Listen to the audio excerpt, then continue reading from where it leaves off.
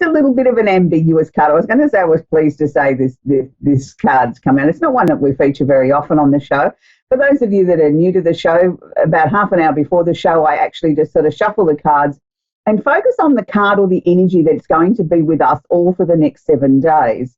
So it's not something that I say, oh, gee, we haven't featured this one for a while. It's random. It's done only half an hour before the show.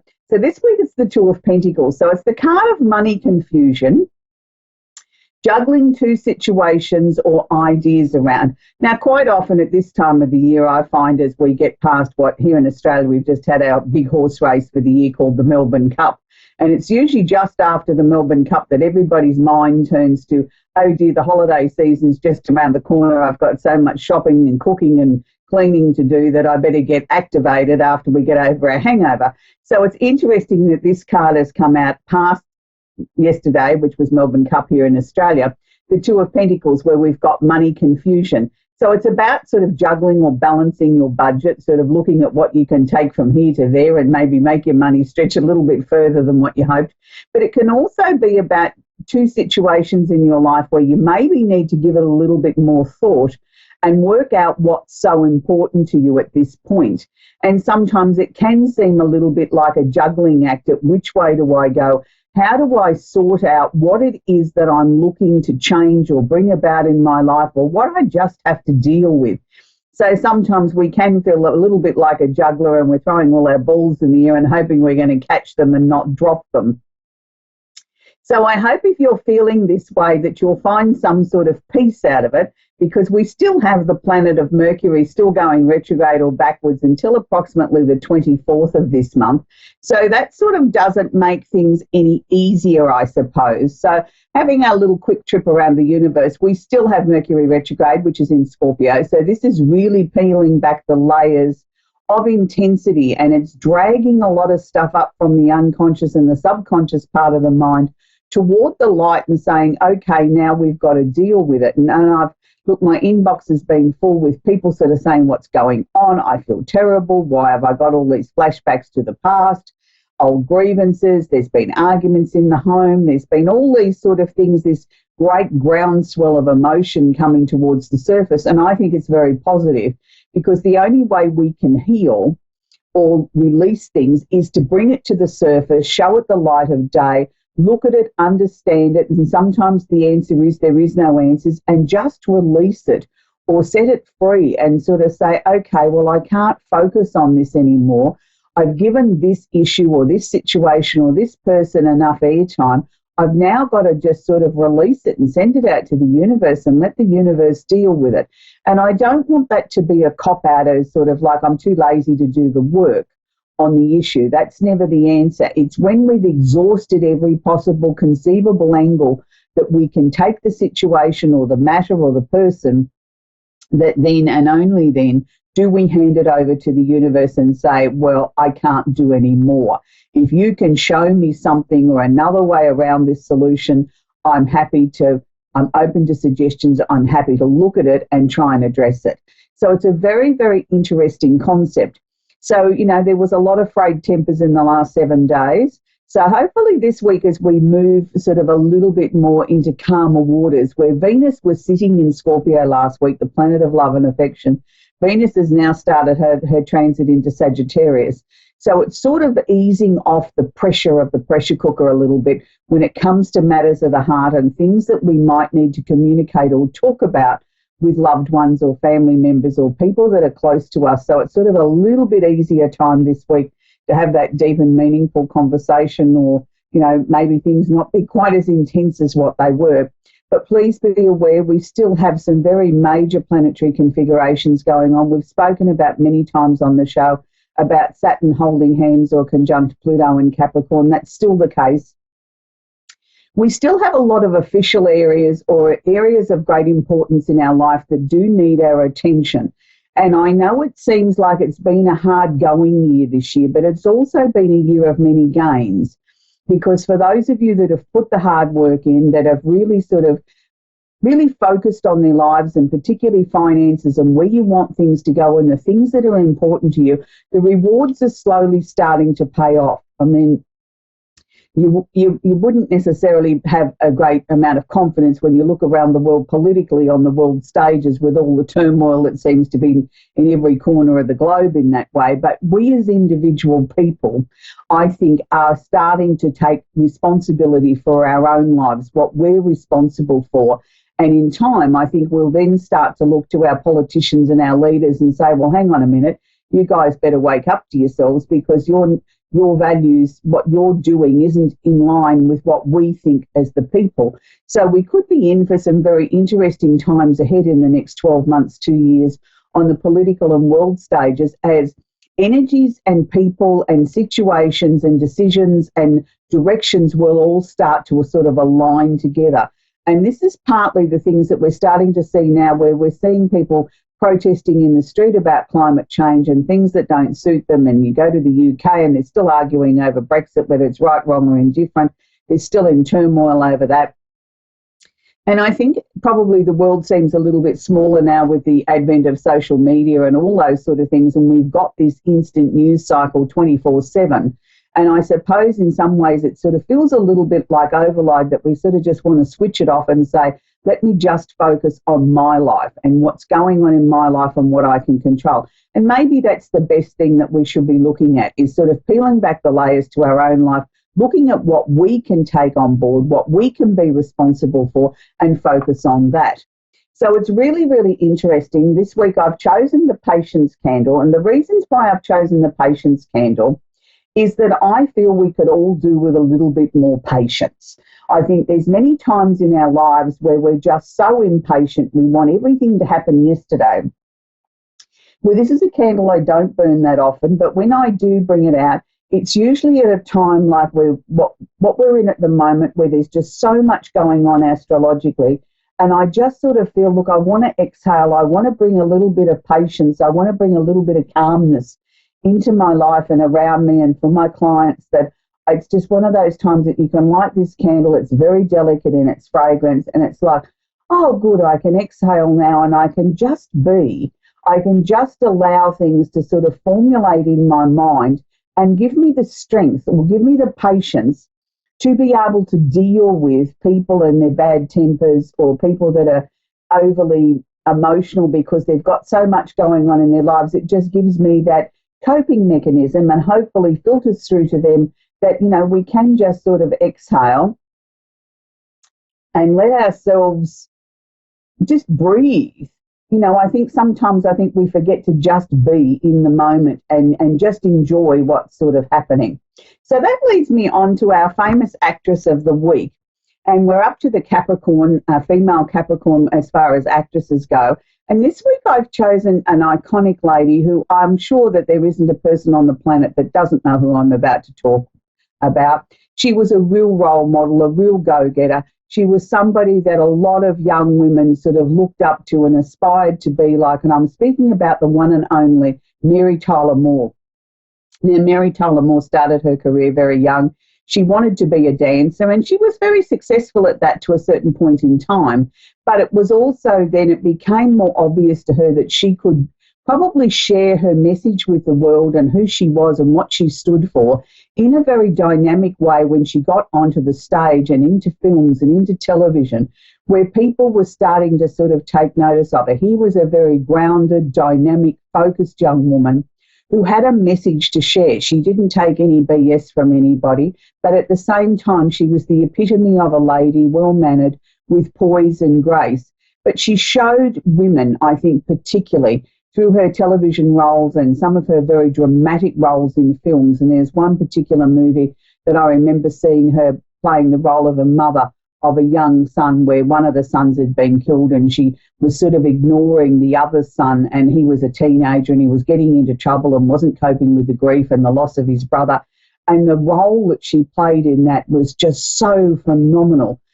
It staggered me that she never won an Academy Award for it. It was brilliant. It was, you know, sort of all the seesaws of emotions that a family would go through after a tragedy, and how we cope or don't cope with things, and how dysfunctional we can be, and how we have to find the new normal. And that was one of the most powerful dramatic roles I'd ever seen Mary in.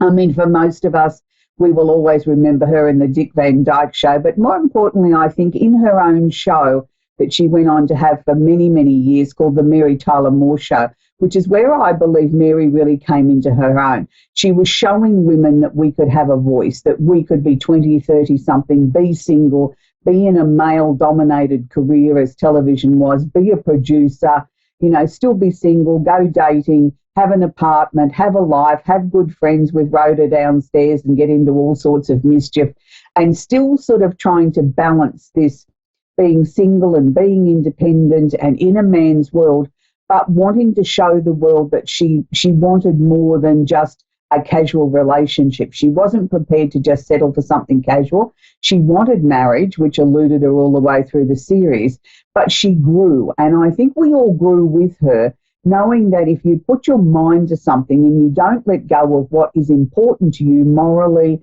and emotionally, that you can have great success and you can show people what you really stand for. So that's Mary Tyler Moore. So I hope you've enjoyed our little astrology section on, you know, we're working our way around the zodiac of famous people that I think that have left or leaving an amazing legacy for all of us to look up to.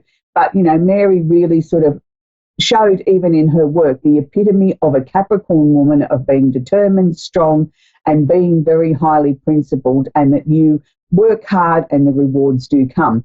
So we're going to talk to Tayana in Pennsylvania, in Philadelphia and Pennsylvania. Are you there, Tayana? Hi, yes, I am. How can I help you tonight, sweetie? Do you have a question I can work with? Well, I was wondering if you will be able to connect with a loved one or two that has passed. Sweetie, in the short space of time that we've got, I can't necessarily guarantee I can connect with who you want to speak to.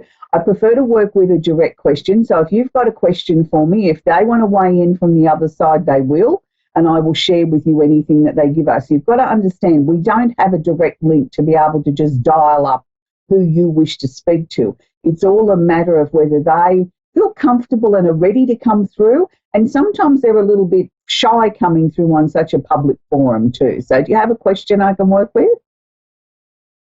Yes. What do my near future hold? Is it going to get better or is it going to get worse? Your future or your marriage, or both? My near future. I'm not married. I'm actually in a right. Your near future. Sorry, sweetie. I didn't quite understand what you said. Okay, first thing that they're sharing with me is that this year's been not necessarily what I'm going to say the easiest of years for you. It's been 2 steps forward, 3 steps back. It's like you feel like you haven't gained a lot of momentum, and I'm going to say to you that you actually have. Has there been a couple of major things that have come to an end or coming to an end now that you've been working hard on this year to bring to a close? Yes. You know, they're saying to me sort of like this last little bit will seem like the hardest, but we've got to push through that barrier. We really have to push to make it sort of happen. It's really, really positive, because what I'm sort of seeing, even though you're sort of not feeling as if you're jumping out of your skin with excitement and you're sort of feeling a little bit tired from everything that you've had to work on this year, that, you know, over the next couple of months, things are going to certainly get a lot easier, but things are going to start to sort of fall into your lap very, very easily. It's interesting because they're showing me that there's a very tall, dark-headed man that's yet, I think, to cross your path, who's going to become very, very important to you. So no one special on the romantic front at the moment? Well, I do have a boyfriend, and he is tall with dark hair. Right. Okay. But has he sort of been a little bit shy in sort of talking about where this relationship's going? Yes, most definitely, because we are having a lot of problems. Okay. So do you sort of feel in your heart of hearts that this is worth the effort that you've had to put into this? Yes, I do. Okay. I'm not totally convinced that he's the one I'm about to talk about, but I'm not going to argue with you and sort of say, or even argue with those from beyond that are sharing a message with me.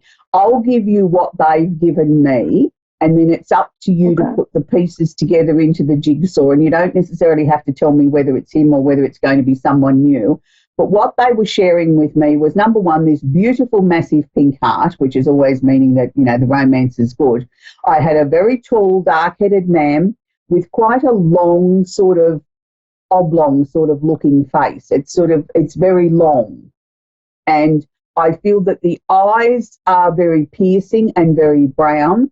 I'm going to say to you, it's almost like he seems to be sort of reorganizing his life. So if this is the current man in your life, I'm going to say that's good, because I feel that he's had sort of a little bit of a wake-up call and it's time to sort of get everything sort of more organized.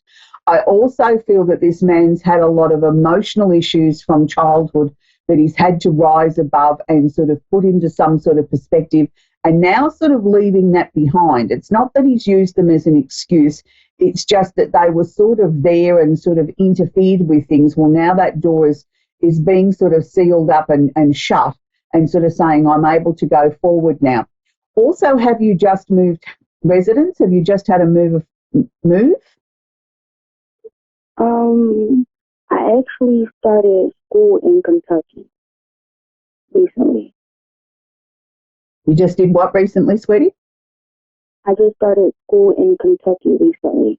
Oh, okay. You just started school. So did that mean that there was a move to go to school in Kentucky? Yes.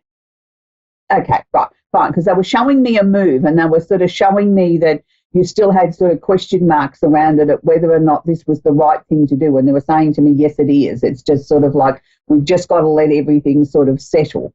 I just sort of feel 2020 is going to be a much brighter, positive year than 2019 was for you, where 2019 was where you had to sort a lot of things out. You had to work out who you were, where you were going, what was important to you. And it's now sort of like, we can see a long way ahead now. Things are going to start to become a lot stronger. There is definitely two people in spirit that are around you, but they didn't sort of really weigh in any way to add anything other than to what I've given you. And they're sort of both just sort of got this lovely smile on their faces if they've got everything in hand for you, sweetheart. So I hope that helps you. We're going to take our next caller, which is Robin in Brandertown, Florida. Are you there, Robin? I am, yes. Do you have a question I can work with tonight, Hello. Robin? Hello, Robin.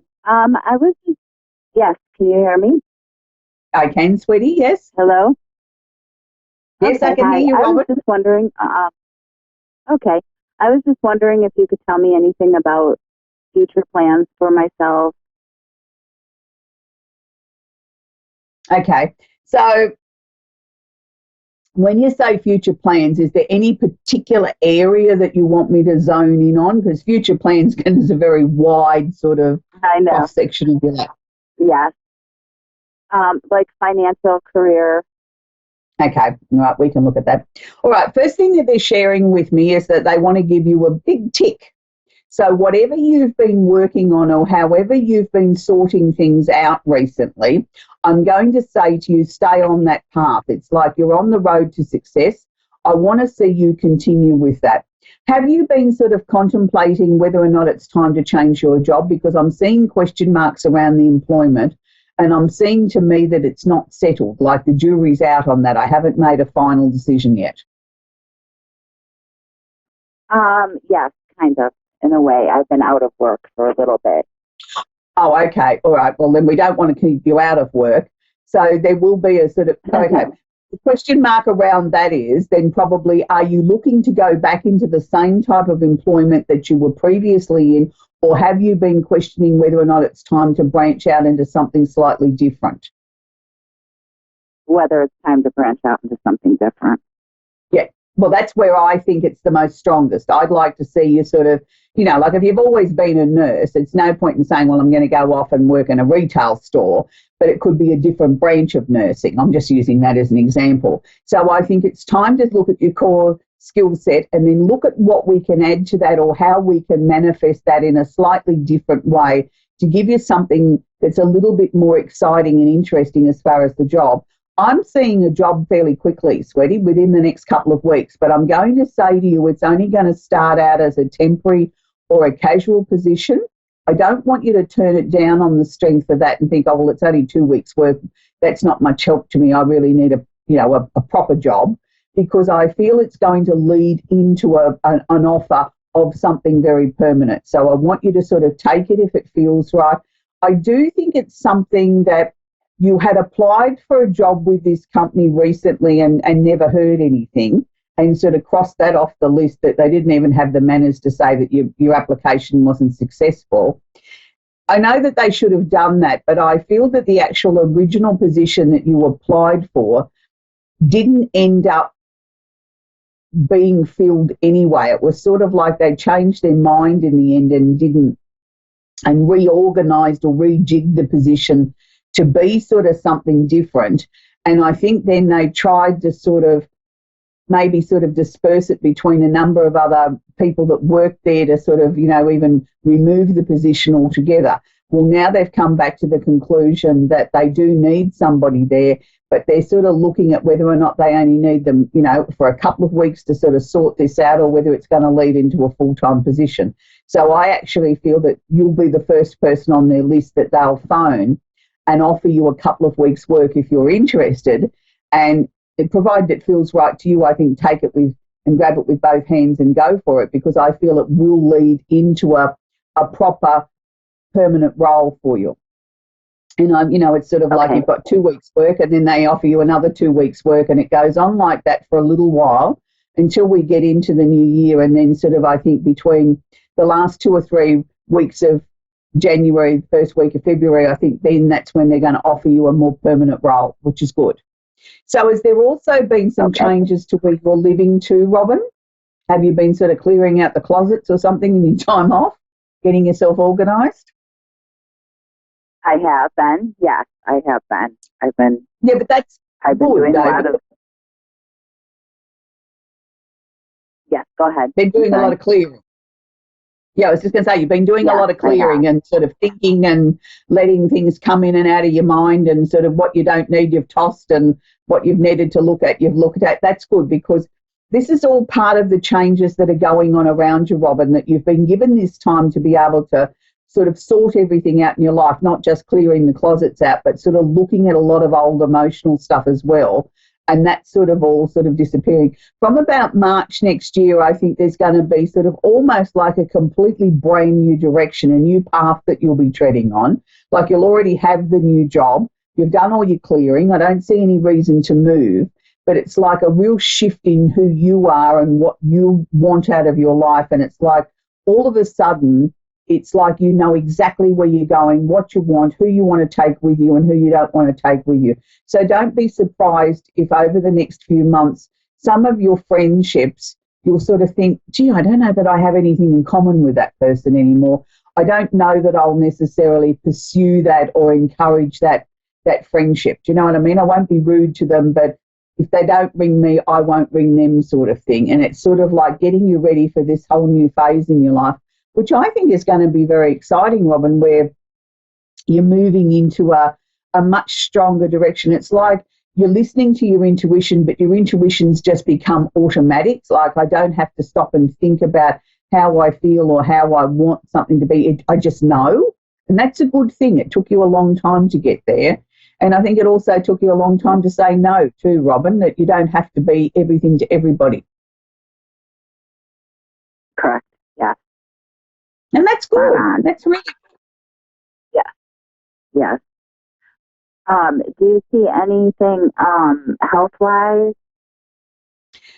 Health's one of those tricky areas, Robin, by, country laws and things like that. We're not really able to discuss it. But what I can tell you is, energetic-wise, I think your energy is starting to become a lot stronger, a lot clearer. You're really listening to your body. You've gone away from sort of trying to follow the sheep and do what everybody else is doing to just listening to what Robin needs. Like if you're tired, you sit down.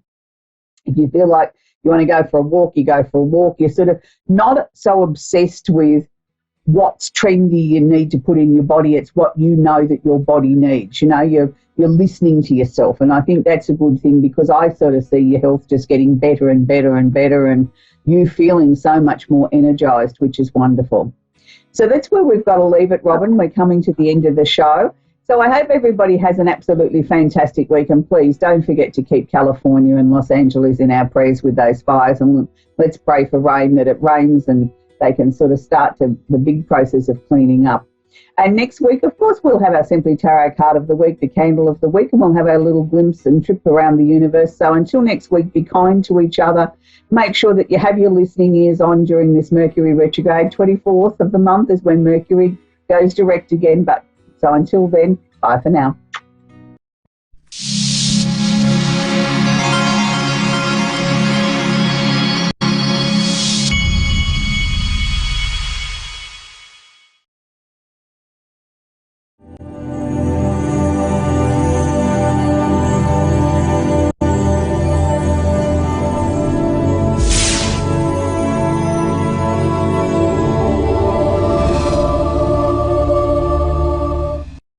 Hi, I'm Ron, and thanks for watching Moonstruck. And now A1R on the air. Psychic Talk Radio on Moonstruck TV. Enlightening television. Hello everyone, this is Fiona, Persian medium. I am Power. And I have a guest in my studio today, and this is a surprise for all of you guys. Here we go. Please introduce yourself to all followers and audience. I know that they are very nosy to know exactly who you are, what you are doing, Rose. Please go for it. Hi, my name is Rose de Los Angeles, and I am a psychic healer. And I work with the angels. I work with the ascended masters. I work with all tiers of angels. I also am a magical divination practitioner. And I'm a clear channel. So when I'm reading you, I'm channeling what's coming through. And your angels, your spirit guides will tell me what the situation is, how to remedy it, and whatever your needs, whether in all areas of life, are specialties of mine. I have several specialties that I do. I also do past life readings, past life cord cuttings from those cords that come into this lifetime. I also do ancestral work for everything that's been handed down you from generation to generation to generation, even from where your ancestry first began. It's like I know how to clear all that out. Karmic work, that's another specialty. I'm also a medicine woman. And so I know my herbs, my oils very well, my stones, and as a holistic practitioner, I'm also guided to tell you what herbs, what stones, what oils you need to use, vitamins, and I also heal the chakras, clear the chakras, balance the chakras, because those are very important to body, mind, and spirit, your auric fields, your energy fields. There's a whole list, of services that I can provide for you. And also, I do offer bundles that will, because sometimes people do have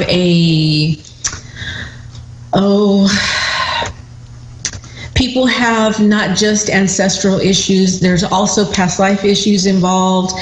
And then also in your chakras, those energies do get stuck in the chakras, and in your auric fields, your energy fields. So it's like I offer bundles to clear all of that up as well. So that's me in a nutshell. Oh, and one more thing, because I am a magical practitioner, I do know how to hold space for a person to help their, whatever it is that they're working on that they can't get to come to fruition. If there's any blocks involved or anything, it's like I know how to hold that space and also help them to bring those their heart's desires to fruition. And I also know how to do curse unraveling. And all of my work is through the angels. It's all through spirit. And I've always had guaranteed results. So as a magical practitioner, I'll do my thing to help that those miracles and blessings, whatever that person, their desires to come true. Rose, I have to tell to my audience the way that I found Rose. It was I had a communication with some cancer patient, which was my patient, or better say my client, for almost 3 years. I'm trying to kind of like find a real healer, or like a healer that could just really make everything right for that person. So I tried to talk to many of those people that I knew, tried to communicate with my master in Europe, and trying to kind of like get some guidance from my spirit to see exactly if I can find the right person, because I did everything what I could do to trying to heal this person, and it was very good. It was almost 50 to 55% done, but I needed to have someone to help me to get another 50% done. So, and thank God a miracle happened. The night that I connect to Rose, I just been kind of completely desperate. I didn't know exactly what to do and how to do. I just talked to her and just said, well, I need you, Rose, and I need you to come to California. I wanted to invite you to California because the person in question is here, and I wanted you to do something for that person. And thank God, and again, thank God. After almost 20 days of hard worker and everything that she did to that patient, and thank God, after the result that came back from the doctor, everything being very nice and clear, as now this person or the cancer is kind of almost 75% gone from his body. So all I can say, thank you. And thank God for every single gift and healing power that you have, that God gave it to me and you, and make us to be powerful to trying to help people. We are here for you guys. And I promise, if any of you guys have any problem with any sort of disease, anything that you guys need healing, it shouldn't be necessary with your body. It has to be with your mental too. It could be a lot of emotional scars that we holding inside. Mm-hmm. Anything that you can talk to anybody, you feel that it's just like bugging you, triggering you for so long, please email me, persianmedium@gmail.com, and go to persianmedium.com, and you guys can connect directly through me with Rose. So now back to studio, and I have a caller. Let me see. Hello, honey. How are you doing? Can you hear me? Yes, ma'am. I can hear you. Hi, my dear. How are you doing? How's it going, Morgan? What's going on? What's happening, hon? Give me your date of birth, sweetheart, first before I start your reading, and I would love to introduce Rose as well. So she's also talking to angels. Any kind of communication with angels that you would love to have tonight? Anything that we want you to do with the Pentagon? We're both here to assist you. Here we go. I don't know how much detail I'm supposed to give, basically, but all I need to know, sweetheart, is about your date of birth to open your Pentagon right now. And then Rose going to also communicate with actually her angel and see exactly what the angel says and has as a messages for you. And we will assist you the best as we can. Go ahead, please. You would like the date of birth of my child that I lost? Yeah, you can have. Yes, please. It'll be 12/13 of 2016. Oh, gosh. Okay. How old? So sorry. Oh, my gosh. I'm so sorry for the lost baby. Oh, Can I have the name of your baby? Thank you. I appreciate your condolences. The thing is, I wasn't sure how much reading you could do, being he was stillborn, you know what I mean? So I don't know if he can communicate in or not, you know? That's okay. It doesn't matter if the baby born or not. The moment that you can receive the answer as you are pregnant, that means that you have a life in your body, and that means that there is identity and DNA in this baby. So that means that the baby actually counts as a baby when you getting your news as that you are pregnant. So don't worry about that. So Rose, can you please communicate with Angel? As we know, there was even the little baby never born, and I know that there is tons of beautiful angels around this baby right now. They're trying to protect and loving So please just like guide us and say exactly how you feel and sense with those angels right now around. Can I have the name that you had it in your mind? Or do you know about the gender of the baby though? And how far you were or when you lost the baby? I was 20 weeks exactly when I lost him, and his name was Owen. Oh boy. Okay. What I'm seeing is that Owen it's like when you lost Owen, I saw the angels come down, and I saw the angels take Owen's spirit directly home. You know, it was no limbo, no lingering. Owen went directly home. And he is not alone. He is surrounded by angels. He is indeed surrounded with your family members that have crossed over as well. So he's not alone. And what I'm receiving is Owen was meant to be in your body, to be with you for the time that he was, to give you the love that you needed, that you were not alone. And it's for the time that he was with you, he did fill a void.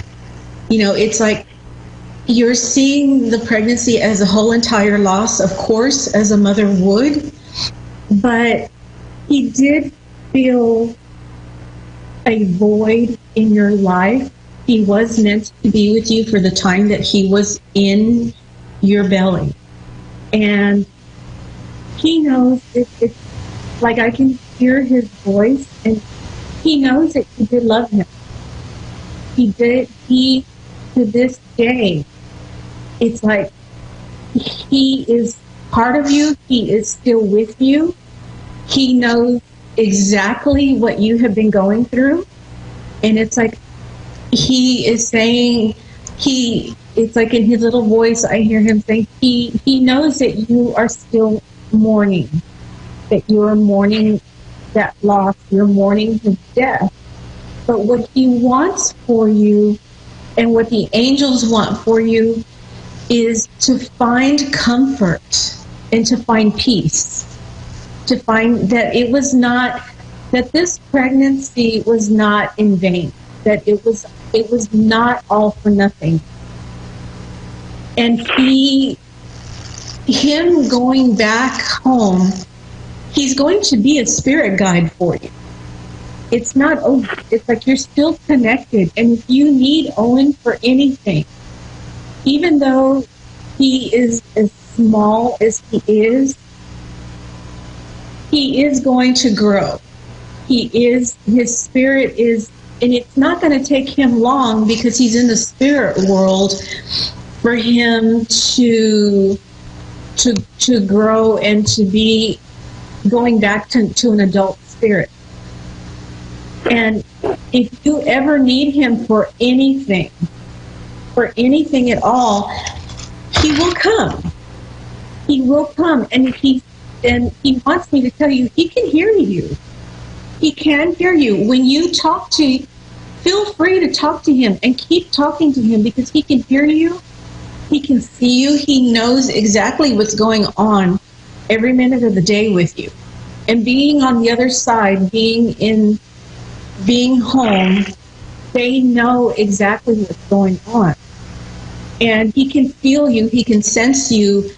He can hear you. So don't hold back from talking to him and asking for help, because that is what he is going to be, is your spirit guide from the other side.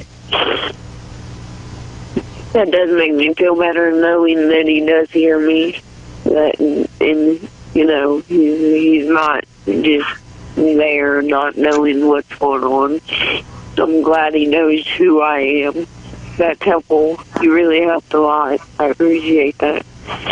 You're welcome, Morgan. He does. It's like, just take that comfort in knowing because he does, it's like they want me to, reiterate that he does hear you, he does see you, he does know what is going on, he knows that you are grieving, and he wants you to, again, take comfort and find that peace and let yourself be at peace, because you've done nothing wrong.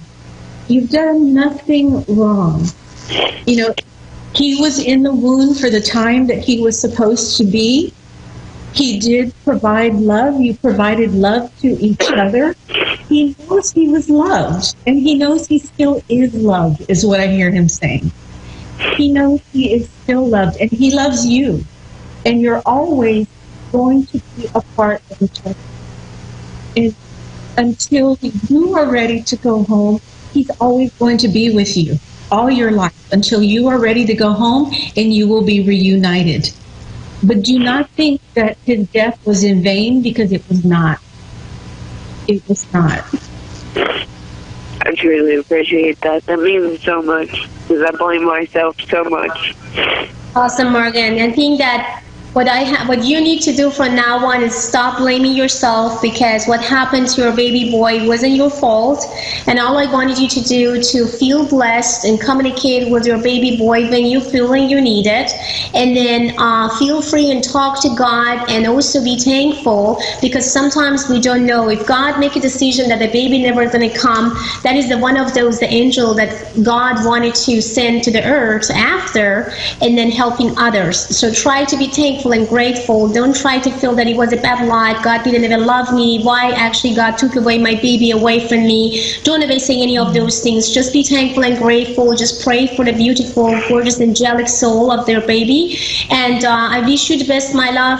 I have another caller that's waiting. Unfortunately, I have to say goodbye to you, Morgan. Thank you so much. For more information, you guys, about me and about Rose, you can go to PersianMedium.com or PersianMedium@gmail.com. Thank you so much, Morgan. Have a great one, and bye. Much love and blessings. Awesome. So back to studio, and now I have Shelly from Vancouver. Hello, how are you doing, Shelly? Hello, Shelly. Hi, hello. I am fine. It's so awesome to be hearing your voice and be connected to you. I've been watching your shows for the longest time, but I've never kind of connected. So much love. Thank you. I love you. Thank you so much. And I was so excited when I got a message, and I'm so happy to be talking. I just have two questions. One is that I'm in the middle of, actually not middle, I've just changed my career from what I have been doing. I've been just going through a rough time, and now I've changed it into this new career, and I just need to know that if it's okay for me to pursue this. And then my second question is about my dad, who passed away, and it just comes into my dreams a lot, even though I don't think about him at all. Okay, let me just answer your question. The first question, gorgeous. Just go for it without no doubt. It's your time, and it's your destiny, and spirit, and all is the power, the unknown, or the highest power is calling you. I wanted you to listen, and I wanted you to go for it. Don't be scared, don't be worried, and don't be concerned, my love. Just go for it. It's time. Just get it done. Yes, I am a little scared, but then that's the reason I'm asking. Okay, I should not be scared. Mm-hmm. No, you know why? Because universe has your back. Because the power actually has your back, and that's what I can see. There is a tons of things that having your back right now. I see also the Archangel Michael having your back as well. So that's why you are completely protected, and you do not need to be concerned. That means that everything is going to be exactly as you wish and you desire for. So that's what I wanted you to go for it without any doubt. Just get up, stand up, and go for the desire that you had for a long time. It's time for you to make it happen. And I know you can, because I do believe in you with the energies that you are sending to me right now. There is nothing that could stop you to succeed. Wow, thank you so much. That's so awesome to hear that. And also my dad, that I don't even think too much. He's passed in 2002, but I have constant reoccurring dreams about him, and I just don't understand that, why. Now I have my angel Rose in the studio, and Angel, please, Rose, communicate with her dad and see if you can find any messages for this beautiful lady. Go ahead, please.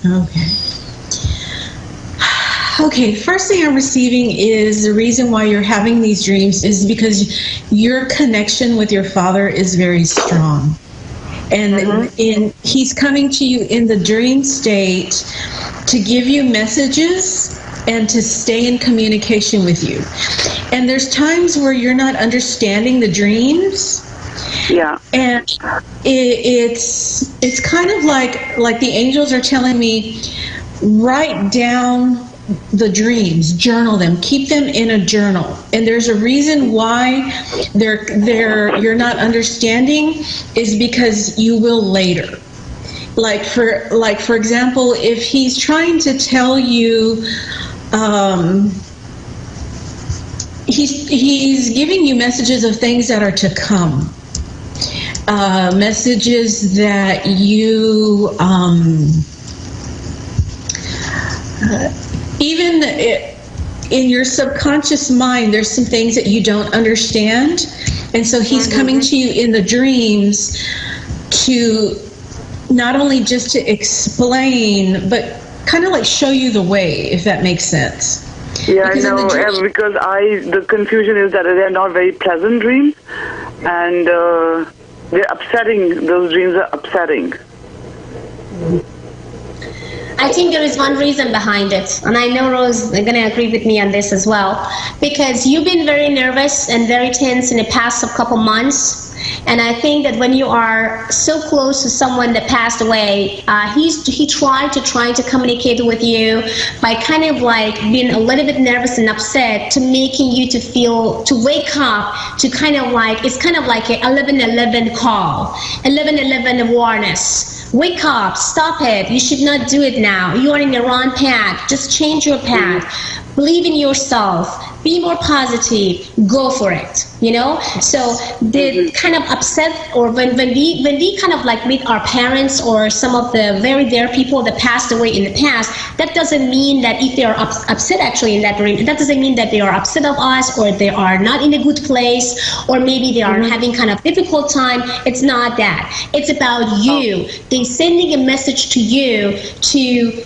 kind of sense yourself more, observe a little bit of these energies, and feel like what to do to try to change these energies. That means that if you want to make me happy, do something that you can make me happy. You definitely did something for your dad when he was alive. Maybe because when I actually talking about your dad right now, feel about him, I feel the backyard, I feel a lime tree, I feel the planting, I feel doing something, giving life to something. This is exactly what I wanted you to do from now on, because he is trying to give you that message as well. Okay, so it's all about change and jump. Change and jump. That is exactly what you are into that path right now, because he wants to change something, he wants to challenge something, but you don't know how to do. You are scared to do that. That's what exactly your dad wanted to say. I'm kind of upset, I'm kind of not happy because I feel that you are not believing yourself enough. It's exactly like 1111 as a number. Awareness, wake up, go for it. It's time, get it done. Okay, makes sense. Yeah, so that was it, and then I could have so many more questions, but this is pretty awesome. We still have time, so it's not plenty of time, but we still have almost 3 minutes, so go for it, gorgeous, go for it.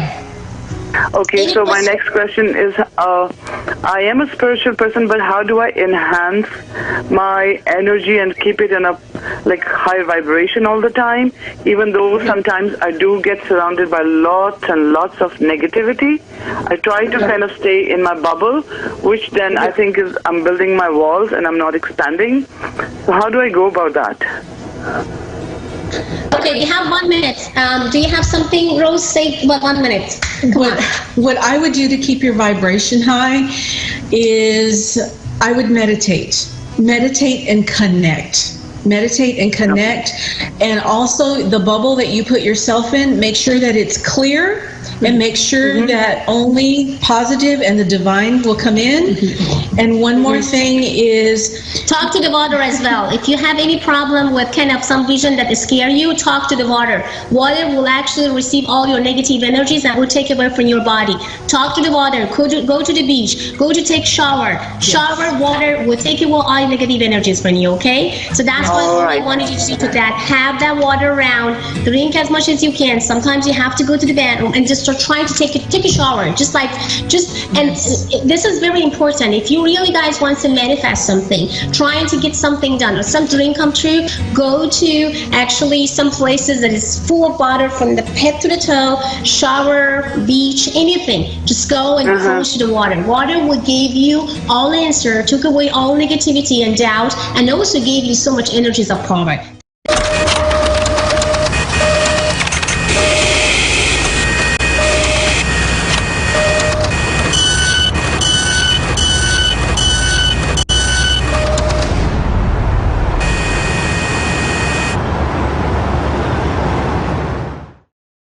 At A1R Psychic Radio, we know you lead a busy life. That's why we've assembled Earth's top psychic TV and radio hosts in one location.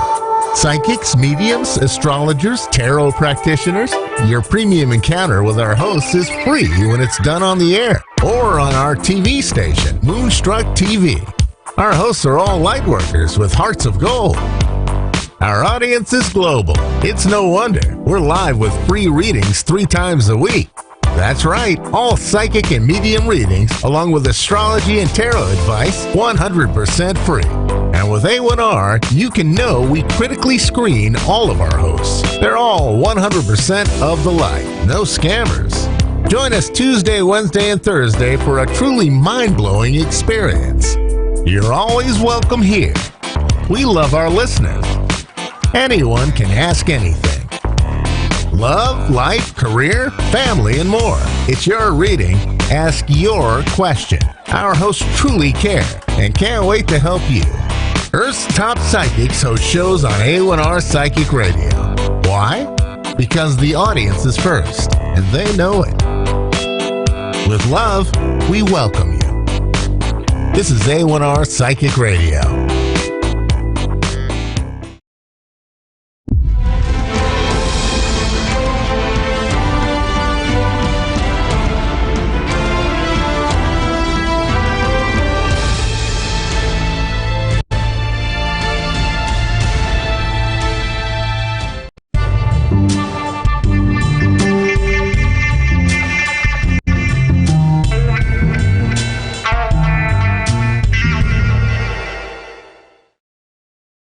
Hi everyone, welcome to Angel's Divine Guidance with Angel. So today I have a special guest. I have Tamron, as you can see on the screen. She is a spiritually guided who thrives on teaching and supporting individuals on how to effortlessly shift into their magic zone. Whether business or personal life, Tamron gives proven strategies to save time, money, and frustration. She's a certified health coach, former private investigator, and an alchemist, healer, and she is clairvoyant. She creates powerful, personalized remedies. Tamron is the founder of Tamron's Place, a retreat for spiritual growth that offers life-changing courses, personalized consultations, and customized retreats. And she is a wonderful, wonderful lady. I have sat by her through the Galaxy Psychic Fairs, and I can't tell you how she rocks this world, girls. So let's get right into the questions, girly. What's the difference between being an empath versus being compassionate? Well, thank you, Angel, and thank you for the intro. I would love to share this information with your listeners because I feel that there are so many people out there today that don't realize how sensitive they actually are. So I want to clarify for everybody listening today that an empath is someone who feels the energy of everything, of other people, situations, walking into a room and they don't understand that it's not necessarily their energy that they're feeling. So a compassionate person is someone who understands that they can feel and sense what's happening for other people, yet it does not affect them. So there's a difference there. So when you can learn how to shield yourself and to understand what somebody else is and what's actually yours, you will have so much less anxiety. And I feel like that is a big epidemic right now in our world. Oh, very much so. Okay, so just for our viewers out there, how can we manage the intensely sensitive energy that's going on right now? Because I know I'm being hit left, right, and center with this retrograde. So how can we use the full moon and take advantage for it to be more beneficial in today's world and the chaos that we put up with on a day-to-day basis? That's a great question, Angel. And we have the full moon energy coming up early next week, Monday or Tuesday, depending on when that is. And right now we are in the midst of Mercury retrograde. So it's like magnified to 100 times. And this is why a lot of people are feeling so intense. This week, a lot of people are having meltdowns and crying a lot. That's why you're getting the calls, people needing readings, and the phone's ringing on my end too. So I want right? So for women especially, the moon represents, in ancient Vedic astrology, the moon represents our subconscious and it represents our feelings. However, it comes out at night, right? We feel that energy of the moon. So at times like this, when it's Mercury retrograde and the full moon coming up next week, a lot of people don't sleep, they feel restless, and they have extreme anxiety. And some people get depressed too. It just depends on their personality. So when the moon is illuminated, when the moon is full, that is when we feel it the most. And the best way to actually learn how to manage, like I answered in the previous question you had for me, was understanding what's yours and what's not yours. So during my full moon gatherings for women, which we're going to talk about in a second, is I'm going to teach you how to manage your own energy so that you can actually use the intensity of the full moon to release what no longer serves you, or to release all the energies of the people around you that you were feeling and to let that go. So it's literally like you're going to be able to take a big breath and go, whoo, I'm done. Okay, so does this also affect in people's dreams? Like, I know there's been a lot of wicked dreams going around, and that's one of the things that people tell us. It tells me on phone calls that we have wicked dreams, we're having anxiety attacks, panic attacks, we want to jump out of our skin. Does that all play with the full moon and retrograde? Absolutely. So when we're having these intense dreams, especially around the full moon, usually what that represents is that our subconscious, so something deep within us, needs to come to the surface. So that's why we feel it the most in our dreams. But what most people do is they hold on to it. Right? So let's say fear for right now. There's a lot of fear. We're afraid what's going to happen with politics, the world, environment, whatever. So a lot of people are feeling this fear, but they don't know how to release it. They don't know how to let it go. And that's what the full moon is. It's a time to let things go. So if no one has trained you on how to do that, you're just going to keep feeling it more and more. And if you're around other people that are feeling it, it just gets bigger and bigger and bigger. It's like a snowball. So what we want to do is learn how to acknowledge what's coming up during our dreams, right? And feeling this and say, okay, thank you for showing me what that is, but it's time to say goodbye. Okay, and how does this play? I had a train of thought, so I got to get this. How does this play in with the holidays coming up?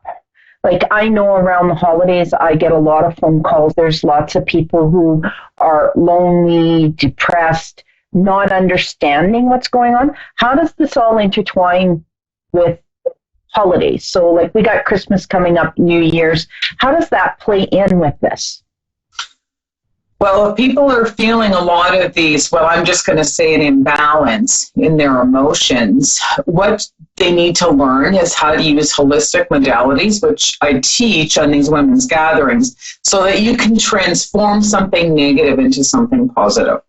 And I like to use holistic modalities such as learning, and we can use things like NLP, EFT, using high-grade essential oils, Bachler remedies, meditations, that kind of stuff, because you have to learn how to turn it around. And you don't learn stuff in school. It's not ABC 1, 2, 3, right? This is the New Age movement, and it's easy to do, but it's not a quick fix. So it's what I call the turtle, like slow and steady wins the race. These are techniques that you can learn, but you got to keep doing them every day. And then once something comes up, when you're feeling something, it's like, okay, I know what I can use. I've been taught how to use it, how to change it or to transform it, because everything's energy. So when you learn how to change the energy, you can take something negative and turn something positive. So the best example really quickly is you can take anger and use something that you've been angry at and to morph it into passion, into changing it into something better. Does that make sense? Oh, for me it does. And I know that out there they'll make sense to some of our viewers, and some of our viewers now have been piqued and have questions. So how can the women who are listening to the show, or anybody who's listening to the show as that matter of fact, because this will benefit men as well, they go through the same thing. Yeah. How can they go and join the full moon webinar that you're having on Tuesday, November 12th, to learn more about how to use the energy to manifest the miracles in their lives? Well, what we're going to do during that full moon webinar is to teach. I'm a teacher, I'm a guide, a spiritual guide. So what we're going to do is we're going to look at the 4 elements of the earth, which are wind, the earth, water, and fire. And I'm going to teach people how to use those 4 elements so that you can shield yourself, right? Release what somebody else is, protect yourself, and to transform that energy into something positive. So I do this every month, and for your listeners, as a special thing, I'm going to allow people to join for free. They just have to email me at tamarontv@gmail.com. Again, we can post this information later. And they can join on a live Zoom webinar at 8 p.m. Eastern Time. And I will teach them some very simple techniques on how they can manage this energy so that they can release it, feel more grounded, more protected, and be able to move forward. Because a lot of times, this is what's holding you back in your life, is a lot of this fear, anxiety, some of these negative energies that really don't serve us, right? So we want to be able to move through that. And that's when the magic happens, when you realize it isn't your stuff. So what I'm going to ask you to is to send me the information. I'm also going to paste it on my Facebook page under Crystal Clear Holistic Healing and Products so that they can contact you. And I'm going to tag it to the top of my page. So just send me kind of like your business card so that they can get a hold of you, because I think this would be really interesting for a lot of people to get in contact with you. It's just a gut feeling. Like I say, you rock, girl. You are my sensei. All right? Yes. Yeah, so do you want to have a little? Do you want to have a little fun? Absolutely. You take over now. Well, you chime in, because if you're going to get any information on the readers, you need to chime in. So the first card that I got for today, Angel can never get this on, is the Divine Alchemy. So everybody that's watching the show needs to move beyond the current challenges, which funnily goes into what we were talking about. Focus on what you desire, okay? So we're going to go to our first caller, which is La Maria in Austin. Yeah. Did I say that correct? Yes, Mira. Okay. So your card just happens to be, let's get that straight, the love and acceptance card. So that tells me that you are full of love, okay? But you need to start recognizing your worth, and you have to start choosing loving thoughts, which kind of ties in to what Tamron was talking about, okay? So, my girl, do you have any specific questions for us, or you just want general information? Well, I would like to know about my love life. Okay. So let me just get into here and just chime in when you want, Tamron. If you get something before me, just chime in on here.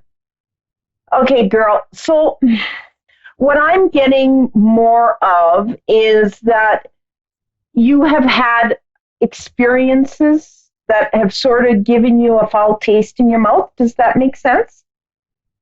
Yeah. Yeah. And they're basically telling me that when you're ready for your love life and your love life situation to change, that you're going to be able to move forward. You're kind of stopping it from happening because you haven't dealt with and moved forward from the foul taste, if that makes sense. Yes, it does. Definitely. Okay. So when you decide you're ready for love, he's going to be there. Like, he's waiting. I can see him. It's more, this is on your side, and this is on you working on your own self-love and your own self-worth, which kind of goes in with your card in the acceptance of love, okay?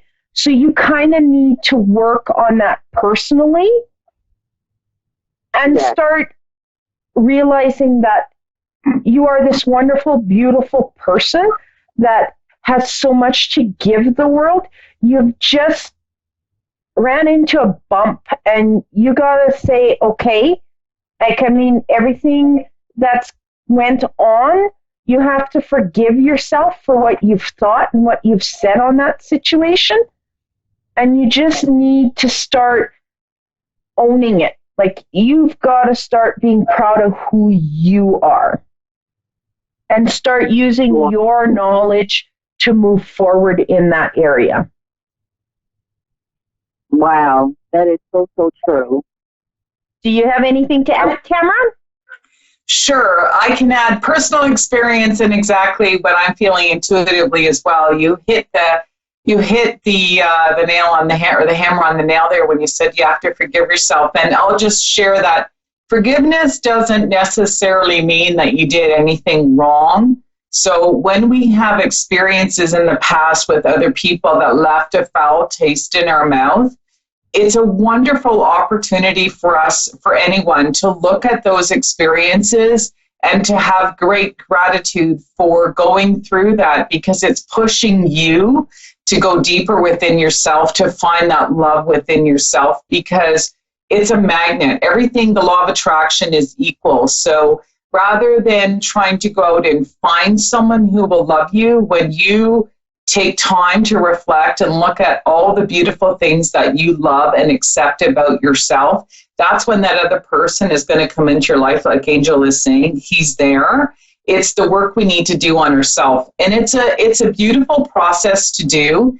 And so when you radiate and you feel good about yourself, people will notice that rather than us waiting to be noticed. We need to do the exact opposite, if that makes sense. Yes, it does make sense. So like, you hit the nail on the coffin. Because I do have to work on myself, and, start trying new things. It's just that, sometimes I don't know who to trust. Trust yourself, my girl. You have to learn to trust yourself before you can trust anybody else. And that's a valuable lesson that I had to learn with going through my first marriage, and how I was just knocked down and everything beaten out of me.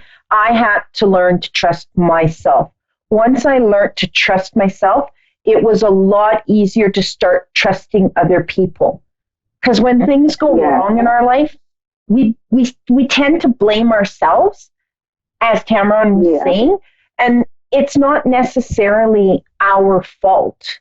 And that's where we have to learn to start that relationship between ourselves again and understanding who we are and taking our power back and then trusting ourselves to the fullest. And you will get there. Now, they're also telling me that you're wondering about money. Is that correct? Yes. Well, that's coming, my girl. That's totally, totally coming. Okay? So once you start getting in that, like Cameron was saying, once you start getting your vibration up and starting to match with your goals, everything's just going to fall into place for you. Wow. Do you see me getting married? Well, that's up to you. Again, that totally comes up to you. If you're saying you want to get married and you're saying it, you put it out in the universe works to give that to you through law of attraction. But if your energy doesn't match it, okay?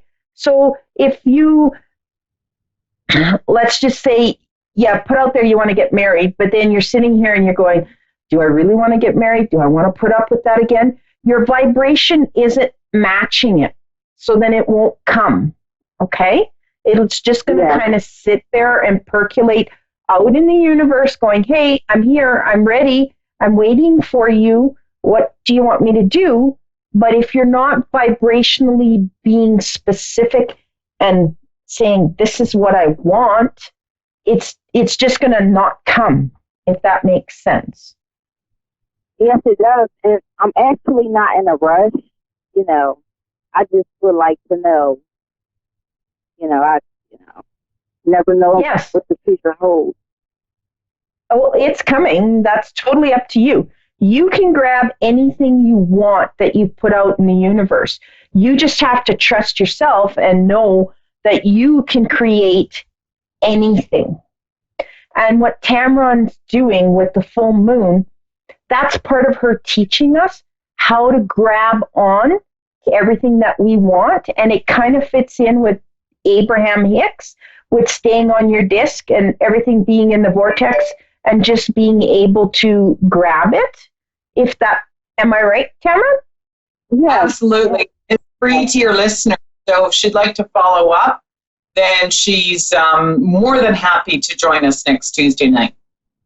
And it'll really help you in following through in starting to manifest and create everything you want. People really don't realize how much the full moon and energies affect us. And being empathic, we really take on, like Tamara was saying, we take on a lot of other people's garbage that we shouldn't really take on. Yeah. Does that make sense to you? All right. So you have a great weekend, okay? You too. Thank you so much. I appreciate it. All right. So you can reach me at crystalclear101.com, or you can email me at cosmicearthangel@outlook.com, or you can just go to my Facebook, which is Crystal Clear 101 Holistic Healing, not hearing, healing and products. Okay, I'm tongue-tied. See, the energy's got me flying here, Tamara. So how can they get a hold of you, Tamara? They can go to my business Facebook page under Tamaron's Place, and that's spelled TAMMERONS, and then just Place. They can send me a message or email me at tamarontv@gmail.com. Thank you for allowing me to be a guest on your showing. No, thank you for coming on, and I hope we're going to do this again because I totally enjoyed it, and you rocked it out, girl. So they can't blame me.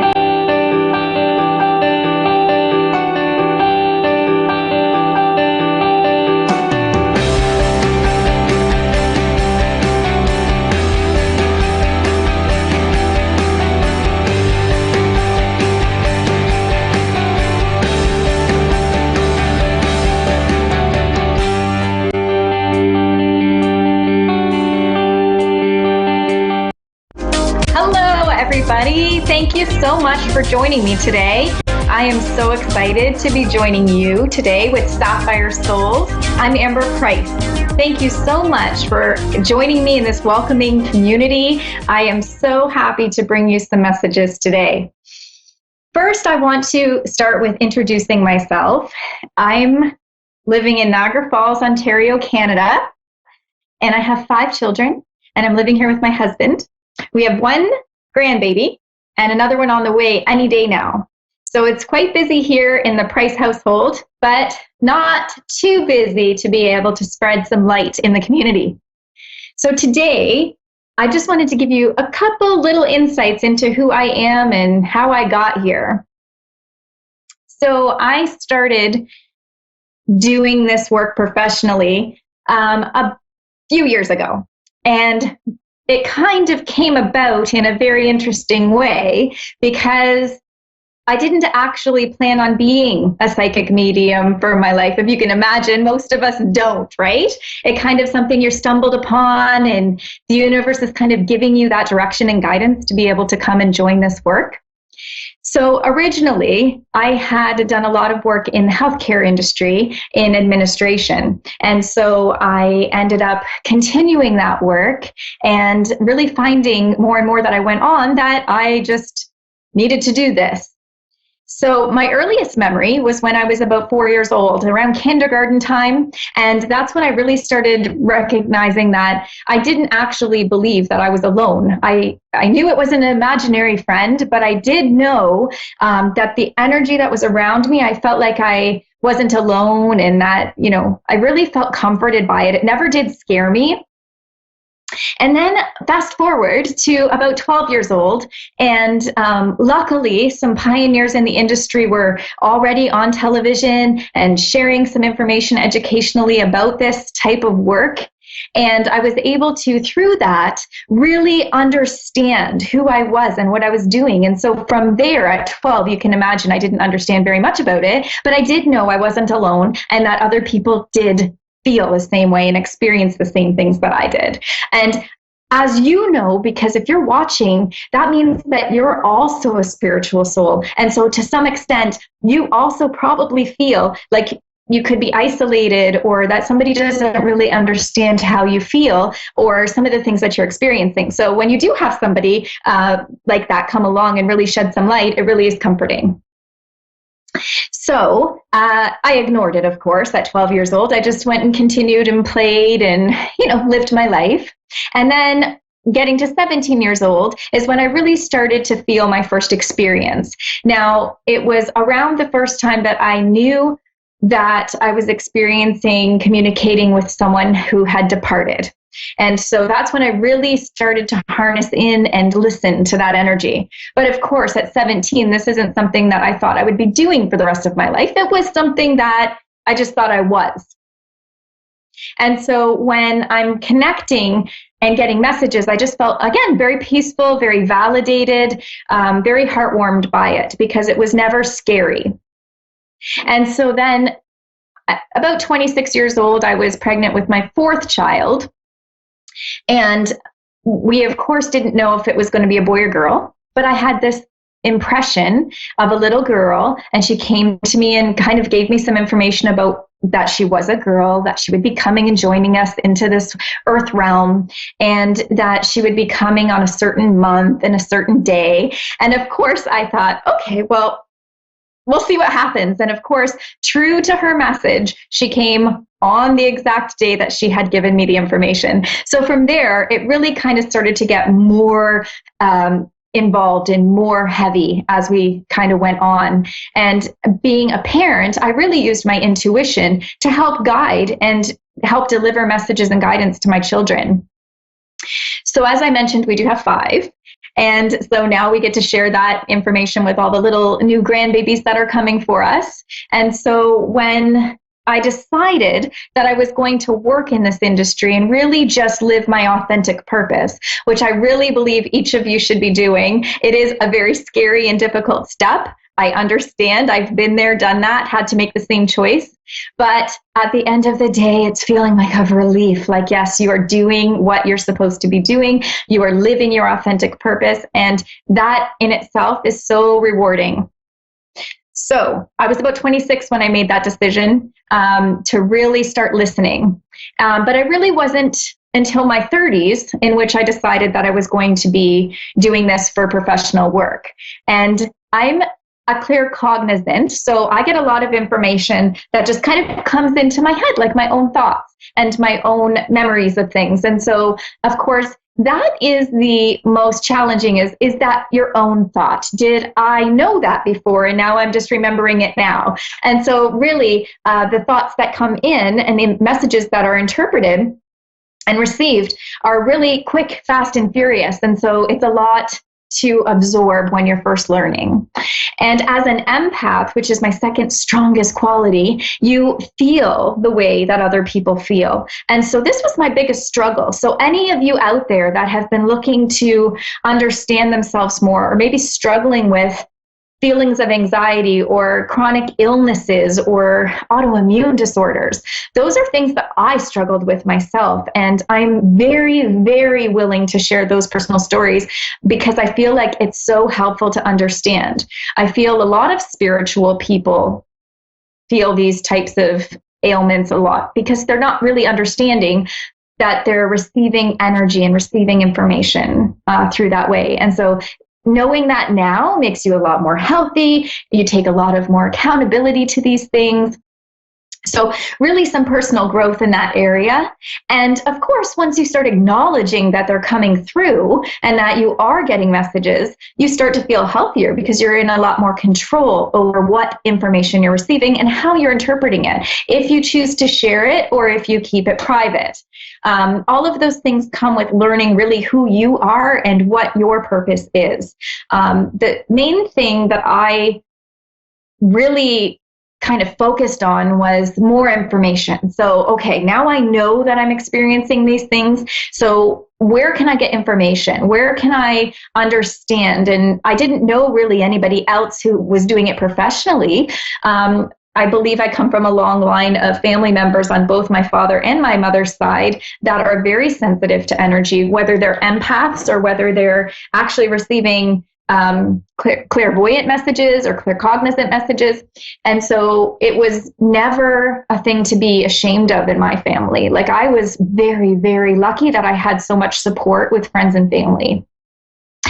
But not everybody does. And you know, you have to find that support from somewhere. So really just kind of delving into books. I had read so many books. My husband got me one that I really want to give a shout out to, Sherry Dillard. It was You Are a Medium. This book was amazing. It really captured the essence of what I was experiencing and shedding light onto it. And so I just started reading more books and more books and more books and researching, the internet and really understanding what kind of information I am getting and how to work with it. And so I guess I could say I'm a natural born medium in the sense that I just never really had to develop it from scratch. If I go back into time, I know that at 4 years old, I was experiencing that. And of course, it wasn't something that I asked for at that age or even asked for in later years. But of course, this is my life's purpose. I understand that now. And I just absolutely love that there are forums like A1R Radio and Moonstruck TV and all these different people that come out and share their wisdom each day and each week and each moment. And so I'm just very, very pleased to be part of this community. So that's enough about me. I just love sharing some things just so that people who also are experiencing, their own enlightenment and their own spiritual ascension really do understand that it's not easy for us as sensitive people. We don't just wake up and we're doing this, without any problem. It is something that we all work on and that we all struggle with to a sense of how do I turn it off? Like I get asked that all the time. And to a point, it's hard to turn it off, because if you're open and you're willing to accept messages because you know it's for someone's highest good, I mean, it is difficult to turn it off. However, there's different varying levels of that. And so, you know, in one of my future shows, we'll talk about really how do you harness those messages, and how do you protect yourself if maybe you're, you know, somewhere where it's inappropriate to be receiving all these messages and having to filter through them. So I'm interested, you know, down the road in sharing those tidbits. And so really, when we're looking at energy and how you're getting it, it could come anywhere. It could come at a restaurant while you're trying to eat, at the grocery store. It could come when you're visiting a friend that every other day for the last 15 years you've not had a message come through, but this particular day you do. So really filtering those things and kind of working through them. And of course, you know, nobody wants somebody to be giving them messages all the time. So when we're talking about friends and family members, I mean, there's a certain level of boundary that I put up for those people. I don't tap into their energy. I've done a lot of making sure that there's a good, let's say, spiritual wall or protection around them, because I really do want to enjoy them and respect them as family and friends. And so unless somebody asks, they're not getting any information. And that's just the moral standard I set for myself. And of course, everybody's different. So when we're talking about energy, this is actually an amazing time of the year, because you've got, you know, we're entering fall. And with fall comes all the energy of all the change. And so from an energetic universal energy, you've got the change. So, you know, just as the leaves have fallen from the trees, you've got the energy that is asking us to let things fall away from our energy and our soul that we no longer need. We carry so much with us every single day. And, you know, I always equate it to like, if you were carrying all these grocery bags and backpacks and stuff, and every time somebody you met, you got another backpack or another grocery bag, and then you got upset because something upsets us. And so you hold that as another bag. And then all of a sudden you've got like, you're being weighed down by all of these bags and all of this energy that you're carrying. Now imagine if you thought of that as the physical picture that I was creating for you. Could you imagine how far somebody could get in carrying all of those bags and all of that weight? So when we're really thinking about it, if you can put down some of those bags, those spiritual bags, you can really start to feel healthier and feel more aware and have more enlightening messages come through. Because when we are holding all of that stuff, what happens is our energy becomes a little bit more dense, and it is harder to communicate with energy. And so if we're talking about you and how you're supposed to be, you know, maybe communicating with your loved ones or your angels, your guides, you really want to have some sense of clarity when you're getting those messages. And let's be clear, just because you put something down doesn't mean that you don't have to care about it anymore. It just means that you're letting yourself enjoy the moment that you're in. And so when you're continuing to release or hold all of those things, you definitely should be thinking about, what is this doing for me? Because really, fall reminds us, put things down, let things go. And so it's kind of an awkward time for some of us. I don't know if you listeners have thought of this or have noticed in the last few weeks, some of the energy is absolutely chaotic. And so if you're in the midst of a crossroad in your life, you're absolutely probably feeling uncomfortable. Everything probably seems like it's juggling up in the air and you don't know which way to go. That's okay. Don't worry. We're all there. I've been there too. And so all this has to do is remind us that something has to change. Because if we didn't feel uncomfortable and we didn't have the chaos that's surrounding us, we wouldn't be pushed to do something different, right? So with fall comes all of the energy about holidays. And I'm talking about Remembrance Day is just around the corner. And so when we have those energies that are coming through and really just remembering and honoring the fallen, that brings a whole bunch of energy to light as well, especially in very historical places, because you've got a lot of energy from the actual events that have occurred. Here in Canada, we just had Thanksgiving. And so the energy with that and what it stands for and represents. And so, of course, upcoming all of these different holidays for every nationality. And that brings energy. Now, we're talking about the energy that's created by us humans, which is the excitement and the joy of getting together with friends and family, or complete opposite. Maybe it's stress and worry and concern about having to come together with people. And either is absolutely normal as long as you know and accept that it is what it is. And so when you're connecting, that creates an energy in itself. So I equate that to if you've ever been to a surprise party and you're waiting to surprise this person, and then you're getting all these butterflies in your stomach and you're maybe feeling anxious and nervous. That's feeling energy of people. That's feeling the energy of an environment. And so when you have that, you really want to understand that it's not like an anxiety, like that you're experiencing anxiety. It's that you have to just be mindful that you're in an environment with lots of people and lots of energy. But on the other side, which is so fascinating, we have the energy that brings all of our loved ones. So now you've got energy that's coming through for all of the loved ones that want to attend and to be there to witness this exciting event. And the same is true for events that are more challenging for us, such as, funerals or somebody being ill and things like that, because we've all experienced that, unfortunately, with our families and loved ones. And so the energy, too, will enhance around those times. And so you've got your emotion, you've got the environment, and then you have the energy of the spiritual realm, which is your loved ones and angels and guides. So can you imagine how much is going on at that time of year? And you're expecting to be, even keel and everything is going great and everything goes perfect without a hitch. So I guess I challenge you this holiday season to really kind of separate what it is that you are feeling. Are you feeling on the energy of the people? Are you feeling on the energy of the environment or the event?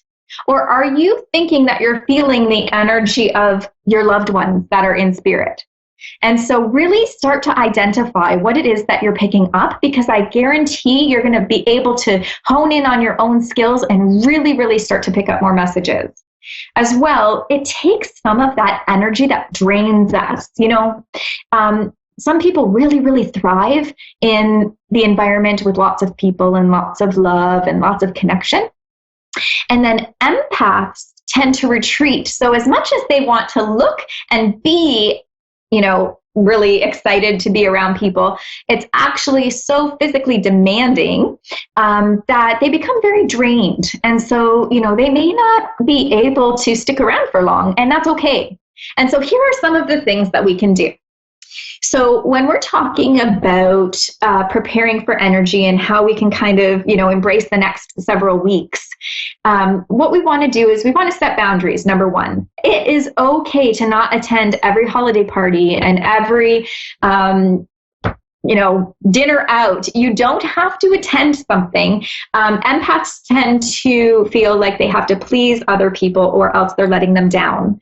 And to an extent, I think as long as you just explain that you're not coming, but thank you for the invite, that there are ways around it without causing an awkward moment, because empaths don't like awkward moments and they don't want to hurt anybody's feelings.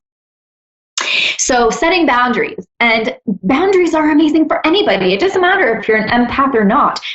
Really setting boundaries is something that will help you feel like you're really living up to the expectations that you set for yourself.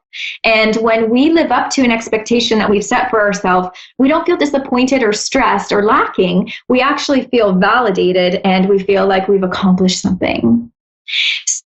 So got your boundaries set. So now what? Now you're going to look at how you protect your energy. So you're going to really kind of meditate. You're going to balance out. Maybe you want to ground. Grounding is funny. I'm actually sitting on the floor right now in my living room, and this is making me feel grounded. I feel nice and comfy and cozy. Because actually here in Niagara Falls, Canada, it's snowing right now. So I wasn't about to go outside and stand in the grass. Although, I also found the snow is very calming for me as well. Now, so anything that you do that makes you feel comfortable, maybe it's going for a drive, listening to music, having a bath, all of those things are very clearing and grounding of your energy. And if you're balanced and grounded, you can handle a lot more. And you can probably attest to that. If you've already got, everything snowballing and all of these crazy things going on in your day, it doesn't take much to send you over the edge and cause frustration or stress or, disappointment in your day when you've already got so many things in a momentum. And so if you can balance and clear that out, you can handle a lot more. So when you've got the opportunity, you're going to come home from a large group event, or maybe it's work, or maybe it's visiting one person. It doesn't matter. Whatever your energy has been expended on, you'd like to follow it up with some clearing. So I like to wash my hands with cool water after every connection that I make. It doesn't matter if I'm outside talking to a neighbor, or if I'm at, my local department store, or if I've just finished a reading. I like to wash my hands in between each reading as well. It really clears the energy. And it's a really great fix in a time when you can't actually go for a long bath or a long shower. And so any of those things are really valuable, especially in the holiday season, to kind of reboot your energy. And I think that it's so important that you just say no, just say no, set your boundaries, and then also set time frames for how long that you want to attend a certain thing, or how long that you're going to be able to engage in that energy. If you know that you can only do 3 hours, then when 3 hours comes, even if you're feeling high off the energy from the time, knowing that when you get home, you're going to kind of come down off of that and feel like an energetic hangover, so to speak. Basically, that's you pushing your limits. So kind of stick with it and make sure. Now, you also want to dissolve any cords to any energy that you have connected to. And I'm going to talk about that in later shows, and how we can do more of a clearing and a cutting or dissolving of cords very gently. And I am just absolutely so excited to share with you all of these little tips and tidbits that I've learned through the years, because it helps me so much to understand, how are other people experiencing energy? And that's why I love to hear other people's stories. I absolutely love it. And so when they show up and they share this information with me, and I can help people through spiritual growth coaching, the workshops that I offer, I really get so much more out of it than they probably do, to be honest, because you know what? I love learning and I love engaging with people, and helping somebody understand their abilities is priceless to me. It is absolutely priceless, because I understand from a very personal perspective what it felt like to be there. And I'll tell you, I don't take any interaction with somebody for granted. It doesn't matter who you are. When you cross my path, I will learn from you. And I hope that I grow better from it. And so that's why I'm here. And that's why I've decided that I'm going to do light work. And this is what really just gives me the love in my heart to be able to share with you the stuff that I've learned and the information I get. So primarily as a medium, I connect to people who've departed. And so I hold a very, very high ethical standard for myself and how I share information with people's loved ones. So I don't like to rush. I really like to give people the time that they need to hear the messages. I do evidential mediumship, so I like to provide validating key facts about their loved ones so that they know who I'm speaking of. So because of this, this does take a lot of energy out of me, of course, and anybody out there who also does medium type readings. But what I am able to really kind of gain out of it is that I'm giving. So it doesn't matter how much energy it takes and how long the session goes. I really just need to make sure that that message is delivered. And so I really absolutely feel like if you want more information about that and how I connect, then please visit my website at amber-price.com for more information. And I'm going to be talking in the coming weeks about protection of energy, how energy and emotion might be different, because I hear the words, I have anxiety and I feel anxious, or I'm picking up energy. So I really want to separate what those things are. And this is something that I feel like is something that the people in my workshop really, really love. And this is helping them to become more grounded.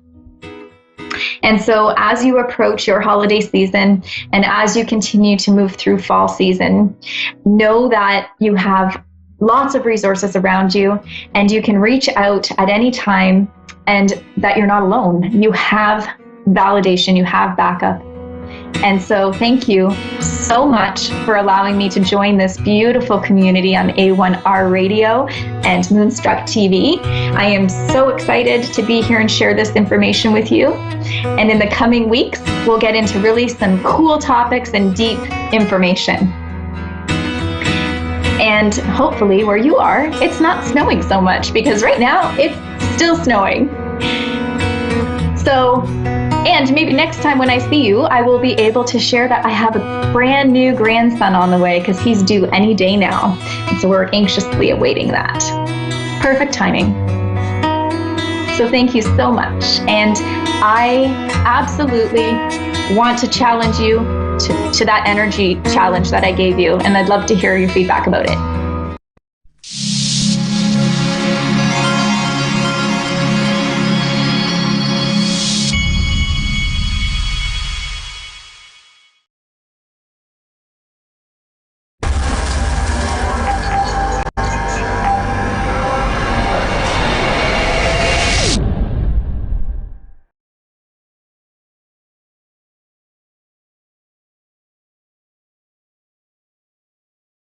Hi, I'm Asiya, and thanks for watching Moonstruck.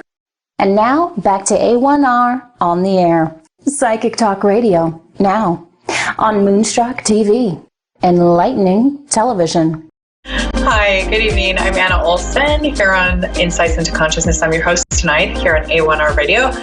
I am doing readings tonight, just all readings, and I want to focus on intuition. And if you have had any spiritual experiences, first off, I just wanted to say that the number one question I get from people from a religious background, especially of the Christian faith, anybody who has read the Bible, follows the Bible, I got it again tonight when I was doing a reading, and that is, if the Bible says X, Y, Z, how is it that you justify still using Christ consciousness and being Christian and doing readings as a psychic medium?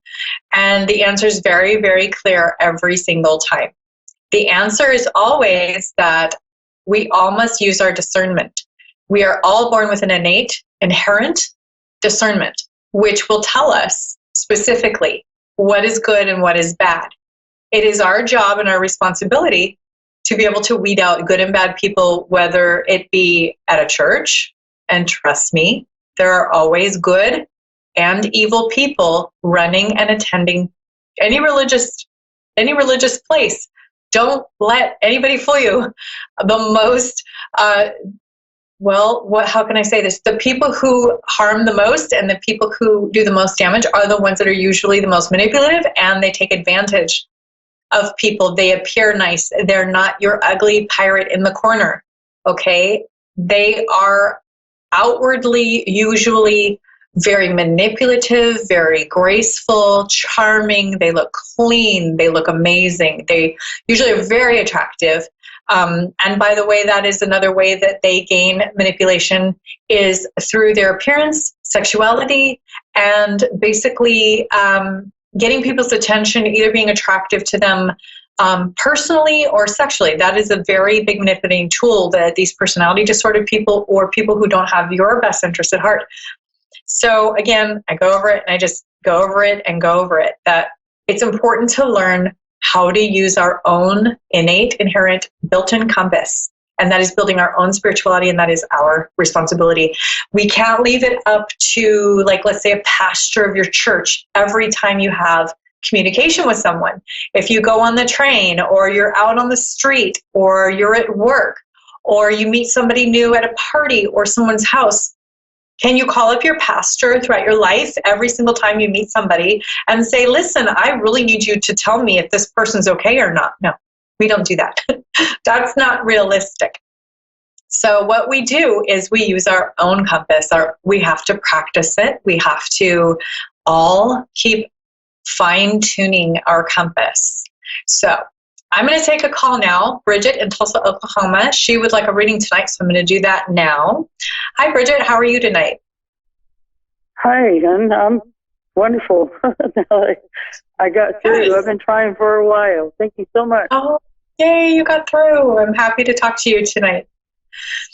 So what would you like to focus on? I'd like a medium reading if you can. Do you do those? Yeah, I do. I can see what I get. Okay. That and maybe guidance or guidance. Okay. Now, first of all, I'm getting a female. I'm kind of getting mom or grandma. First off, and I'm not sure if that is. I think she seems more like a grandma presence, and she's really sweet. She's got glasses on. I mean, most of them do, but she is. If she feels to me more like a. I would say, first of all, let me get your feedback. Is this ringing a bell? Yeah, I have a couple of grandmas. I was pretty young when they passed. Okay, and so my mom's still living, so it's got to be my grandma. It has to be your grandma. So sometimes when we go in for a medium reading, the person who you were hoping to hear from doesn't always come through. If you would like me to focus on a specific person, you can, but the people who have the strongest presence and usually the strongest spiritual strength will kind of pop in real quick because they like to make contact. So I'm getting grandma, and she's just basically, the reason why they do that is because they want you to know they're still with you, that they do watch you, that they do have concerns for you, that they are there to guide you. And it's good for us to know that. We forget about them. We go through our lives and we just don't think about them. So if you would like for me to focus on somebody specific, I can do that. I'm guessing that this was somebody who passed. Can you? Do you need the name or? If I don't do as well with names for some reason, that's never been my strong point. But I basically will tell you who, and I mean, I'm also getting a male presence, and it would be a younger son or brother. I mean, like younger than grandma. My husband passed. That's who I'm trying to reach. Oh, so you're trying to get to your husband. Was this pretty recently? Yeah. Okay. Well, it's in the last 5 years. So, husband didn't come through very, very strongly. I'm getting more of like, okay, so was his mother passed? His mother? No. Your husband's mother? She's still with us? She's still here, yeah. Because I'm getting that the grandmother may have been his grandma, and that he's with her. So sometimes these things come in and they don't make perfect sense at first, and then as we go through, he does have his grandma that he was really close with her. She's passed. Mm-hmm. So that makes more sense now. Now I got son or brother. I think it's because he is her son. Does that make sense? Yeah. So I'm feeling the son relationship with his mother, and I'm feeling that they're together and they're very close. So did you know his grandmother? I did not know. Okay. Because it's basically a feeling of, my grandma has me now. She's, we're together, and she's also watching over you. It's like it's almost like she's mom to him. And maybe that's why I was getting mother too with his grandma, is just, if she feels very, very mothering. Yeah, I think they had a relationship like that she was more of another figure to him. Okay.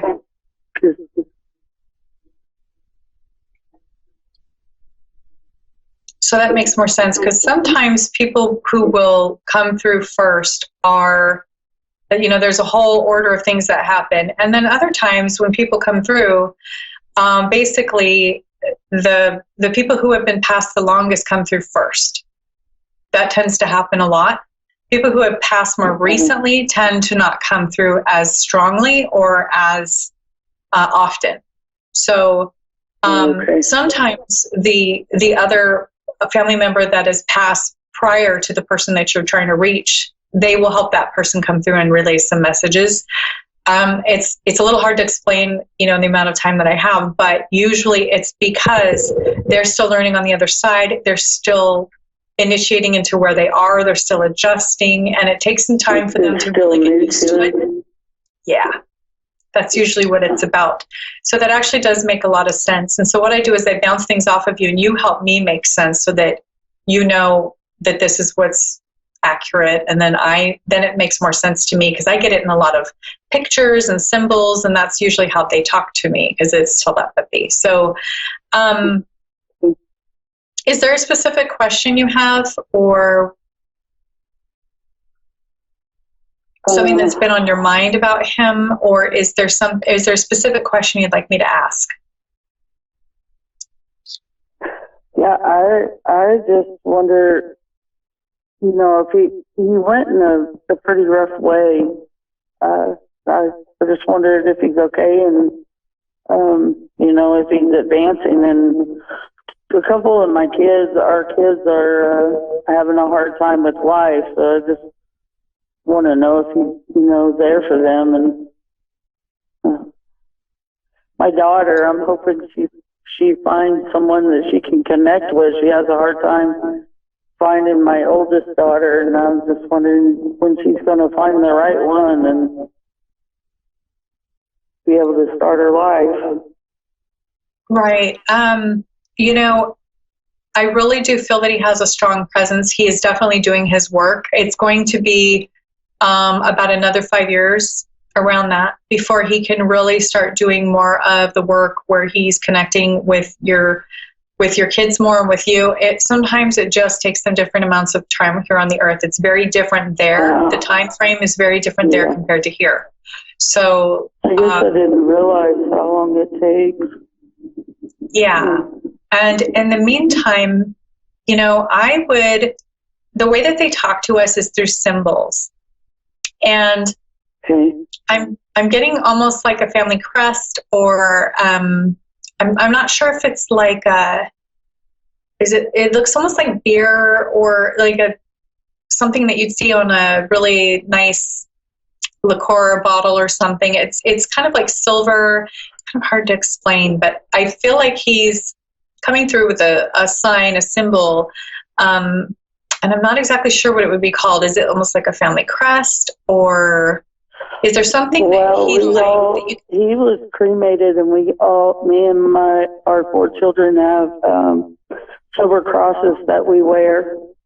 That's it, because it's very silver, and it looks like it looked to me like one of those old medieval crosses to me. For some reason, that's how it came through. So he's just basically telling you he knows you guys have those, and he's acknowledging that he can still see you. He's still there, and the message that I'm getting, and I'm getting goosebumps, so I know this is like super strong coming through.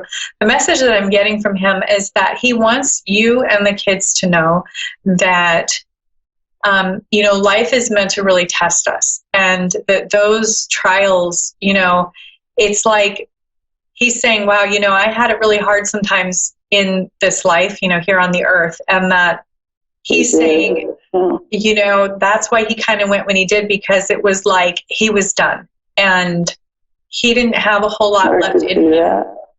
Yeah. It was his due time to go. And with the kids, his biggest message for them and for you is that life isn't meant to be really easy. You know, we're supposed to have these really difficult trials that we go through, and that it's something we have to accept, that this is hard and that it isn't always, you know, exactly the way we had hoped. And usually that turns out for the better. Yeah. These things are going to strengthen. Yeah, he had a super hard life, and I think me and the kids was probably the best thing that he had out of it. Mm-hmm. I would say that's correct. He's doing a lot of work over there. You know, from a young age, I feel like he had gone through trials. And so there were just a few things that he was still playing catch up on with his spiritual growth. And what he's doing now is, with the time that he has in the spirit world, he's really utilizing his time and being given the opportunity through his guides, angels, and the higher ascended masters, the ascended masters that he works with, to develop and grow these skill sets spiritually. And that's really why he doesn't have a whole lot of earth time to be like bouncing back and forth. But he does want you to know that when you see those silver crosses, that he's with you. He is absolutely aware of you. He feels your emotion. He understands your sadness. And that's really like what I want to get across to you right now, is that he really acknowledges your sadness. And it feels very deep to me. I understand, you know, how much he meant to you, feeling it. And he's acknowledging you for that. And he's saying, like, it's not, you know, this life is very, very brief. And if you can just, you know, try your best to look at all of the good things that he left you with and all of the good times that you guys had together, that you're going to be able to get through the grieving process easier. And he's saying, go ahead and talk to him. Like, when you're feeling lonely or whatever, he can hear you. You can talk to him in your mind. You can talk to him out loud, you know, when nobody's there. It's, you know, it's very personal, but he's listening and he's still there. You can talk to him. Yeah. I do talk to him, and I get frustrated with it. And my grieving has been hard. It's been off and on. I tried to learn, and I watch mediums and I watch all shows, and I'm trying to heal myself from it, but it's extremely hard. Well, he's with you. He understands. He feels everything you feel. He knows the depth of it. He's there. He not only can see. I don't want to make him sad. You're not making him sad.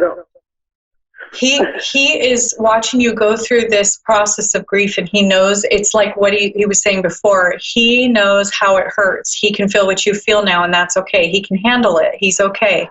But he wants you to try to start remembering all the good things about him, because nobody wants to leave this earth with you feeling sad every time you think of them. You know, they want you to feel happy every time you think of them. They want you to remember all the great things, all the good moments, and to remember those things. And go ahead and let that grief play through. You know, that's important work to do, and that will strengthen you spiritually, and it will strengthen you in being able to build empathy and grow your empathy and earn it, and just really be able to help others who are maybe in the same situation. You know, I'm sure that you've had a lot of people say some things that, you know, after he passed, that didn't resonate very well with you. And so what it does is it teaches us what to say, how to support others, how to really support our clan, our community. It makes you a better person. And I'm just, you know, what I would like you to kind of move away from is being lost in the sad part of it, because that can be a cycle that will continue if it's not processed with the grief properly. Yeah. And your children, you know, they're going to work through it the way that they are going to. They're all going to do it differently. And your oldest daughter has her own way to grieve and to act out. I know she's probably acting out some, you know, it's normal. Yeah. It's natural. This is all part of that process. So I want you to normalize what's happening right now. this is what people go through when they lose somebody. Try to breathe and get through it. Yeah, I understand. I've experienced grief, and I understand. Okay. Yeah. Thank you so much for calling in.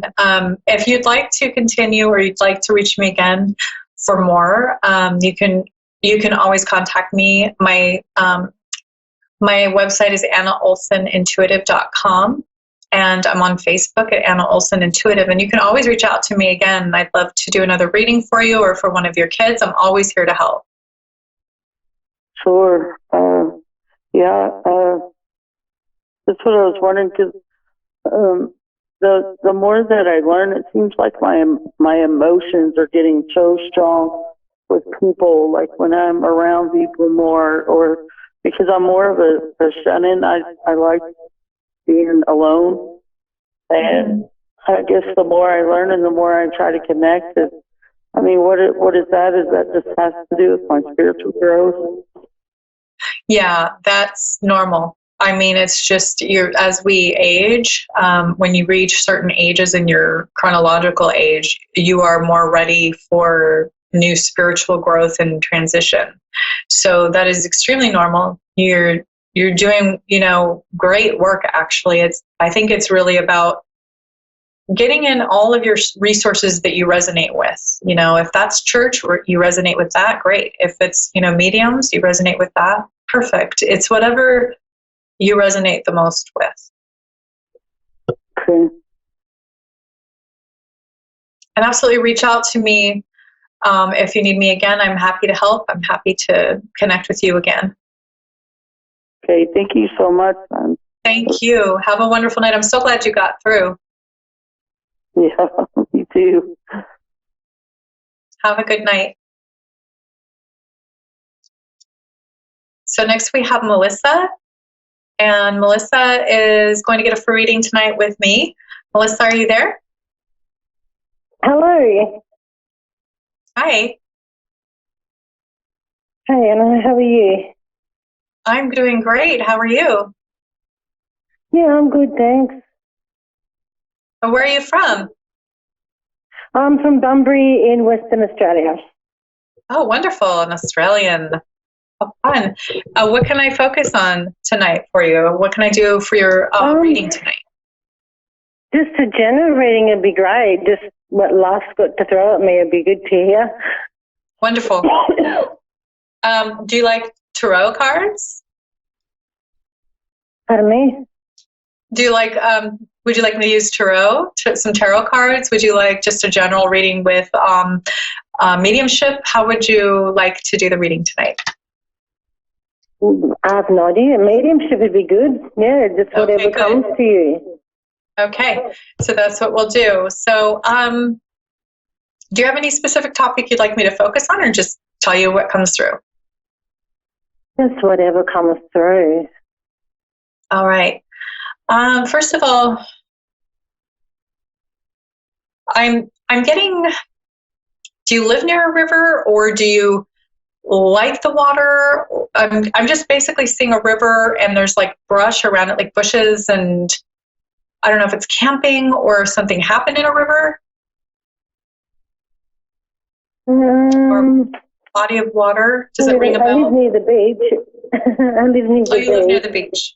Yeah, I was kind of seeing those kind of plants around a body of water and like the dirt. I couldn't tell if it was sand or what, but I'm getting that there's a body of water. And then do you resonate very closely with the water? Do you need to be around the water or the beach? Yeah, I love the beach. Okay. Because the beach, yeah. I feel like that's your therapy. And I also am getting that part of that is that there's the elements that help you kind of detox. So your body detoxes in that element energetically. Yeah. And takes away the stress. Yes. And I also feel like it's a toxicity that it pulls out, and maybe it's the salt, maybe it's the air, and it's just all the elements together. I feel like it actually physically detoxes you, which is really interesting that I'm getting all this. I'm just getting that, like, your body really needs that detox. And I mean, are you aware of any condition where you have trouble detoxing your system physically? Not really. I haven't been well lately, so I probably do need to go for a visit to the beach. Yeah. Okay. Yeah, because I feel like your body really is drawn towards those elements, and also sauna. I feel like you need a sauna. If you're having those health issues right now, go to the beach, get out in nature, get into the salt water, put your fingers and your toes in the sand. A sauna would be great, kind of sweat it out, because I do see that there's something in your genetic makeup that is making it difficult for you to regularly detox. Yeah, okay. Okay. So I'm seeing that first. And then I'm seeing red hair, and it's kind of done up real pretty, like kind of high and hairsprayed. I'm not sure if that rings a bell for you, but that's what I'm getting. A red head? Yeah, red hair, and it's kind of styled up real kind of elaborately. I think my mum used to have her hair like that in the 60s and the 70s. Ah. She had red hair when she was younger, yeah. Did she wear kind of like a lot of pretty makeup, kind of heavier makeup? No, she didn't. No? She was never a makeup lady, no. Huh. Because I was kind of getting like a nice, maybe it was the 60s because I got a nice thick eyeliner. To me, that's kind of a lot of makeup. Maybe it wouldn't be to somebody else, but has she passed? My birth mother has, yeah. Okay. So we're talking about your birth mother? Oh, no. I was thinking about my mother that has raised me. She used to have like red hair and that in the 70s. Yeah? So, and used to like wear it in a beehive. Okay. So we have both of your mother figures coming through. We have birth mother who's passed, and we have her showing me your mother who has raised you. And I'm getting a lot of love coming through from your birth mother. Like I'm just feeling like there is a ton of love coming through. I only have 90 seconds left, but I want to just give you the message first that there's so much love, and every decision she made for you was out of love, and I'm basically getting the message that she needed you to know that. Okay, thank you. And I'm sorry I'm running out of time right now. You can always reach me. Again, you can reach me on my website, AnnaOlsonIntuitive.com. And I am also on Facebook, Anna Olson Intuitive. And if you want to continue the reading later, or if you want any other services from me, absolutely give me a call or let me know. You can message me, email me, whatever you need to do. All right. Thanks, Anna. Thank you so much. Thanks for calling in. Thank you. Bye. Bye-bye. Well, I wish I really had more airtime with her because I was getting really intrigued by the mother figures coming through, and I love these adoptive situations. So I really like to delve into that more. But that's my time for tonight. Thank you so much for tuning in tonight, and I will see you next week here on A1R. I'm Anna Olson, your host of Insights into Consciousness. If you'd like to reach me, again, my website's AnnaOlsonIntuitive.com. Thanks so much and have a great night.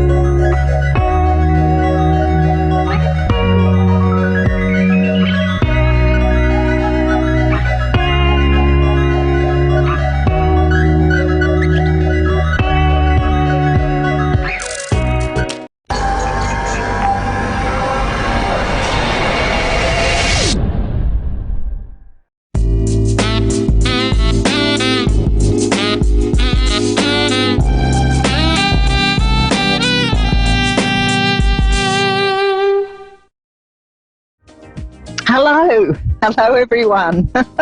Wow, what a great introduction.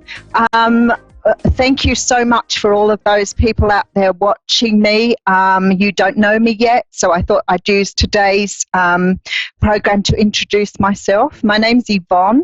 A lot of people know me as Yvonne Denise, and of course as the Aussie Goddess, which is my business name.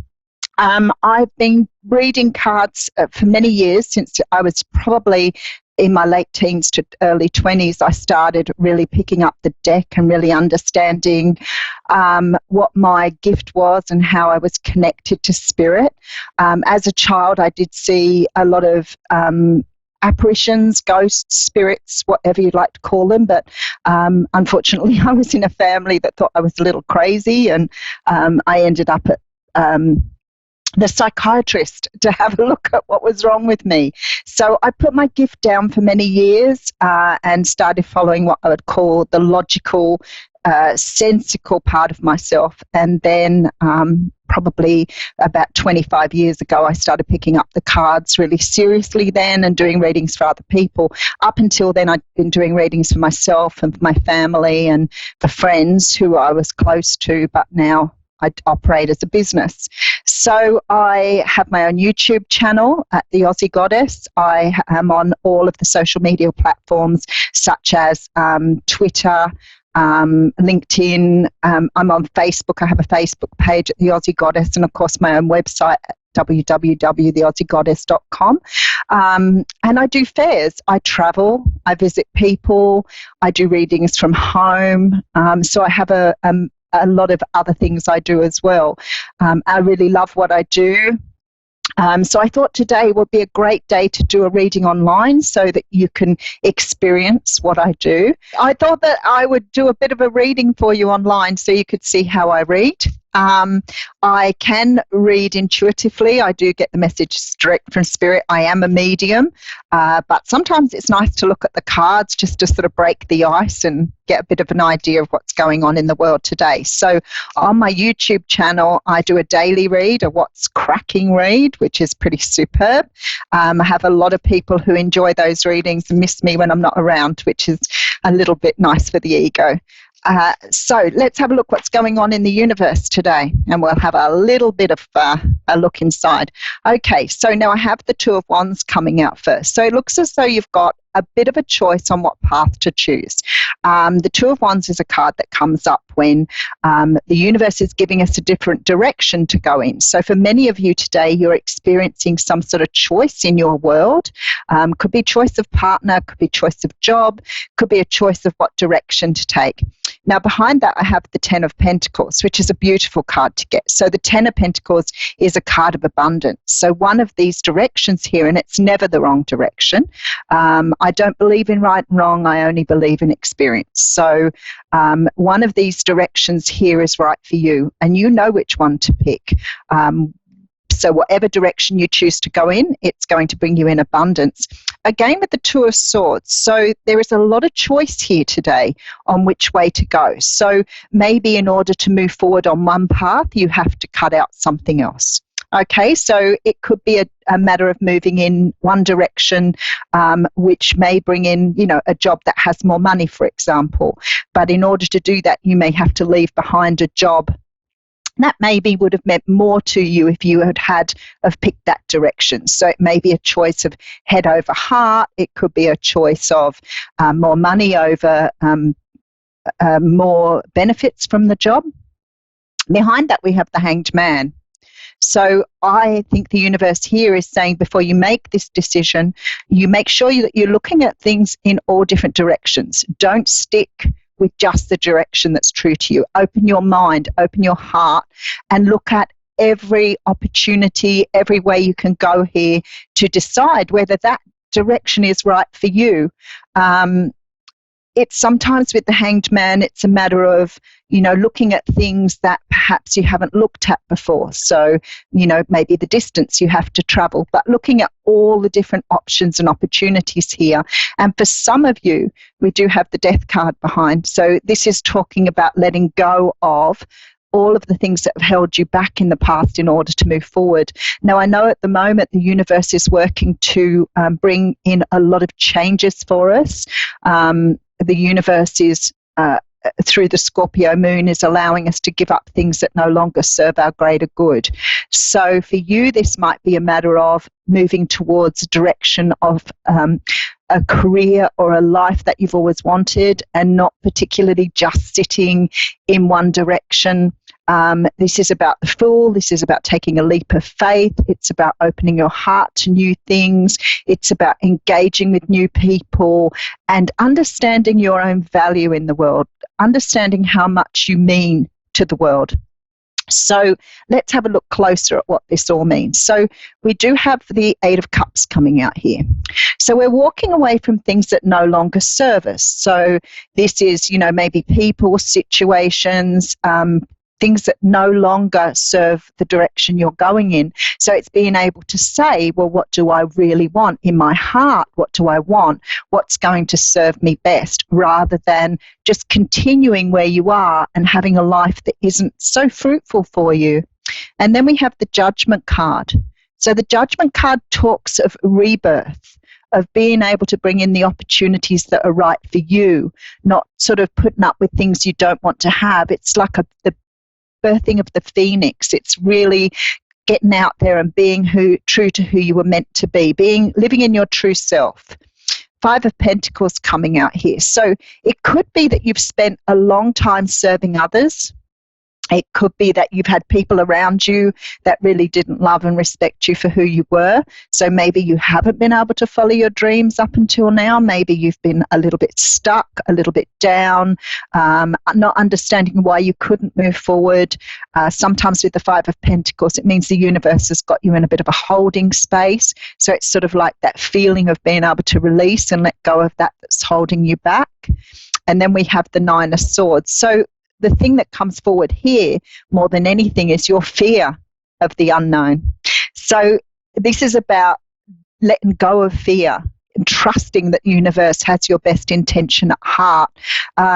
With the Nine of Swords, it often talks about, sleepless nights, anxieties, sometimes that depression, that feeling that you don't deserve more. And this is telling me here that you absolutely deserve to have the best life for yourself. So letting go of those fears. And look what's coming in. So we have a brand new passionate start with the Ace of Wands. Now, the Ace of Wands talks about a new time where you're able to release those fears and move in with passion and desire for all that you want. It's a time for new growth, new opportunities, opening the world to what you really want. And then behind that, we have the Ace of Cups. How beautiful to do a reading for you online and have two aces up in your first reading. The Ace of Cups talks of a new start in love.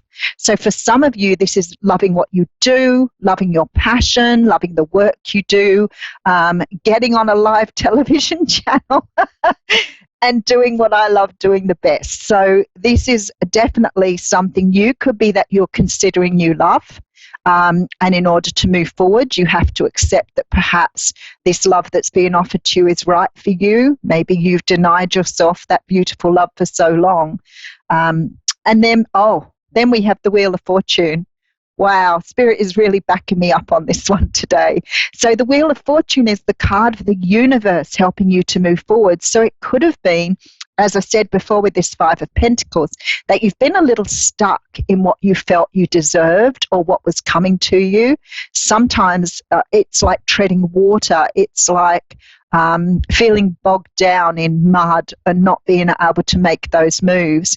Sometimes it's about waiting for opportunities to be offered and the universe is just not offering you what you want at that time.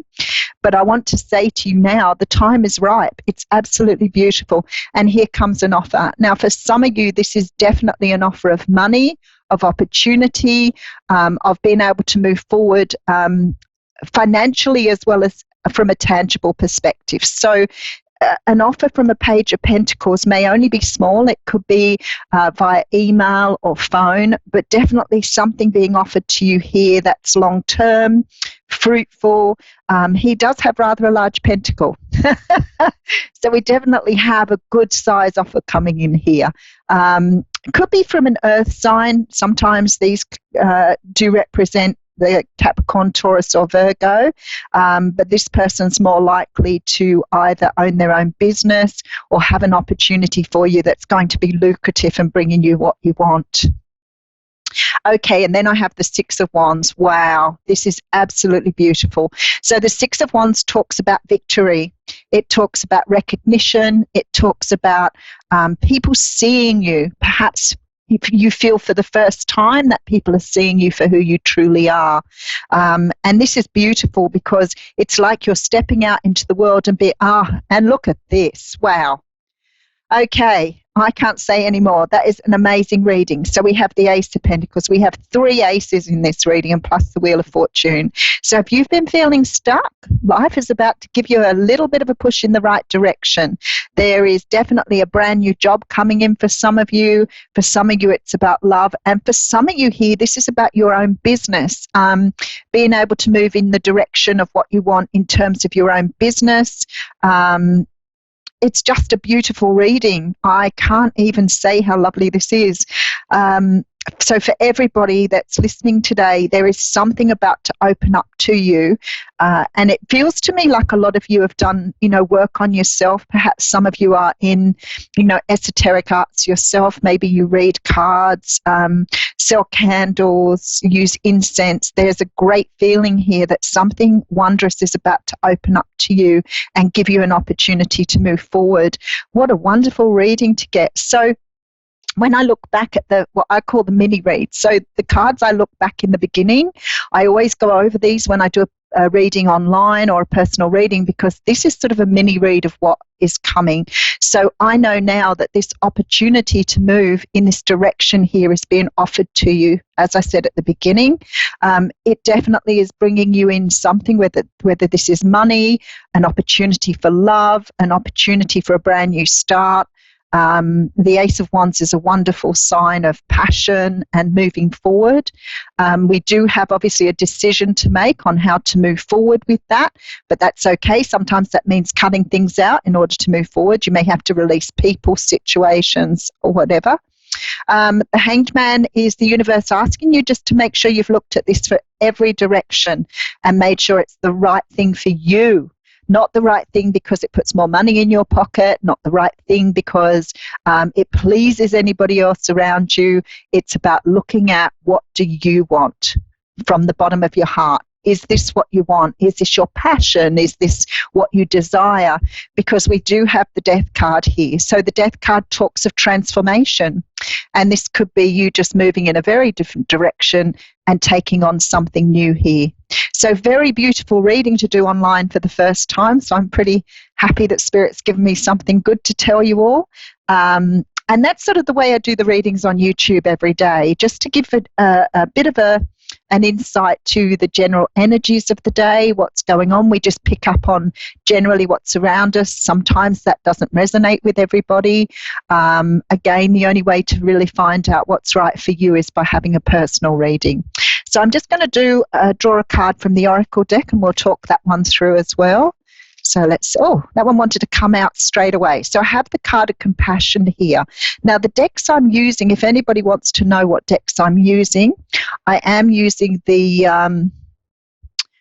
oh goodness gracious, I haven't got the thing in front of me to show you. The Power of Love. The Power of Love tarot this is from, and I think it's James Van Praagh deck. So, and the one that's come out is Compassion. So I think this is really relevant for today because being compassionate about everything, your love, your heart, other people. It talks about you demonstrate the language of the heart by actively sharing and living love. Now, that doesn't always mean giving everything at the risk of not taking for yourself. Some people believe that if you invest everything in others, then that's the way to go. But I say, don't do that. You always make sure that you're investing in the right direction. It can be unconditional. If you have children, of course, your love is unconditional. But if you do that and give to others without without expecting something in return, even gratitude, that isn't always the healthiest way to live your life. You deserve love as well. So make sure that you are getting back what you're putting in. And that's the value of give and take right there. And for many of you, I read for a lot of people online. I do read for a lot of people who have been through, relationship situations where they've been taken advantage of. We talk the journey of narcissism. We talk the journey of, not everybody around you having your personal value respected and loved the way you should be. I'm a great advocate for helping people to understand self-love and their own personal journey, because a lot of people are brought into the world working like they should always consider other people, and it's not always about that. It's always about you loving yourself first, so you have your cup full enough to share with others. So I work with a lot of people to help them on their journey. I work through with people in a life coaching respect. I am a qualified certified life coach, so I have that as well. At a personal level, I'm a grandmother of 7 and a great-grandmother of 1. So I have three beautiful children who all have just beautiful children of their own. In my personal life, I've worked in the welfare sector. I've been a light worker for many, many years, on top of doing the spiritual work. And I've been lucky enough to understand the journey of spirituality, working with others to bring them in their best possible lives as well. So I understand the journey of narcissism. I understand the journey of abuse. I can relate to many of the things that other people have been through on this journey. And I work with absolute honesty from the bottom of my heart. So I have 4 minutes left to make sure I get across my point. So what I want to do going forward is I would sometimes do readings for other people. I will do readings for the general energies and give you back the general energies of what's in the universe. I will bring you messages from the universe. I get the message direct from spirit, so sometimes I'll be able to offer you very direct messages from spirit. Sometimes I'm lucky that the universe may give me personal messages for you. I don't offer free readings. You can check me out at YouTube, The Aussie Goddess, Facebook, The Aussie Goddess. I'm happy for you to join my pages, watch what I do. I'm also happy if you want something in particular to be talked about on the channel for you to give me feedback on what you'd like to hear about. And in future, I will, as I said, try and do a range of things. I want to really explore this channel. It's been a dream of mine to really do the work that I do more fully and more openly with all of you. I love working with people. I have a tremendous passion for humanity and improving the lives of others in whatever way I possibly can. So let's build our community, and let me know if there's a particular thing you want to talk about or you want me to sort of broach on the channel. I have a love of all of the arts, but I'm not knowledgeable in everything, but I'm happy to share with you whatever I have. If you'd like to do even meditations online, I can take you through a meditation. So let me know what you want. If you require readings, I know you can have readings through the channel, so just let me know and I'll let you know how to register your interest through the channel. And we will move forward trying to keep a broad variety of what we do from week to week, and I'm open to almost everything. As much as I can help or as much as I can show you or share with you, I will be more than happy to do that. So please go and have a look at my YouTube channel. Please, by all means, email me if you'd like any more information, if you'd like to offer some feedback, if you think that, a particular subject is relevant and you'd like to hear more about that. And from the next time I'm on, which of course is next Wednesday, I will be taking a live caller for each time I'm on to sort of share with you how the Spirit works through me. And I have 1 minute. It's like I want to say a whole lot here, and I don't know where to start. So I want to say much love to you all. I am so happy you've joined me here. I'm sure I have some people who've been great followers from, some of the other mediums I work from. And I will be back with you next Wednesday and sharing with you whatever I can share with you. So if I don't hear from anybody, I will do a reading, and I will read for one of you online as well. So please open your heart to love every time like it was the first time. And thank you so much for joining me on my channel today. Much love. Mwah.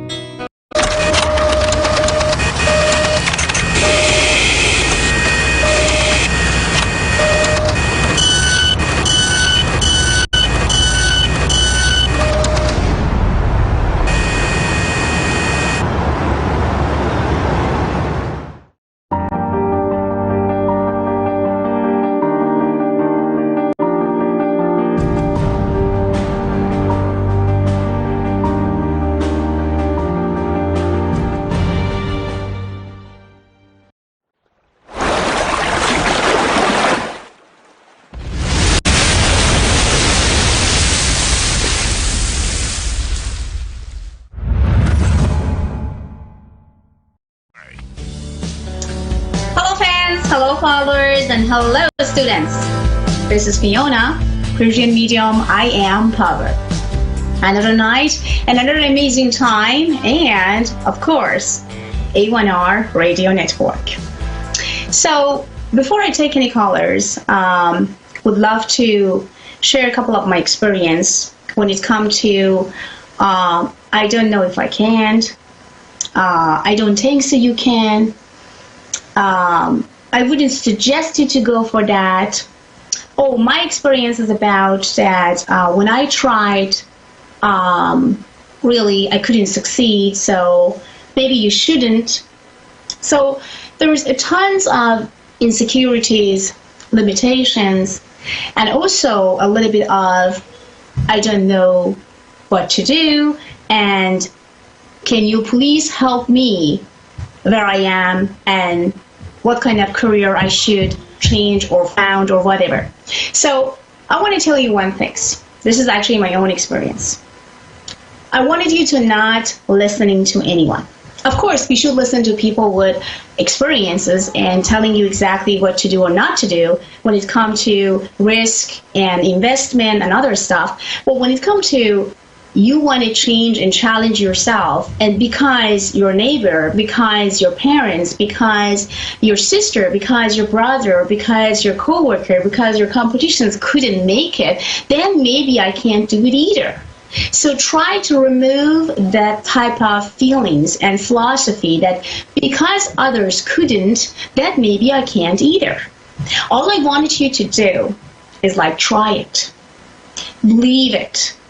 And it also depends on how much you want that things will be the way as you want and the way as you wish. If you wish big, if you actually offer yourself a best ever timing of life to make yourself the happiest and the greatest and the wealthiest and the healthiest, then you are going to invest on your will. The willpower, the energy that you are going to spend, the feeling that how far you can go is all up to you. No one can tell you what to do or not to do. The only person can approve and tell you if you are going to and you can is you. I wanted you to believe in yourself. I wanted you to trust yourself. I wanted you to be brave and take opportunities, even when you feel or felt that others told it's not going to happen. So, the most amazing time in my life was when people told me I can't, and I proved that I can.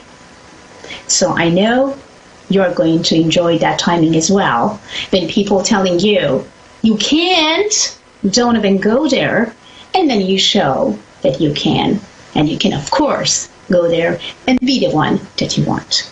So there is also another things that I would love to exchange with you guys is about the matter of timing. So sometimes we just like not in the right time.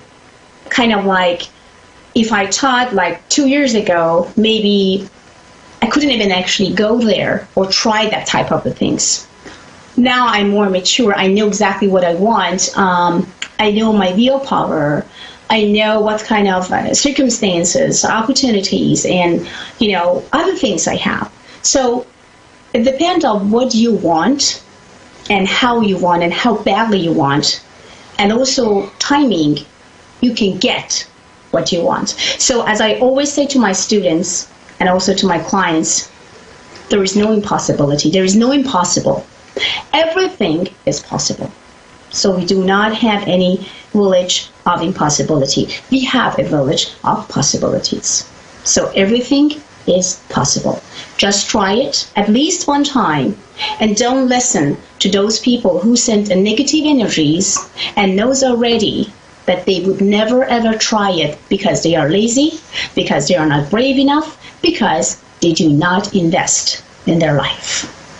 So back to studio, and now I have Sarah. Hello, Sarah. How are you doing? From California. Hi, Sarah. Hi. Good. Sweetheart, welcome to A1R and welcome to Fiona's show. So it was so pleasure to talk to you, Sarah. Before I start my show and my reading for you, gorgeous, I need to know about your date of birth, and also I need to know what you have in your beautiful mind and what I can do for you tonight. Go ahead, sweetheart. My birthday is September 29th, 1980. Okay. And in my mind is a lot of confusion. Okay. On I see that. Where my journey in life is supposed to be. Okay. And Sarah, my love. I want to ask you two questions. The first question, the first things that I can see in the Pentagon is about something that related to money and finance, which actually making you to feel very kind of discomfort, not happy, a little bit mad, upset, lots of I didn't know exactly what to do. I didn't know where to go, and kind of blaming others. So I wanted you to first remove one thing immediate with me right now tonight. Stop blaming others, okay? I understand that people having a very strong impact in our life, especially when we talking about money and finance, because sometimes negative people can change our life completely to the nastiest way. Sometimes one positive person can change our life to the best ever way. But whatsoever and wherever you are today, I wanted you to change this type of the feelings and connection that, oh, if I did not listen to that person, if I wasn't really in that matter or that place, maybe I could be better now. So, done is done. Life, it's moving forward. Every day is a new day. Every minute of our life is a new minute, and every second actually of our life. Every single actually second that we're just breathing is absolutely a new and fresh life. All I wanted you to do when it comes to blame, stop blaming others, because when you blame others, or especially blame yourself, because if you just could make that decision at that time, if you could just say yes to that or no to that, so maybe you just could be better right now, or just like being in a better place. So all I wanted you to just drop the anxieties of, drop this stress, and drop the craziness of if and maybe and if or maybe or should. Just let it go of all those words, okay? All I wanted you to do to connect yourself with money, and also, as you know, that money is energies. Energies is everywhere. It's just going back and forth. It's just starting somewhere. So that's what I wanted you to completely feel and sense and connect to that energies right now. And don't worry about future when it comes to, am I going to be, feel good? Am I going to have wealthy enough? Or am I going to have enough money in my account? Am I going to have the job that I want? Just stop asking. Now it's time for you to show action. Okay, Sarah? So this is very important, because I think the one block that is standing in front of your way and trying to not allow you to moving forward is about blocking your own energies to just say yes to life, yes to happiness, yes to wealth, yes to health. It's just because you're still afraid, you are kind of like confused and not know exactly what to do and where to go. So stop whatsoever had happened in the past. Past is past. Yesterday was yesterday. Today is today. Tonight is tonight. Last night was last night. Whatsoever you couldn't do last night, you can do it tonight. Okay? So first step, you forget about what happened last night. You stop blaming yourself and stop blaming others. And what you need to do right now is just stand up and just tell to yourself that exactly what you want to be, where you want to go, and exactly what is your goals and desires is. That is exactly what I wanted you to write it down somewhere, to make yourself to understand exactly what you want of your life. Okay? That's the one thing. Okay. Then, Sarah, I come another things about, I see that you are confused about kind of moving. I see them moving. I don't know if it's the moving place to place or is it the moving to some other state. It's something that you want to change completely just because you want to refresh yourself doing something. Well, if you have anything that will changing your life from A to Z, like tomorrow, if you really feel that if you are changing that place, changing that house, changing that apartment, changing that anything that has to do with change and challenge, I wanted you to do it tomorrow, or at least thinking about it, because this is what I can see. It will open all doors to your happiness. Now, Sarah, there is two things that actually come to the right side of your pentagon. It's telling me about emotion and also feeling very down, depressed, and not happy. No desire of continuing, no desire to feel good. Now, Sarah, tell me what makes you to go there, what makes you to feel this way, and why you are so confused about your emotional feelings. I've been going through, I've been divorced now for 3 years, and the confusion of am I where I'm at, am I at where I'm supposed to be in life? And I actually am putting my house on the market tomorrow because I struggle with the emotional attachment that the energy the house brings from my marriage. And this is where I started my marriage. We raised our kids, but then it's also the place where my marriage ended as well. And so I've had a lot of confusion with that part of making choices, and then as well as not being able to let go of the emotions of bitterness and I don't want to use hate, but the dissatisfaction from the place of where my marriage ended, and that I can't move forward from that. I'm still in I have a lot of negative energy towards him, and it affects our day-to-day lives, and we have children involved. So I understand. That makes it really hard. Sarah, I understand that. I understand you completely, baby, and I understand that is not something, I mean, when people says, oh my God, don't worry about that, everything is going to be all right, hon.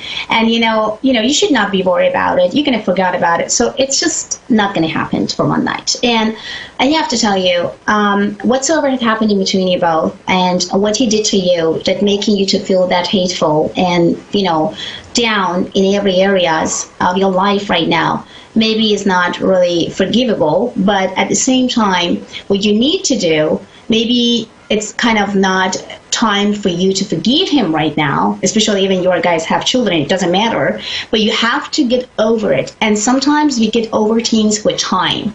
We can't get over just like that. We can't just, especially when you are too emotional, when you actually give away 100% of your life and your heart, when you try to do everything that goes from your power to make this man be the happiest and the healthiest and the wealthiest and the whatsoever in the earth, and instead that you get something back, you just like gain some nasty feelings and kind of like destroy your even own insecurities, or better say confidence and everything. I understand you completely, Sarah. That's why my recommendation to you is stop even thinking about that I have to forgive him, I have to move on, I have to let it go, because you can't forgive someone that you hate so much. You need time. Time will make you to feel that you can moving forward. Maybe sometimes you need about 6 months or 1 year. Maybe you need another 3 years. Maybe you need the 4 years. The only things that you should not forget is about that you are the mom, and you have to be a mom. Your role as a mom will never change, okay? Your name is mom. So as a mom, you will do everything what goes from your power to benefit your children, okay? No matter what. But you still can hate the man that you've been together. You still can hate the man that you have children with. That's perfectly fine.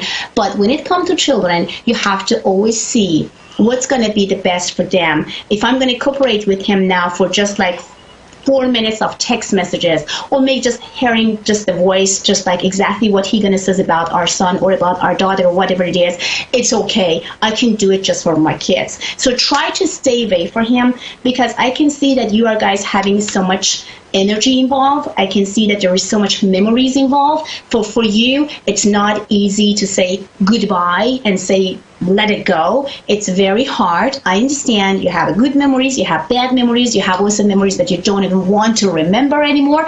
But now it's time for you to just let time came in the middle of you and him, and all the pain that he caused you, to let you moving forward to your own life, okay? So don't force yourself that I have to forgive him, I have to forget, I have to let it go, because when you force yourself, and when you are not happy with that force, when you are not ready with that force, instead that you feel relief, you get stress, you get an interest, you get an anxiety, and it's going to be more hate came actually to your mind and your body. So all you need to do is just stop telling yourself that you have to do it because of that. All you need to just force yourself about it is about your children, and your name is mom, and that's it. Anything that related to him, about him, kind of, creating around him, whatsoever has to do with him, just you need to let it go. Just don't think about it. Don't force yourself, and just stay calm the way that you are, Sarah.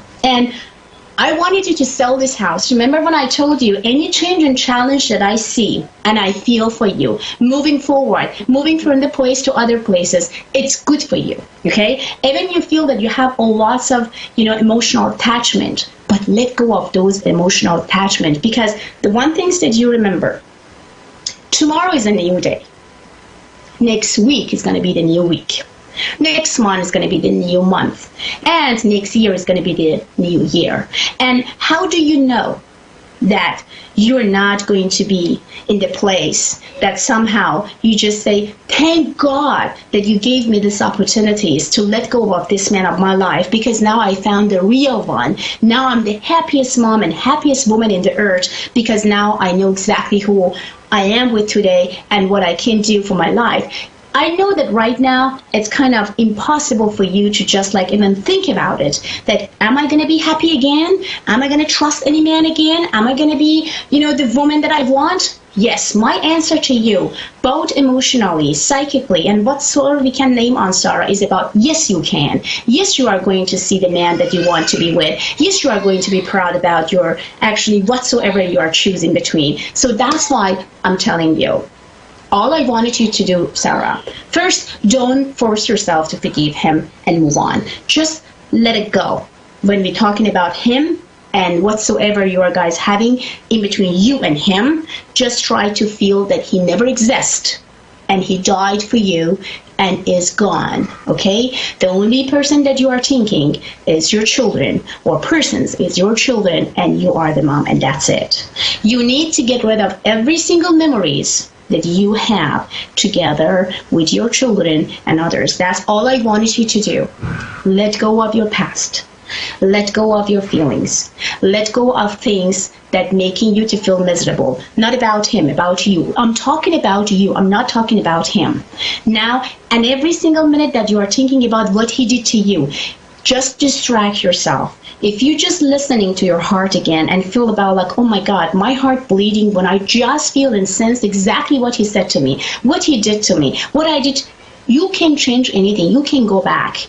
That's why you need to moving forward just for yourself, not for him. And you do need to forgive him right now, but with time, you are going to heal and forgive. That's why my recommendation to you is you are focusing on yourself first. You are thinking about yourself first. Your well-being, Sarah. You need to change and challenge yourself to the new position of life. You are going to jump from the old circle to the new circle. Then close your eyes, jump, and says, now I am jumping because I want to have a better life. I want to feel healthier. I want to actually receive respect. I don't want to be just a giver because I'm getting tired to be just a giver. I need to do everything what goes from my power to tell everybody I am worth it enough to be a woman in somebody's life that could just tell me every single morning and say I love you for who you are and I respect you for who you are, not someone that trying to, with the narcissistic and crazy personality, make me to feel down. So indeed, I wanted you to do it for tonight, and I wanted you to stay away from all the confusion that you have tonight. My advice is get rid of all your past, everything and anything. It will, like a one spoon that you just remind yourself about him. Anything that reminds you about him, I wanted you to get rid of it. Okay? So don't be attached by the house. Don't feel that you have to stay. Just let it go. It's time for you to heal. And you are not going to heal if you still stay with those memories. The beauty of memories of things is about your children. That they burn there, they just like grow then and all this stuff. Other than that, I wanted you to not remind yourself about anything. That's all I wanted you to do, Sarah. Do you think that you are able to do? Yes, it took me 3 years, but I finally made the choice to have the agent come tomorrow to list the house for sale. Awesome. I promise you, Sarah, when you selling the house, kind of like you just signing and just say goodbye to that, I promise you, the day that you are signing, the day that you are just taking all your stuff out, you are going to feel so much relief that you can't even imagine. That's why. Don't let any type of attachment, emotional attachment, stop you to succeed. Stop you to be the one that you always wanted to be. Don't let those attachments making us or making you to feel down and worried about future. Because your future is shining together with your kids. Without him, not with him. You should be happy that you really get rid of this man from your life. I don't know how you could deal with the narcissist man. I don't even understand how you could even deal with it. But I have to say congratulations, because it is great. But it's time for you to move on, because your body and your brain needs rest. And find a better way to communicate with yourself and with God. And you know you have a purpose that you came to this life. That's why choose that purpose. And stop bugging yourself. Stop having crazy attachment to something that is not really worth it anymore. Life is changing every day, every single minute and moment. You need to follow. Other than that, life will follow you. And that may not going to make you to feel good. You need to follow life, because when you follow life, you change your destiny by your own decision. But when you letting life follow you, the life will give you the most painful experience that you ever thought and imagined for. So follow life, that you at least have a choice to choose in between. You got it, baby? Yep. I'm proud of you because you stand for your children. I'm proud of you because even when you was depressed, you could do everything that goes from your power to bring happiness and love to your family. Even you felt that there is no way that you could even do it, but I'm very proud of you. You make it. You did that. Be proud of yourself and congratulations. Oh, thank you. And number one is you. You and your children. Sarah as a woman, and Sarah as a mom.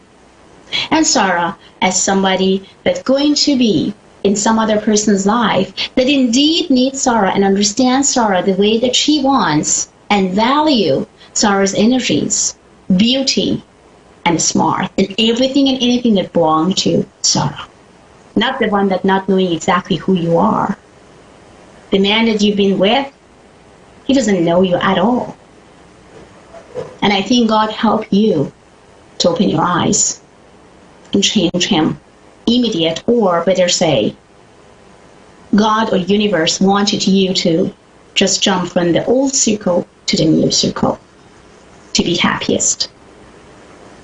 That's what I wanted you, Sarah, to continue your goal and your path without him, but together with your kids, and enjoy your life every single second and moment. Try to take your day, try to take your time day by day. Take yourself day by day. Don't think about what's going to happen to me and my children in about 10 years. What's going to happen to us about 5 years. Day by day. Day by day.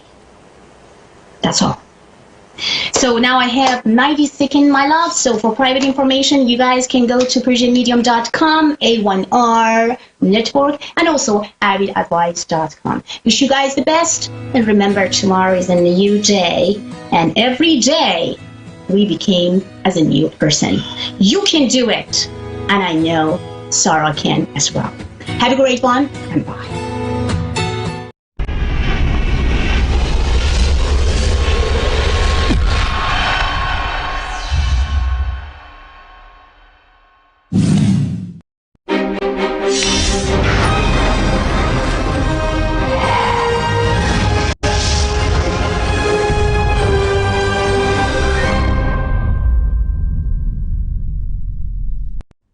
Hi, I'm Stephanie, and thanks for watching Moonstruck.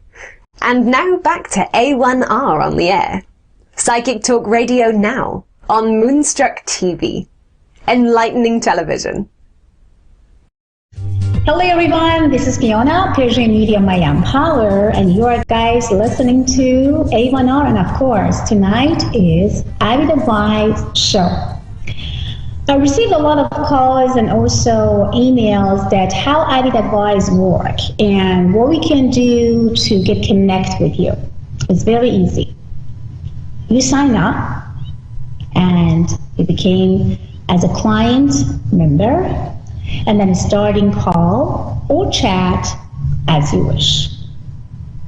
Our psychics or medium, they are certificate, and they are very qualified, and they have a lot of beautiful, good experience. So, and they are always around 24 hours and 7 days to give you guys the best service as you guys wish. So let's say a couple of you guys asked me like, okay, when I call, how long I should wait that my call, connect to you immediately. So let's say that you're calling right away and just put the credit card on. You are choosing how many hours, how many minutes you want to call and communicate, and then directly call button or chat button. You connect directly to your advisor.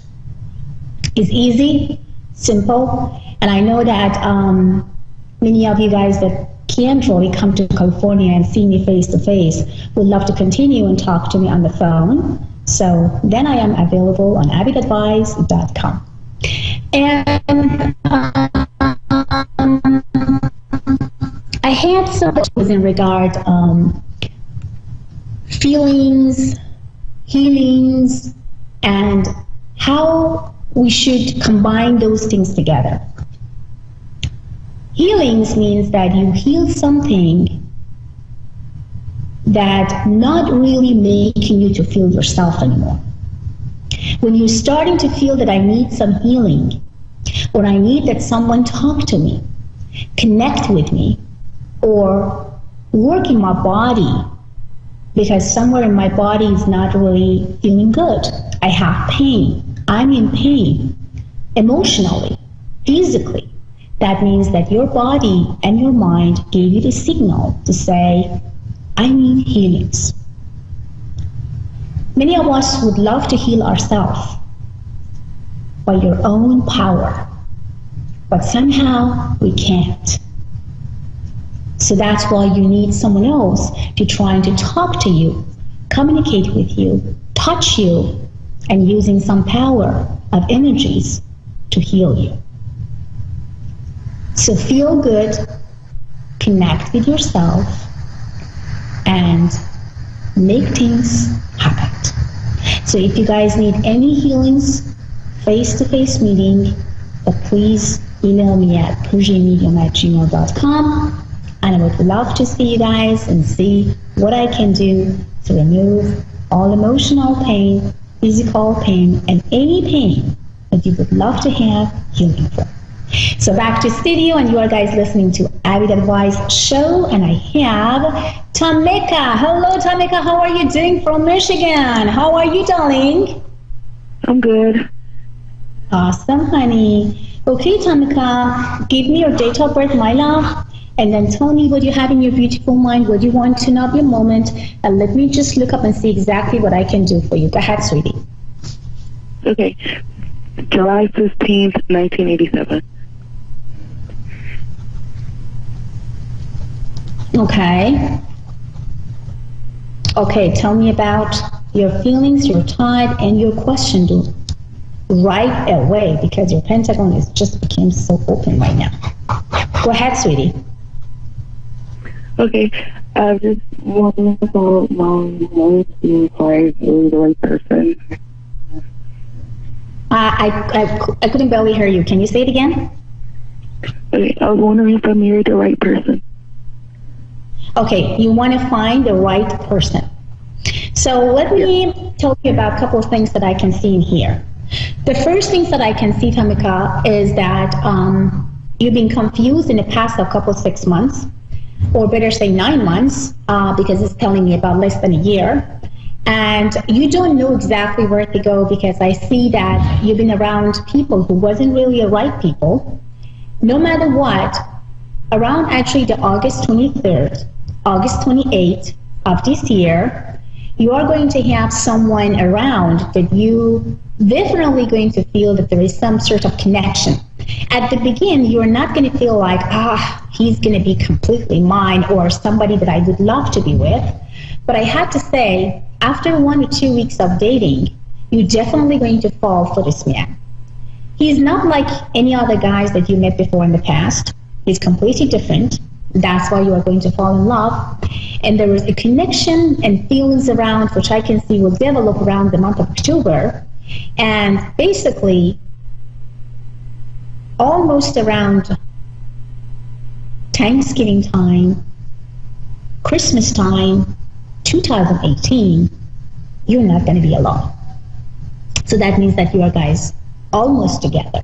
So this year is your year to just say goodbye to your single life. But Tamika, just making me to wonder about a couple of things. What did you done as the wrong things in the past of 2 years? Because in the Pentagon shows that a couple of things you did that you shouldn't. You accept a couple of people that you shouldn't, and you knew that you should accept them. And you kind of like block or somehow stop yourself to moving forward. What was the reason, Tamika? What did you done? In like the last couple of years, I lost a baby in a relationship and entered another relationship. Okay. Because I did maybe pick up the loss of baby, because you kind of hold yourself back, you close yourself, you've been depressed. I understand you completely. It's not easy to lose the baby, no matter what. But at the same time, you need to move on. You need to move forward. Right now, you are ready for a relationship. But if I'm going to say you are 100% ready, then I lied to you. So what I wanted you to be 100% ready though. I wanted you to stop living in your past. I wanted you to let go of the pain, which is still continuing to go through your brain back and forth. I wanted you to heal yourself. And it's easy to do by distract yourself with something that you always love and to always wish to have. So go to some places that there is a positive people around. Try to stop talking to people about what happened to you about 2 years ago. And if you see some pregnant woman, if you see some family, like a husband and wife, a little baby, whatever is going to make you to feel uncomfortable and sad, I want you to move on and just not communicate and talk. That's what I wanted to completely stop. Direct yourself and connect yourself with 2 years ago. If you do, then I would say that yes, you are ready and you are going to get what you want. So that means that your wish will complete. But if you still continue and go back and forth, my love, nothing will happen. So all I wanted you to do from now on, Tamika, I wanted you to stop living in your past, say goodbye, let it go, and make things go to the right directions, which I can see that you can easily do with your power, with your energies, and with a little bit of distraction. And you have also stuck in something that has to do with the career, which I can see that you're trying to do something about it. I can see some changes is coming, which is all good. What is exactly you are thinking to do, Tamika, when it comes to your career? It happened lately. I'm finishing school. Okay. Can you get closer or not closer to the microphone because I can barely hear you. I just finishing school. Okay. You want to change your school? Yeah. Okay. Let me see. That is actually the good decision, and the change in school for you is not going to be bad. And I feel about like it would be actually the new beginning for you. And yes, you have to do an answer from the Pentagon is yes. Just go for it. So you can go for it, Tamika. But one thing, number one, stop living in your past. Number two, stop thinking about what happened to you when it comes to the loss of the baby. And number three, try to not attract bad boy to yourself because you always want to heal others. It's time for you that someone come to your life and heal you. You got it, baby?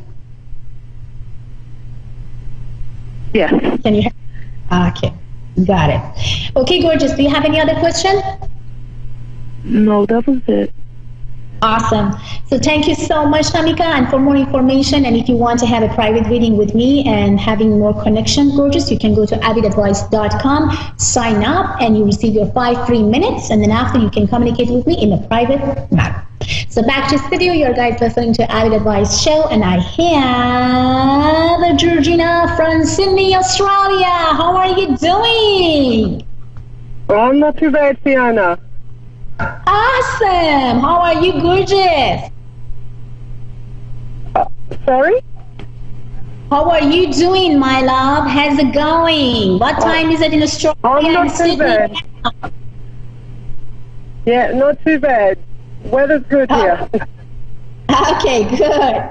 Okay, sweetheart, give me your date of birth first, and then tell me what you have in your beautiful mind and what I can do for you. Go ahead. Okay, 26/12/68.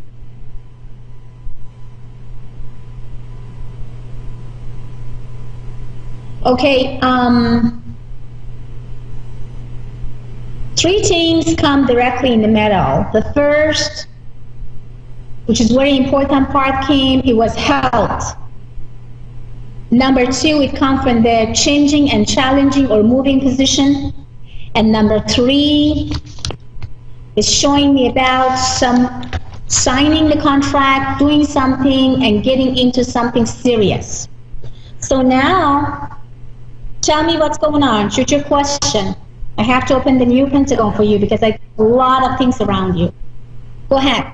Yep. I'm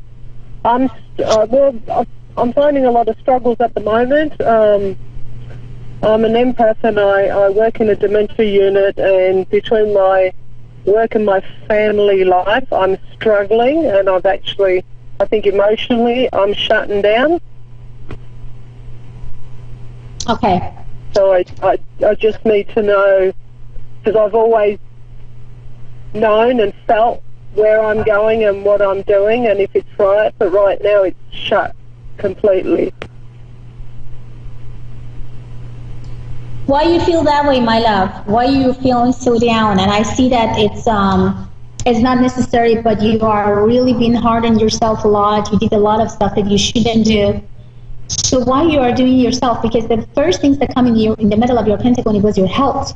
So you are not in a good condition when it comes to your health because you are stressing yourself a lot.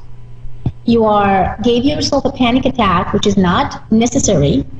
And you take a lot of things personal. Why you care about people? Why you are so...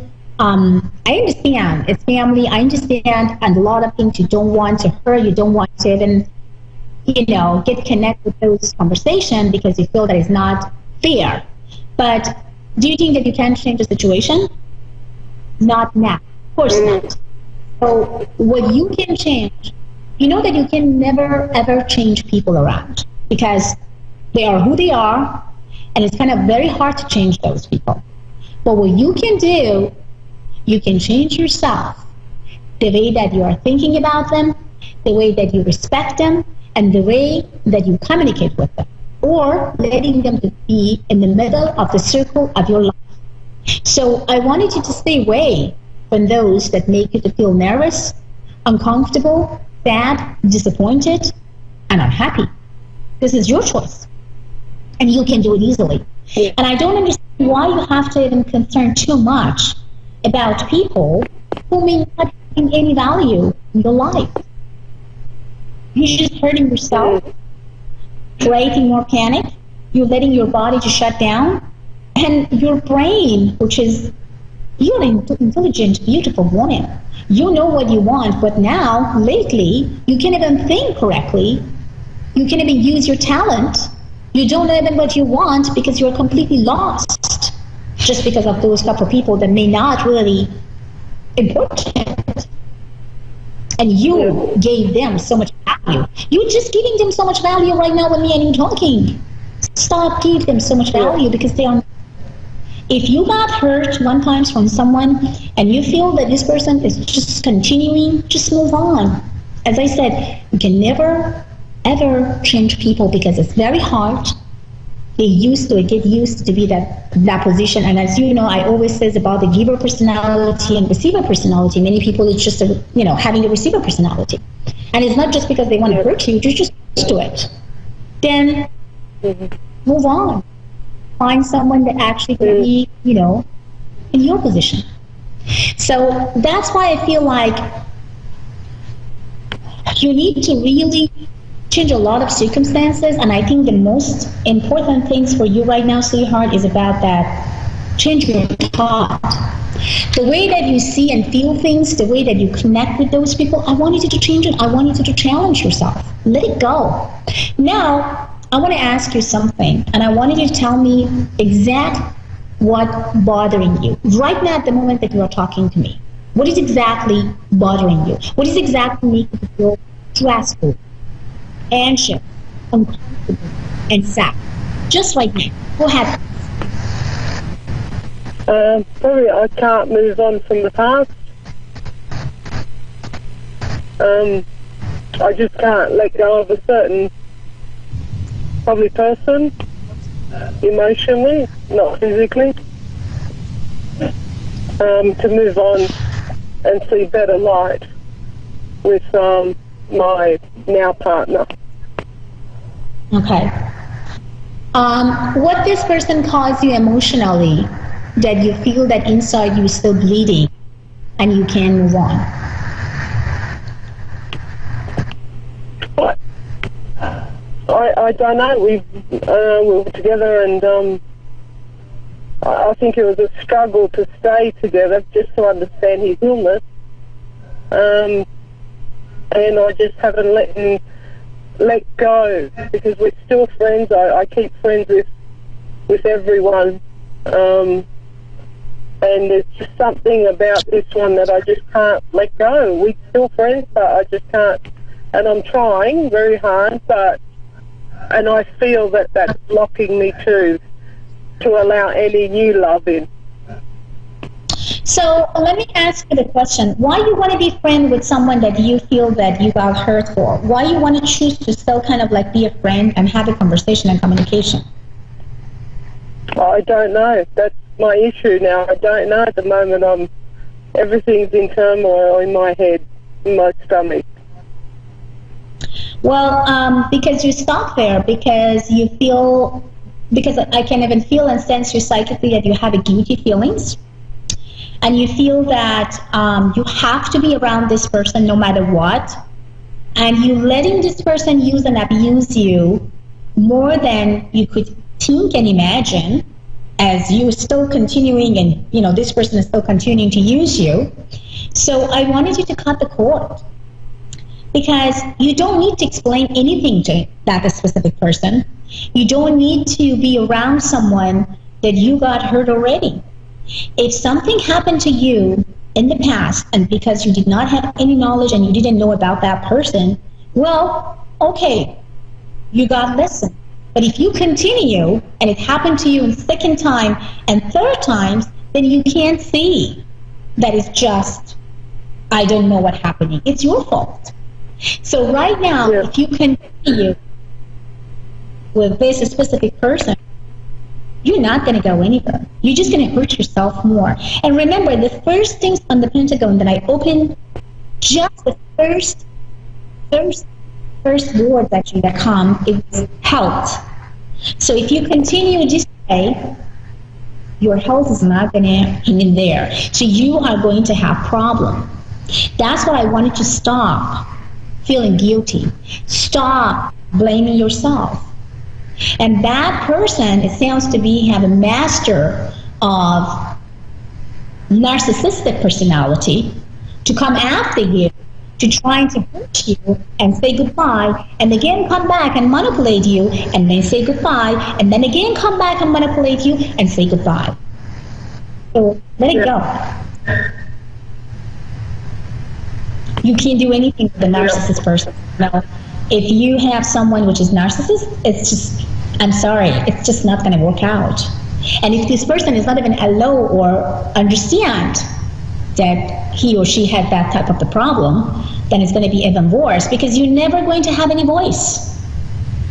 He's never going to allow you to even say something about yourself and about your thought, because it's always, he's right, he's been always correct, and it was always your fault. And no matter what you are fighting, no matter what you are going back and forth, no matter what you are trying to defend yourself, he's going to push you down more and more and more. And at the end, you're going to feel that you did not even have any sort of value as a woman, as a person, as a friend, as someone that you really cared about that specific person. So why are you trying to allow someone using and abusing your emotion? What I can see, you're a talented woman. You're successful. You know so much things. You help a lot of people, because I can see a lot of people around you that always come and ask you for advice. And you gave them the best advice ever when it comes to that position. But when it comes to yourself, you feel and you kind of, you know, stuck and feel hopeless. I mean, come on. It's time to get up, stand up, let it go, and be yourself again. Yeah. Do you agree with me? Yes, 100%. I know. I can see it all, and I do help a lot of people, but it's me always comes last. Yeah. I understand. Painful for you, and I get that what you mean by you may not, and it kind of hard for you to do that, but you know what? You have to. Sometimes we need to cut the cord, because if you are not that, you are going to lose yourself. So all I wanted you to do for tonight, write it down a little piece of paper and says, from tonight, I'm not going to allow anyone, in a that specific person, hurting me, using me, and disvaluing. Because it sounds like this man knows exactly what to do to make you feel guilty put you in the blame situation, and it's always going to be, come to me, say sorry, and then maybe I will go back to you. You have to break the pattern. And unfortunately, he's not going to change because he has that problem and he never ever accepts his problem. So the narcissist is always breaking up, disappear for 3 months, come back again, standing for 2-3 months, breaking up, back, and again, come back. So that's why I always say to my client, if you are dealing with a narcissist man or narcissist woman, just cut the cord. Until this man or woman love to change this personality, get help, and understand exactly what type of problem he or she has. And in your case, my recommendation to you is cut the cord. Let it go. If it is going to be so hard, if he wants to come, don't answer your phone. Block him completely.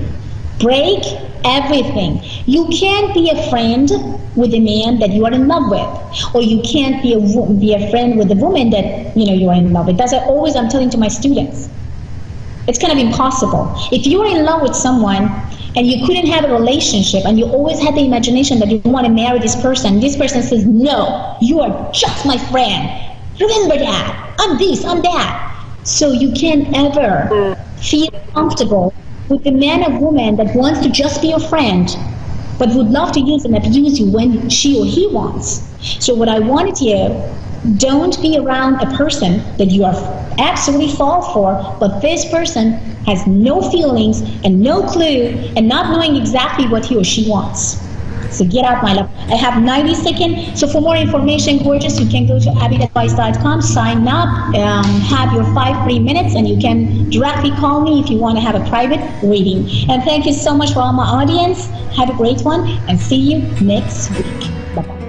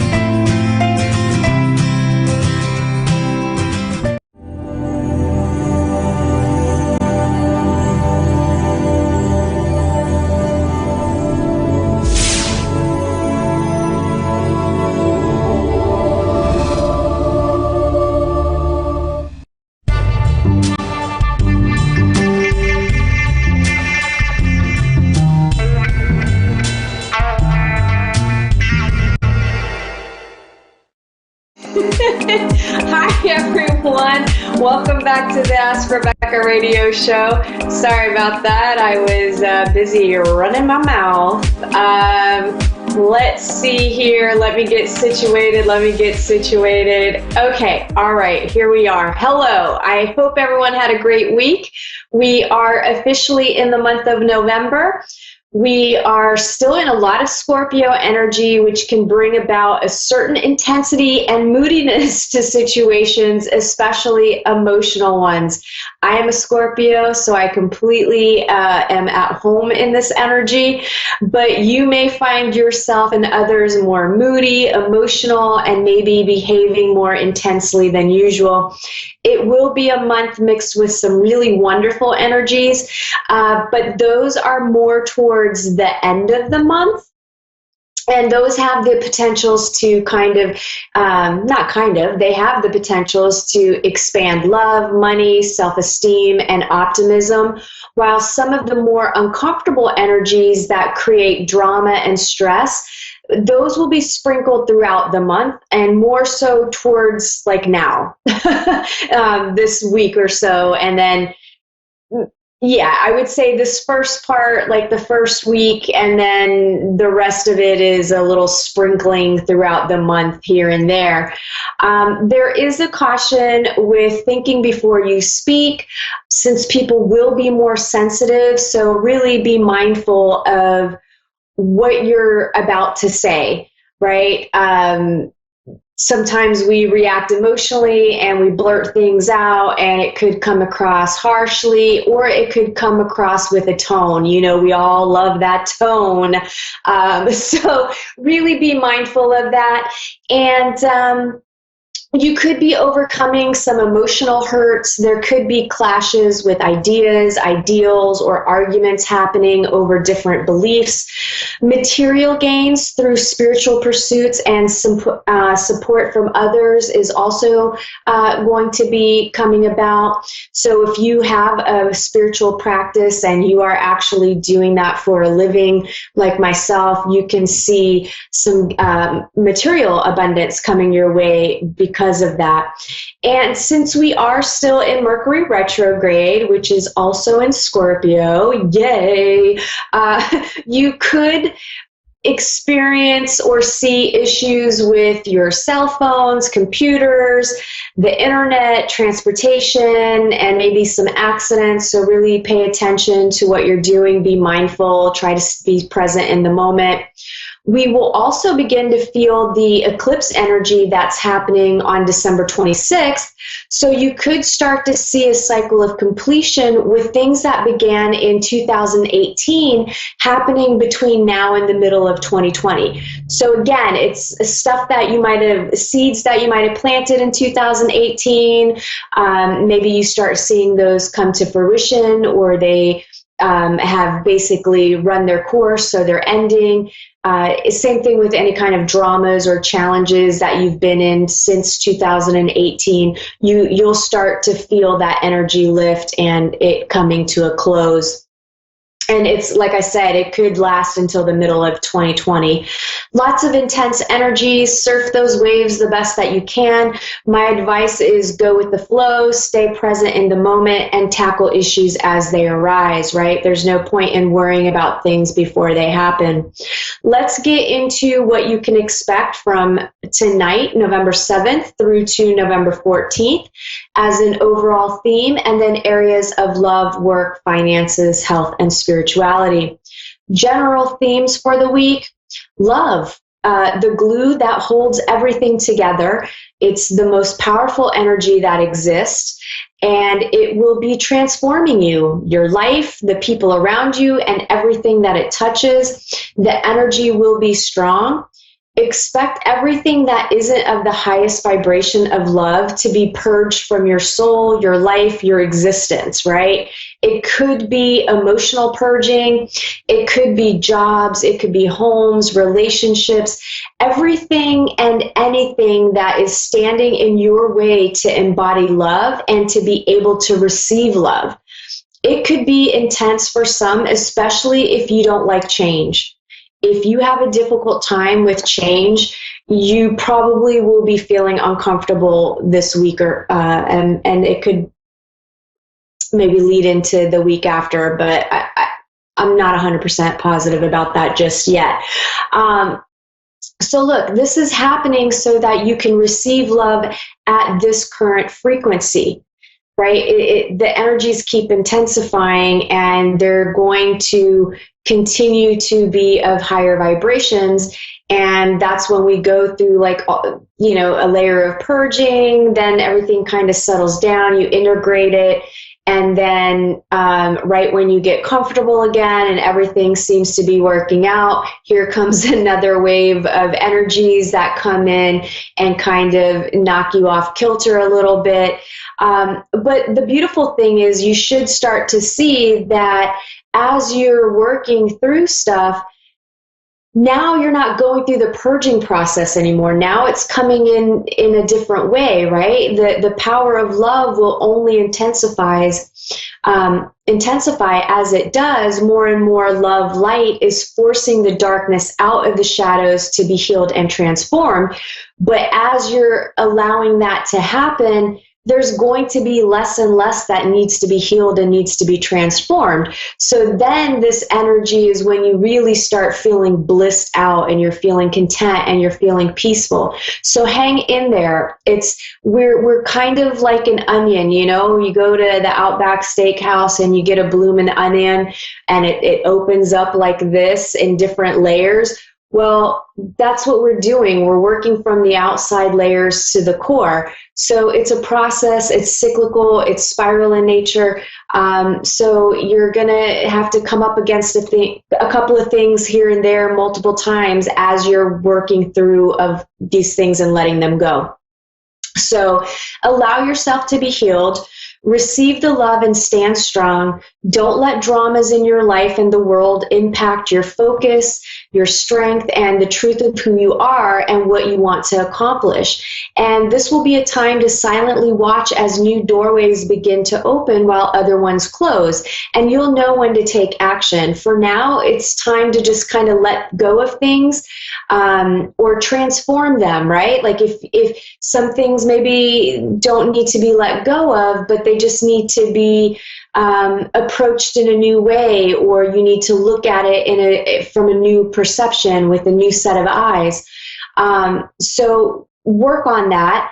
Purge yourself the way you would clean out a closet or a cupboard full of old clothes that don't fit anymore and food that's expired. So look at your beliefs, look at your emotional reactions and triggers, look at who you surround yourself with, look at what you attract into your life, and start getting rid of the people, things, and situations that are holding you back and holding you down. And look at where you're holding yourself back and down because of self-limiting beliefs. A change is needed, and it's coming whether you want it or not.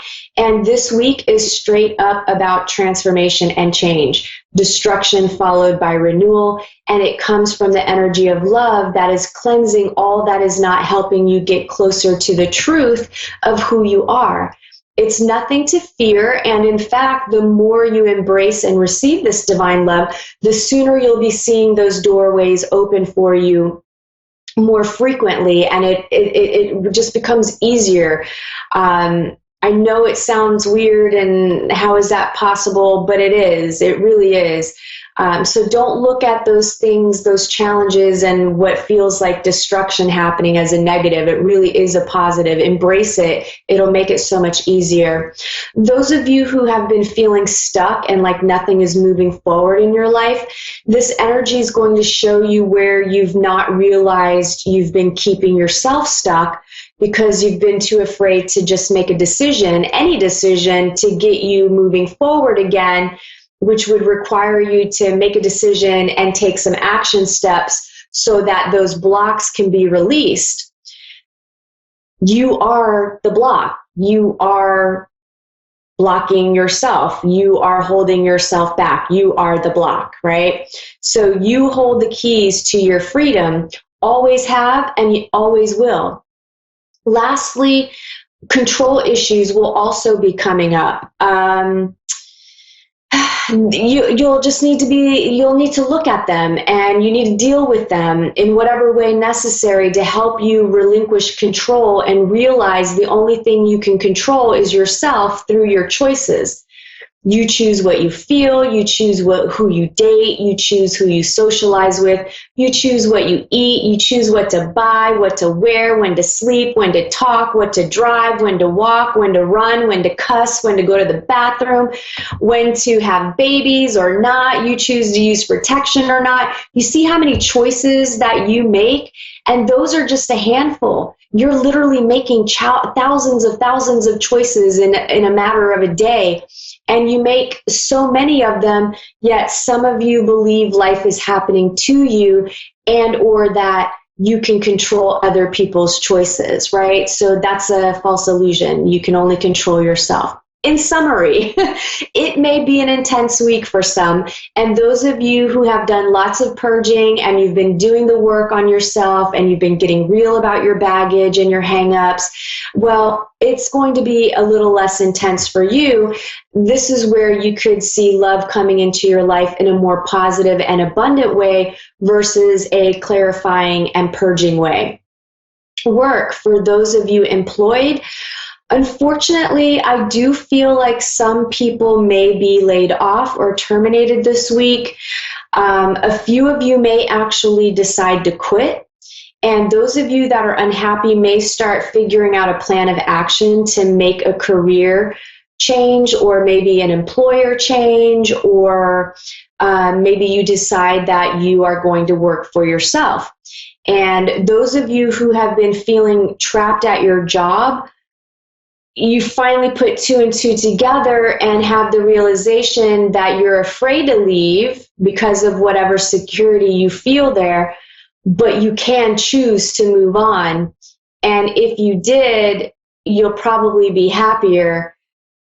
You know, my advice would be just don't quit before finding another job. Take your time to find the perfect fit that is going to bring you more happiness, that's going to be more connected to something that you feel passionate about, and that will bring more money into your life. You know, take your time to find that perfect fit, but at minimum try. There's, you know, what's the harm in applying at different places while you still have a job? And I do feel like you will be pleasantly surprised. Those of you that are looking for a job, I'm not really feeling too much for those of you looking. We are coming up on the holiday season, so there may be more temporary jobs that are available that I feel like you can get involved in and do while you continue the job search, right? And don't shy away from Uber, Lyft, Wag, DoorDash, Amazon deliveries, Poshmark, Etsy, and other quick start and quick paying jobs to just supplement your income until something better comes along. And, you know, those are gigs where you would basically make your own schedule. So you could always keep them even if you have a full-time job or another part-time job. My perspective is some money coming in is better than no money coming in at all. So, you know, consider those alternatives to help you temporarily. Love, those of you that are in committed relationships and dating seriously, it could be a rocky time in relationships, especially if you've been unhappy and you're holding on to one out of fear of losing some form of security, whether it be financial security or a fear of being alone.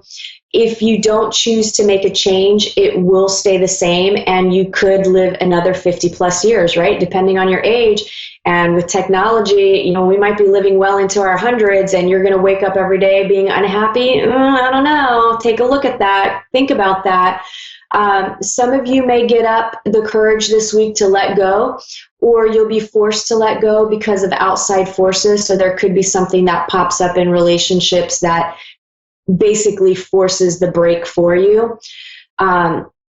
Some of you may make some choices to stay and try to keep that magic alive, or at minimum, you're talking about how unhappy you are in the relationship so that change can actually happen, right? If you're not facing it, if you're not talking about it, nothing is going to change. And those of you that are in happy relationships, I'm not really feeling too much drama for you guys at all. It just feels like it's going to be, you know, the usual, whatever your usual pattern is in your relationship. Those of you that are single and dating, I do feel some of you may need to take a time out from dating and reevaluate what type of people you're attracting into your life, and to take a look at the energy that you're actually putting out there. Is it one of neediness, desperation, insecurity, fear, or lust? If it is, you could be attracting the wrong type of people or pushing people away. So really take a look at that. Finances, some may be dealing with financial challenges and may be making sacrifices this week. Face the situation, ask for help if you need it, and work through the problems one day at a time.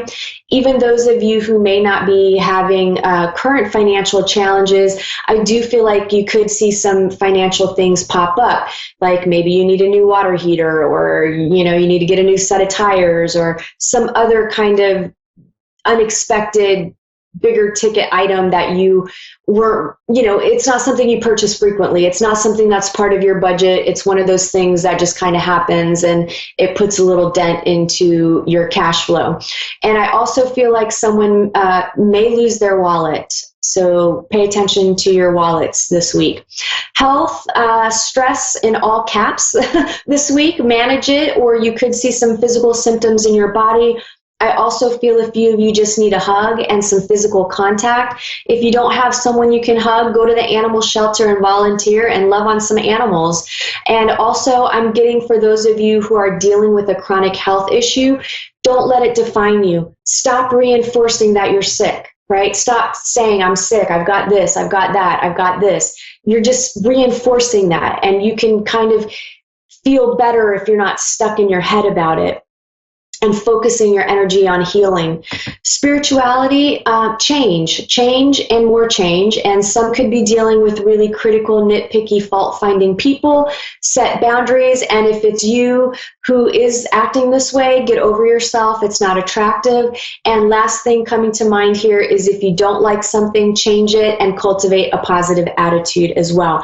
That wraps up this week's intuitive messages for everyone. Let me get to tonight's caller. I have Fiona in Kilmore, Victoria, Australia. Hi, how are you?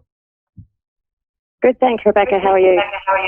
I'm doing all right. How can I help you tonight? Just anything, any messages you've got for me would be really appreciated. Okay, let's see.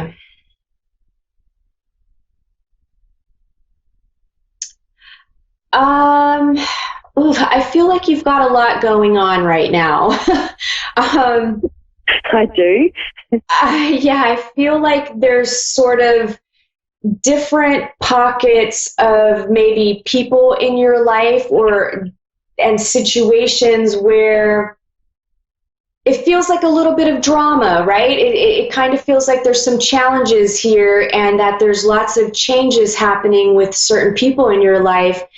And I feel like the message that I'm getting is that you're holding on too tightly and you may be fantasizing, or maybe fantasizing isn't even the right word. Maybe it's, you know how we have that, we build ourselves up and we have so much hope that things will change, or, you know, we just expect things to maybe be a little bit different. And I feel like you might be too immersed in that energy and you might need to consider really letting go a little bit. Okay, because I've been in a 22-year relationship and I'm just deciding if I want to leave it or not. Ah, okay. But I don't know how that will affect my kids.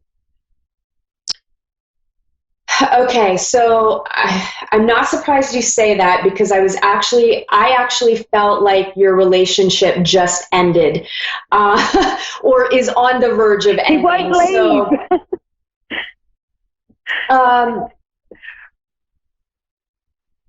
So look here. Okay, so it's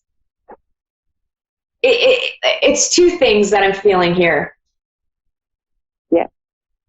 I know that you have obviously a lot of history and a lot of love there, but I feel like in order to survive this relationship, there's a lot of damage control that needs to happen and a lot of communication. And there's a part of me that feels like you guys may be past that. It just almost feels like it might be a little bit too late, right? It's almost like you've already resolved everything within inside of yourself and you're kind of just like, I don't really want to stay anymore. Like I'm done. But it's the fear. Yeah, that's how I feel, yes. Yeah. He doesn't want it to end and he's doing everything he can to stay. Yeah. Oh my goodness. It's such a tough situation. Look, the children I feel are they're resilient, and I feel like they feel what is happening. Are they middle aged? They don't feel really, really young. They kind of feel like maybe somewhere between 10 and 15, somewhere like that. I have a 5-year-old, a 6-year-old, and a 22-year-old. Oh my Lord. Okay, so your 5 and 6-year-old feel pretty mature for their ages. Yeah, they are. they're really, really sharp. And they're really wise, actually, for how young they are. Like they've been here before. I'm sorry, what? It's like they've been here before. They know exactly what's going on. They actually feel so much more mature than your 22-year-olds. That's funny. They really are. I feel like they're great. I feel like all your kids are really great. And I do. Yeah, they are. I do.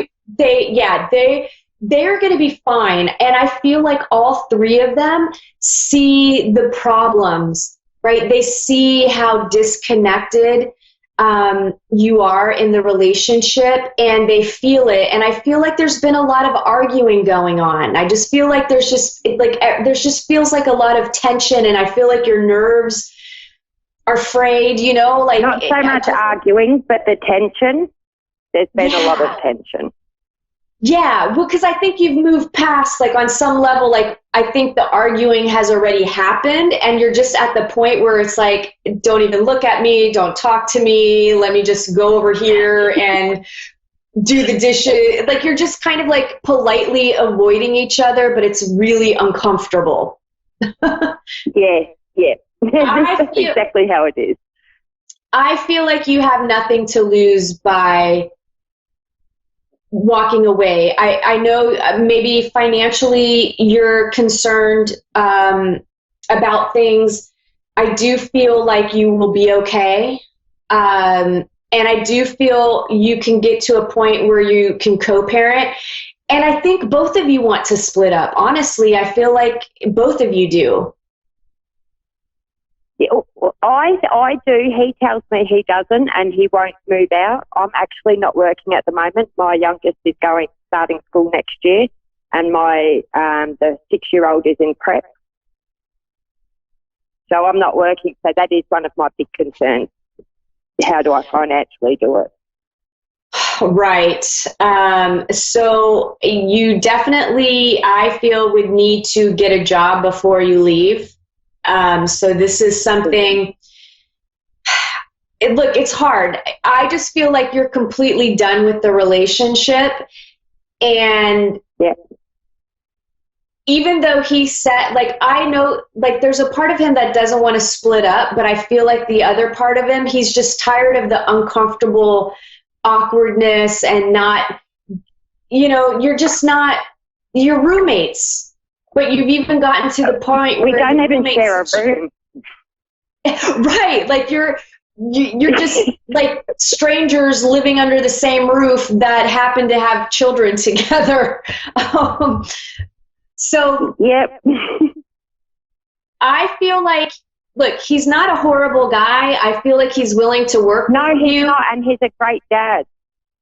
Yeah, and he will co-parent, and I feel like he would give you the opportunity to stay under the same roof, find yourself a job, or figure out something that you could do on your own to make money.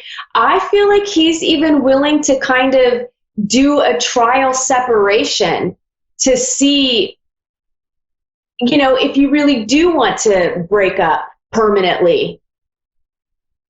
He has got a place to stay, and he stayed there 2 nights, and he just refuses to go. He just wants to stay here. So he tried, and it's not working for him. For one night, he tried.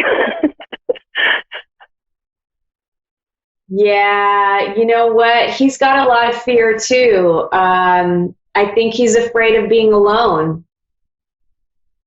And of course he loves you and you have the kids, and I think he's worried about that. Look, I mean, if you want, you can email me at askrebeccatoday@gmail.com, and I'll give you a relationship book. It might have some pointers in there where you can get on the same page a little bit while you temporarily work through this. I keep saying to him, I'm happy to co-parent together because I believe kids need both parents in their life. Absolutely. Absolutely. We are about to get cut off. Fiona, email me and I'll give you a book. I think you're going to be all right either way with whatever decision. Thanks, everybody, for tuning in. I will see you next week. Bye.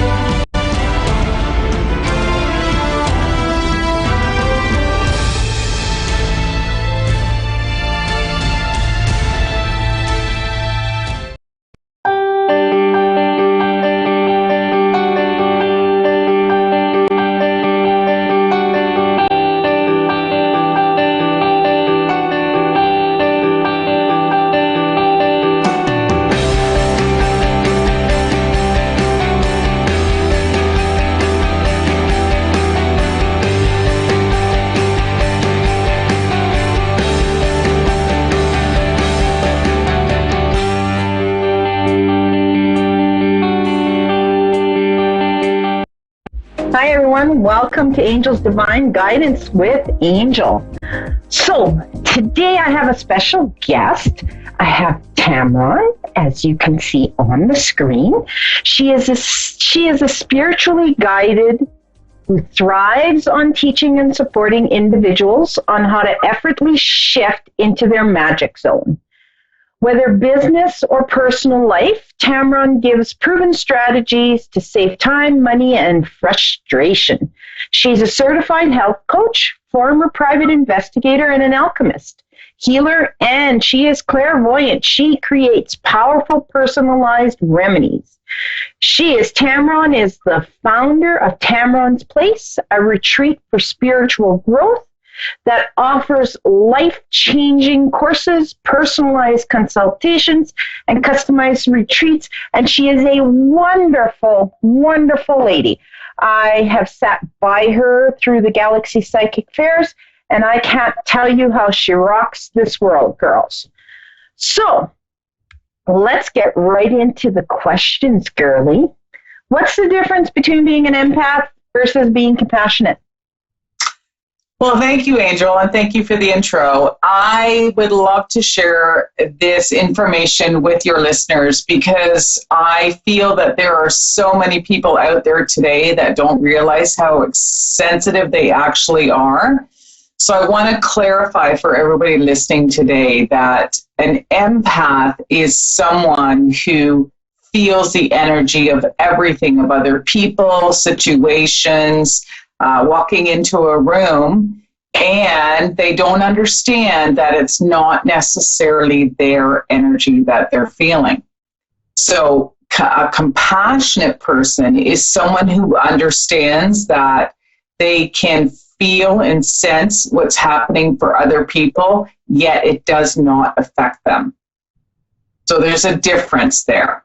So when you can learn how to shield yourself and to understand what somebody else is and what's actually yours, you will have so much less anxiety. And I feel like that is a big epidemic right now in our world. Oh, very much so. Okay, so just for our viewers out there, how can we manage the intensely sensitive energy that's going on right now? Because I know I'm being hit left, right, and center with this retrograde. So how can we use the full moon and take advantage for it to be more beneficial in today's world and the chaos that we put up with on a day-to-day basis? That's a great question, Angel. And we have the full moon energy coming up early next week, Monday or Tuesday, depending on when that is. And right now we are in the midst of Mercury retrograde. So it's like magnified to 100 times. And this is why a lot of people are feeling so intense this week. A lot of people are having meltdowns and crying a lot. That's why you're getting the calls, people needing readings, and the phone's ringing on my end too. So I want yeah. Right? So for women especially, The moon represents, in ancient Vedic astrology, the moon represents our subconscious and it represents our feelings. However, it comes out at night, right? We feel that energy of the moon. So at times like this, when it's Mercury retrograde and the full moon coming up next week, a lot of people don't sleep, they feel restless, and they have extreme anxiety. And some people get depressed too. It just depends on their personality. So when the moon is illuminated, when the moon is full, that is when we feel it the most. And the best way to actually learn how to manage, I answered in the previous question you had for me, was understanding what's yours and what's not yours. So during my full moon gatherings for women, which we're going to talk about in a second, is I'm going to teach you how to manage your own energy so that you can actually use the intensity of the full moon to release what no longer serves you, or to release all the energies of the people around you that you were feeling and to let that go. So it's literally like you're going to be able to take a big breath and go, whoo, I'm done. Okay, so does this also affect in people's dreams? Like, I know there's been a lot of wicked dreams going around, and that's one of the things that people tell us. It tells me on phone calls that we have wicked dreams, we're having anxiety attacks, panic attacks, we want to jump out of our skin. Does that all play with the full moon in retrograde? Absolutely. So when we're having these intense dreams, especially around the full moon, usually what that represents is that our subconscious, so something deep within us, needs to come to the surface. So that's why we feel it the most in our dreams. But what most people do is they hold on to it, right? So let's say fear for right now. There's a lot of fear. We're afraid what's going to happen with politics, the world, environment, whatever. So a lot of people are feeling this fear, but they don't know how to release it. They don't know how to let it go. And that's what the full moon is. It's a time to let things go. So if no one has trained you on how to do that, you're just going to keep feeling it more and more. And if you're around other people that are feeling it, it just gets bigger and bigger and bigger. It's like a snowball. So what we want to do is learn how to acknowledge what's coming up during our dreams, right? And feeling this and say, okay, thank you for showing me what that is, but it's time to say goodbye. Okay, and how does this play? I had a train of thought, so I got to get this. How does this play in with the holidays coming up? Like, I know around the holidays, I get a lot of phone calls. There's lots of people who are lonely, depressed, not understanding what's going on. How does this all intertwine with holidays? So, like, we got Christmas coming up, New Year's. How does that play in with this?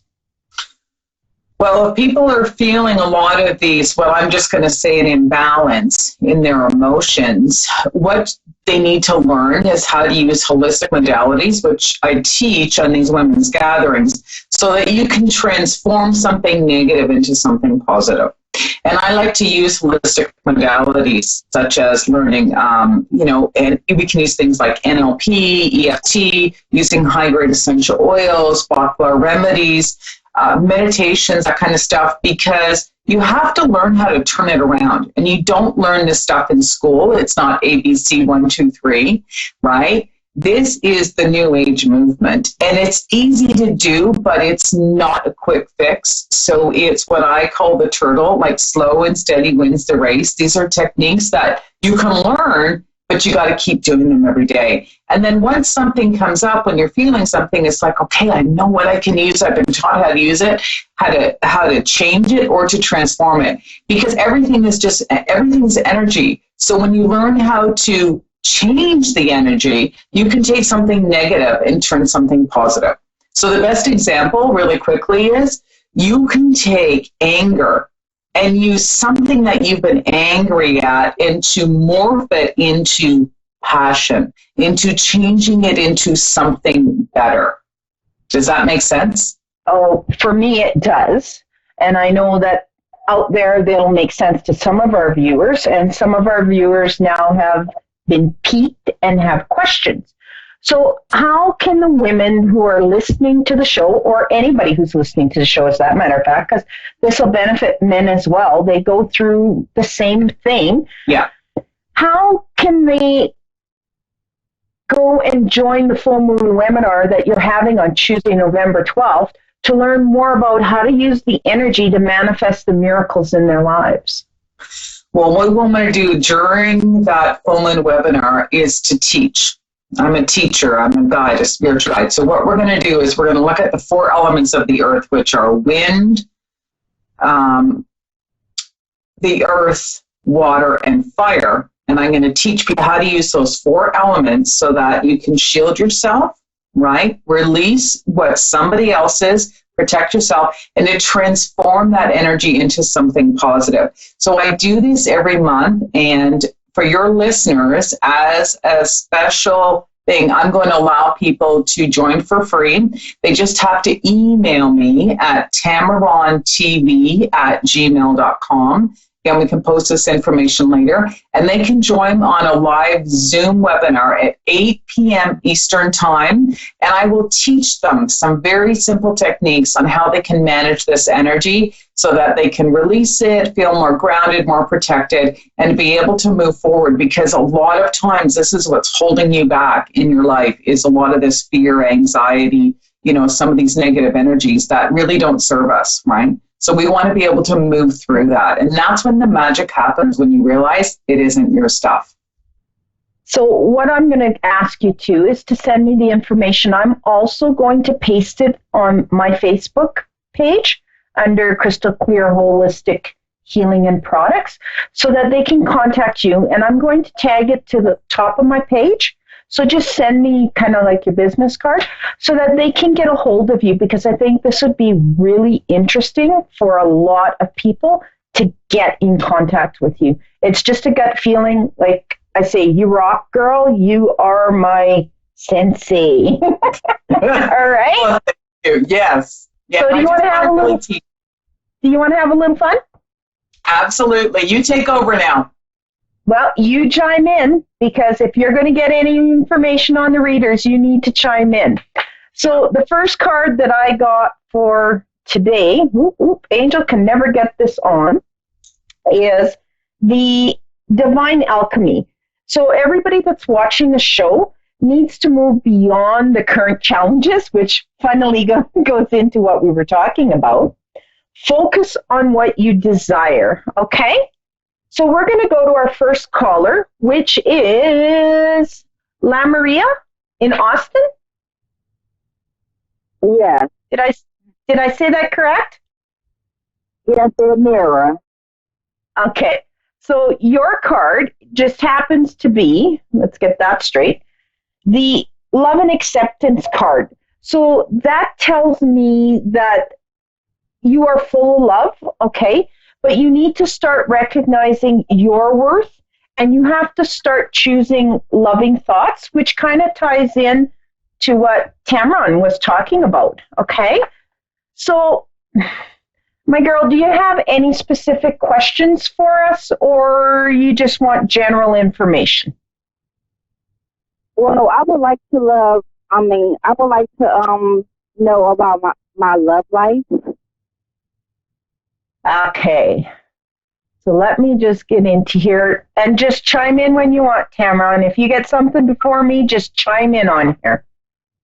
Okay, girl, so what I'm getting more of is that you have had experiences that have sort of given you a foul taste in your mouth. Does that make sense? Yeah. Yeah, and they're basically telling me that when you're ready for your love life and your love life situation to change, that you're going to be able to move forward. You're kind of stopping it from happening because you haven't dealt with and moved forward from the foul taste, if that makes sense. Yes, it does, definitely. Okay, so when you decide you're ready for love, he's going to be there. Like, he's waiting. I can see him. It's more, this is on your side, and this is on you working on your own self-love and your own self-worth, which kind of goes in with your card in the acceptance of love, okay? So you kind of need to work on that personally and start realizing that you are this wonderful, beautiful person that has so much to give the world. You've just ran into a bump and you got to say, okay, like, I mean, everything that's went on, you have to forgive yourself for what you've thought and what you've said on that situation. And you just need to start owning it. Like, you've got to start being proud of who you are and start using your knowledge to move forward in that area. Wow, that is so, so true. Do you have anything to add, Cameron? Sure, I can add personal experience and exactly what I'm feeling intuitively as well. You hit the nail on the head, or the hammer on the nail there when you said you have to forgive yourself. And I'll just share that forgiveness doesn't necessarily mean that you did anything wrong. So when we have experiences in the past with other people that left a foul taste in our mouth, it's a wonderful opportunity for us, for anyone, to look at those experiences and to have great gratitude for going through that, because it's pushing you to go deeper within yourself, to find that love within yourself, because it's a magnet. Everything, the law of attraction is equal. So rather than trying to go out and find someone who will love you, when you take time to reflect and look at all the beautiful things that you love and accept about yourself, that's when that other person is going to come into your life. Like Angel is saying, he's there. It's the work we need to do on ourselves. And it's a beautiful process to do. And so when you radiate and you feel good about yourself, people will notice that rather than us waiting to be noticed. We need to do the exact opposite, if that makes sense. Yes, it does make sense. So like you hit the nail on the coffin. Because I do have to work on myself, and, start trying new things. It's just that, sometimes I don't know who to trust. Trust yourself, my girl. You have to learn to trust yourself before you can trust anybody else. And that's a valuable lesson that I had to learn with going through my first marriage, and how I was just knocked down and everything beaten out of me. I had to learn to trust myself. Once I learned to trust myself, it was a lot easier to start trusting other people. Because when things go wrong in our life, we tend to blame ourselves, as Cameron was saying, and it's not necessarily our fault. And that's where we have to learn to start that relationship between ourselves again, and understanding who we are and taking our power back, and then trusting ourselves to the fullest. And you will get there. Now, they're also telling me that you're wondering about money. Is that correct? Yeah. Well, that's coming, my girl. That's totally, totally coming. Okay? So once you start getting in that, like Cameron was saying, once you start getting your vibration up and starting to match with your goals, everything's just going to fall into place for you. Wow. Do you see me getting married? Well, that's up to you. Again, that totally comes up to you. If you're saying you want to get married and you're saying it, you put it out in the universe works to give that to you through law of attraction. But if your energy doesn't match it, okay? So if you, let's just say, put out there you want to get married, but then you're sitting here and you're going, do I really want to get married? Do I want to put up with that again? Your vibration isn't matching it. So then it won't come, okay? It's just going to kind of sit there and percolate out in the universe going, hey, I'm here, I'm ready, I'm waiting for you. What do you want me to do? But if you're not vibrationally being specific and saying, this is what I want, it's just going to not come, if that makes sense. Yes, it does. And I'm actually not in a rush. You know, I just would like to know. I never know what the future holds. Oh, it's coming. That's totally up to you. You can grab anything you want that you've put out in the universe. You just have to trust yourself and know that you can create anything. And what Tamron's doing with the full moon, that's part of her teaching us how to grab on to everything that we want. And it kind of fits in with Abraham Hicks, with staying on your disc and everything being in the vortex and just being able to grab it. Am I right, Tamron?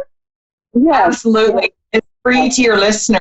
So if she'd like to follow up, then she's more than happy to join us next Tuesday night. And it'll really help you in following through, in starting to manifest and create everything you want. People really don't realize how much the full moon and energies affect us. And being empathic, we really take on, like Tamara was saying, we take on a lot of other people's garbage that we shouldn't really take on. Yeah. Does that make sense to you? All yes, right. It does. So you have a great weekend, okay? You too. Thank you so much. I appreciate it. All right. So you can reach me at crystalclear101.com, or you can email me at cosmicearthangel@outlook.com, or you can just go to my Facebook, which is Crystal Clear 101 Holistic Healing, sorry, not hearing, healing and products. Okay, I'm tongue-tied. See, the energy's got me flying here, Tamara. So how can they get a hold of you, Tamara? They can go to my business Facebook page under Tamaron's Place, and that's spelled TAMMERONS, and then just place. They can send me a message or email me at tamarontv@gmail.com. Thank you for allowing me to be a guest on your showing. No, thank you for coming on, and I hope we're going to do this again, because I totally enjoyed it, and you rocked it out, girl. So they can't blame me.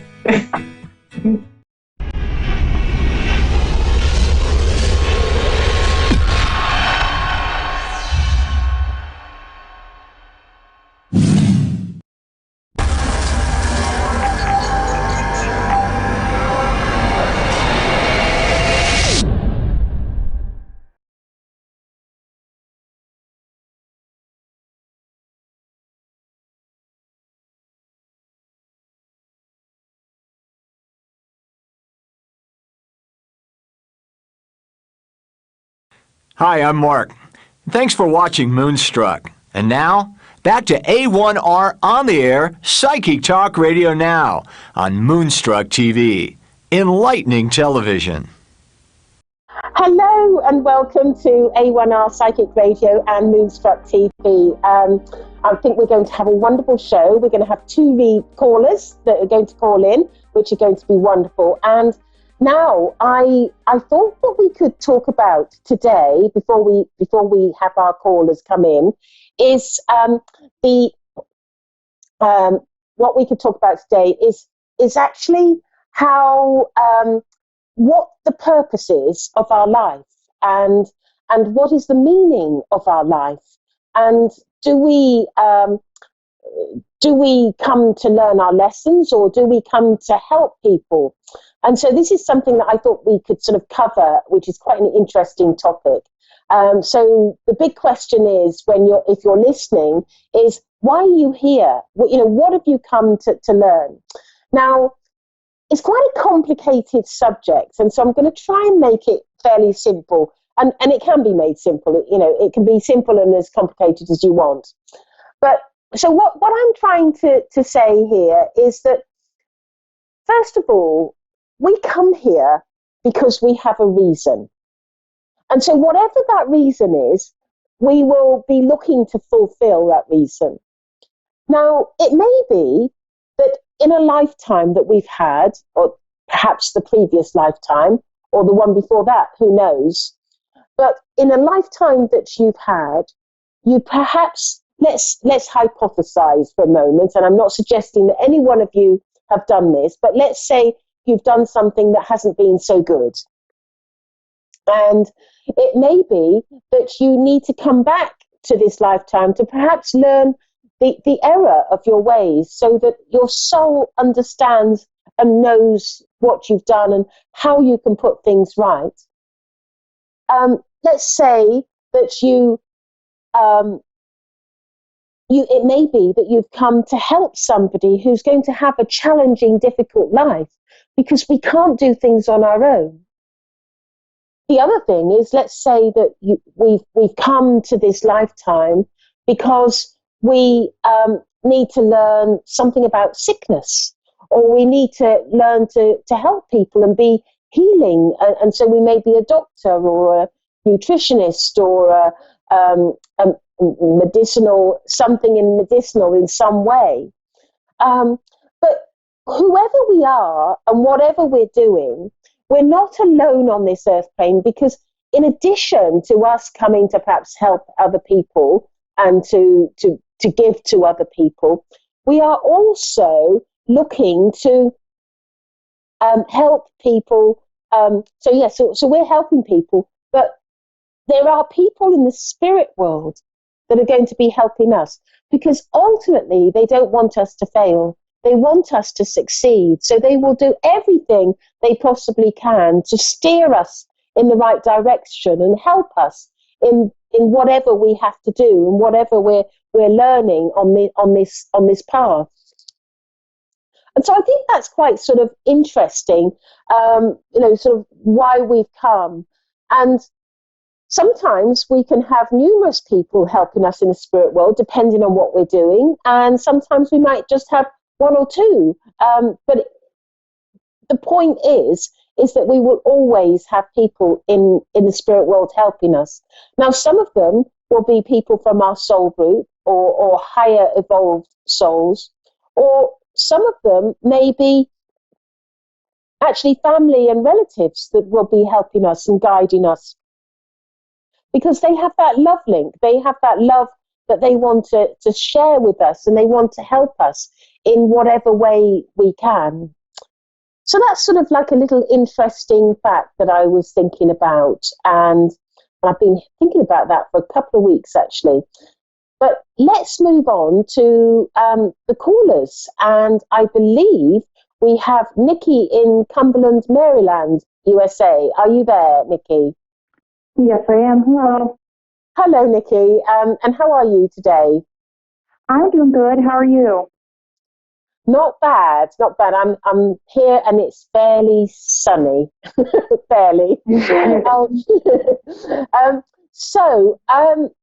I am a medium. Now, what that means is I'm able to do one of two things. I can either connect to the spirit world and connect to a loved one that you've lost, or I'm able to give you guidance in some way with regards to your life. Is there a particular way that you'd like me to work? Well, I mean, I have been feeling like there's somebody that needs to contact me or somebody I need to speak to. And that's kind of why I reached out to you guys. I've been trying to meditate and whatnot, but I am having issues with figuring out what it is that I feel like is pulling me or drawing me to get answers. Okay, so what you're saying is that you are drawn to the idea that somebody wishes to talk to you, and from the spirit world. Is that what you're referring to? Yes. Oh, okay. Right. Well, the first thing that I'm getting is grandmother. And I feel that you have a grandmother in the spirit world, and I know that she is seizing this opportunity to talk to you, because I feel quite sort of excited of wanting to talk to you. but she's making me feel as though there has been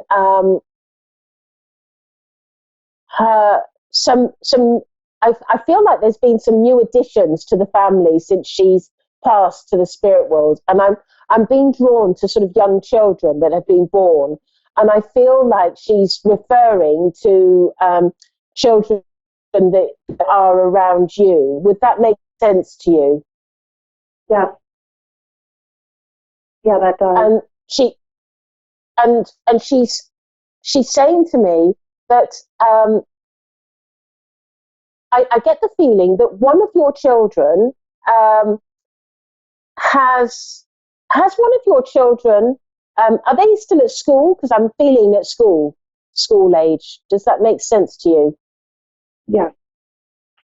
Because I feel like one of your children is actually having some difficulty in school. Would you be aware of that? I don't think so. I do have a child. He is in pre-K, so I don't really see how we could, just learning, just getting into it. So I don't see why, you know what I mean, on that. Right. Okay. But, yeah. Because what I'm getting from your grandmother is that I feel like there is something to do with where he's going to school that doesn't sit well with him. And I'm not saying that he necessarily is unhappy, but I just get the feeling that there is something to do with where the environment that he is in is not working for him in the way that it could do.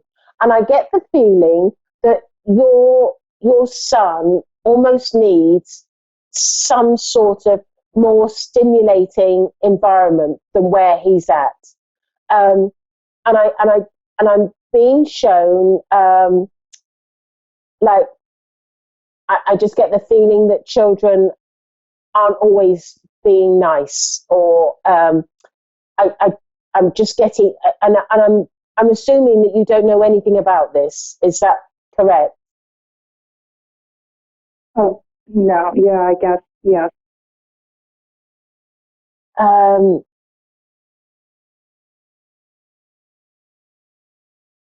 Because I just get the feeling that it's going to grow into something that what I would suggest to you is just watch out for it then, because I get the feeling that something is not quite right with this environment. And, psychics and mediums do get things wrong. So don't be sort of live your life in an alarm situation, because I could genuinely have this wrong. But it's a sense that I'm getting that he, I just get the feeling that there is a struggle there, and I feel that maybe it's yet to come out, but I can feel that there is something that is not quite right with that environment, and it's almost like I feel like I need to urge you to pay some close attention to this, because something may come up. But as I said earlier, mediums do get things wrong. All of us do. There isn't one medium on the planet that won't make a mistake. So I don't want you to feel too alarmed. But just remember what I've said, and just keep an eye out for things, because I do feel that there is something there. I'm also being shown that you have a little bit of a sixth sense yourself. Would you understand that? Yes, I feel a lot of things. Like, I work in a hospital, and when I go into a room, like, I know there's somebody there, or like when I'm at home, I know someone's there. Like, I hear footsteps. Like, I always sense that there's something there when there is something there. Yeah, and I'm being told that there is a guide that is stepping forward and wants to work with you, because I'm being told that this guide that's going to work with you is a healing guide, and I get the feeling that you've got healing hands, and I'm being urged to sort of press that upon you, that you have got a healing ability. And I just feel that he wants to sort of make himself known to you. I'm just seeing. Have you been aware of any sort of spirit that has sort of been around you, or a specific person? I've seen things like that could be a guy. Like I have seen a silhouette of a man, right? And sometimes I'll see out of the corner of my eye somebody looking, at me, but then they move and so it's always like a silhouette. It's never like features. Yeah. And the thing is with when you see, that's known as objective clairvoyance, and when you see them, you'll only ever see them in your corner of your eye. The moment you look at them directly, poof, they're gone. You can never see it. It's always going to be in the peripheral of your vision. Because I just get that strong feeling that there is a guide that is alerting themselves to you, and I feel that this is a healing guide. But I also feel that you could communicate as well with spirit. But I feel that the course that they want you to go on is more of a healing nature, with hands-on healing. And I keep on, and all the time that I've been seeing, and I keep on seeing a medicine man, so a North American indigenous person here, that I'm seeing, and he, because he keeps on showing me this wheel, and he's telling me it's a medicine wheel, and I'm not familiar with their culture too much, so I don't know what this wheel is, but he's showing me a wheel, and he's telling me it's a medicine wheel that they would have used, and I get the feeling that he is wanting to connect with you and work with you strongly. My advice would be to go to either a spiritualist church or find, once you go to a spiritualist church, you can sort of connect with people that may help you with training and developing and opening up. But there are big sort of places like Lilydale, Casadega, as well, that have always got things going on and courses.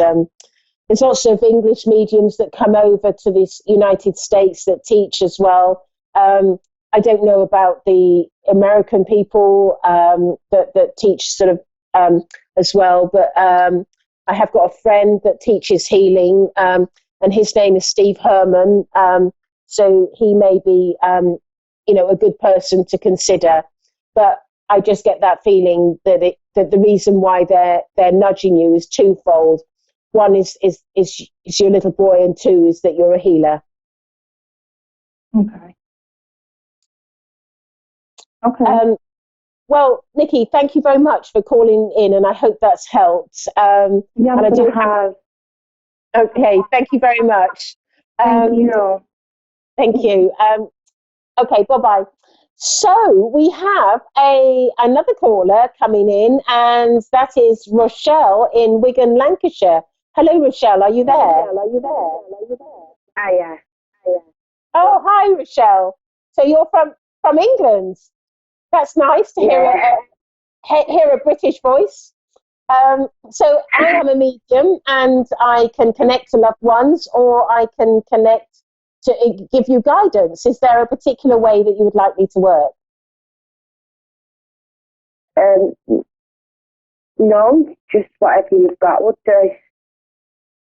whatever I've got. Yeah, guidance and maybe a loved one. Okay. Have you got nail varnish on your nails? No. Do you sometimes put nail varnish on your nails? I've not worn nail varnish for quite a while. Oh, okay. So I'm just seeing nail varnish on nails. So I'm just linking in with you.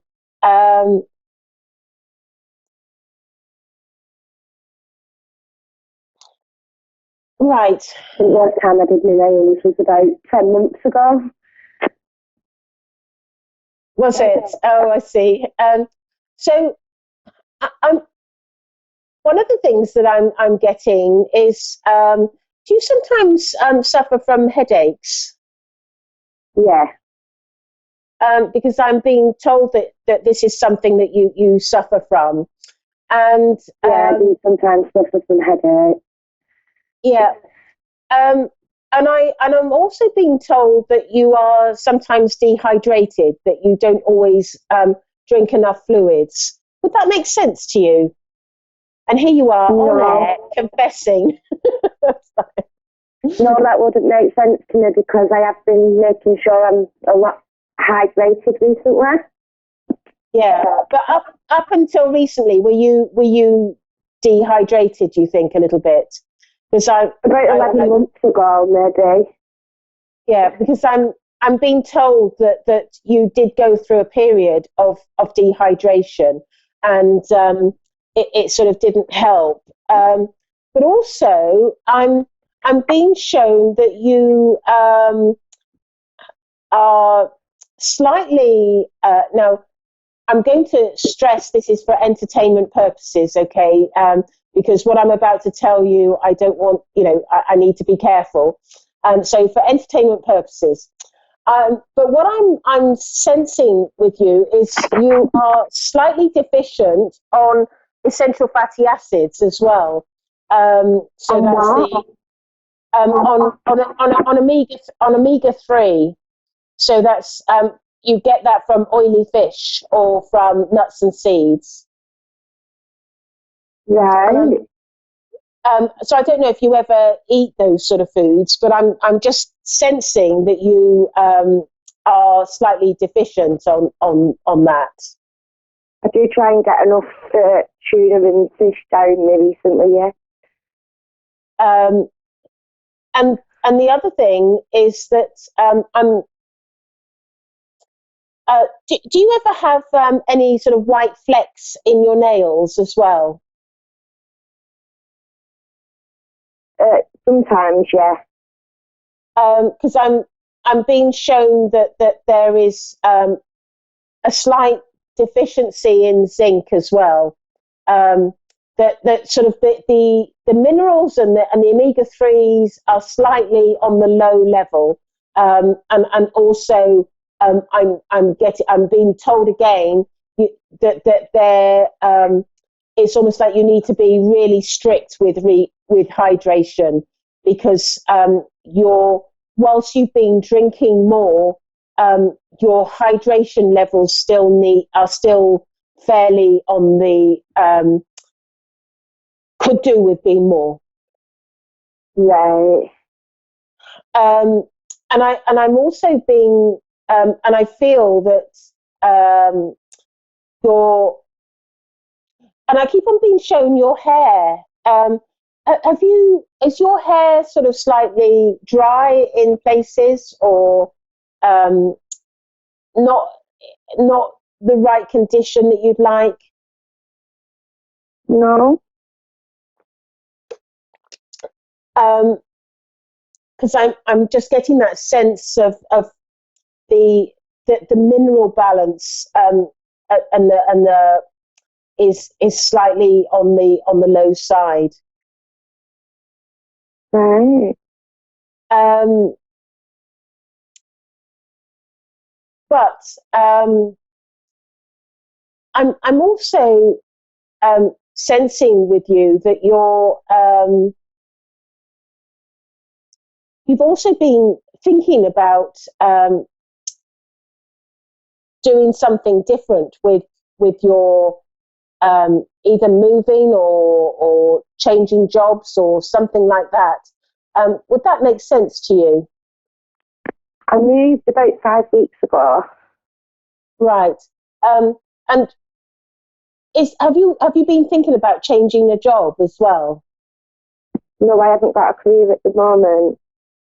Okay, because I'm being shown something about the possibility of getting work, or there's going to be some changes in your life, and I just get that feeling that you're going to be. I don't feel like it's going to be something of a big career, but I just get that feeling of doing something, and I don't know what it is. So I just get that. So look out for that. I think that may be coming for you.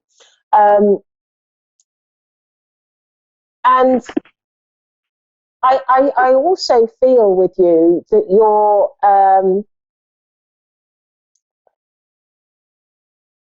I get that feeling that there's a little bit of restlessness as well with you, sort of that you are looking to.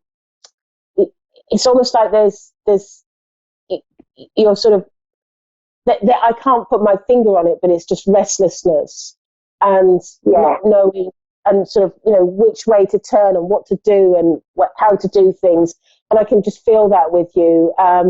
And what I'm being told about that is that you're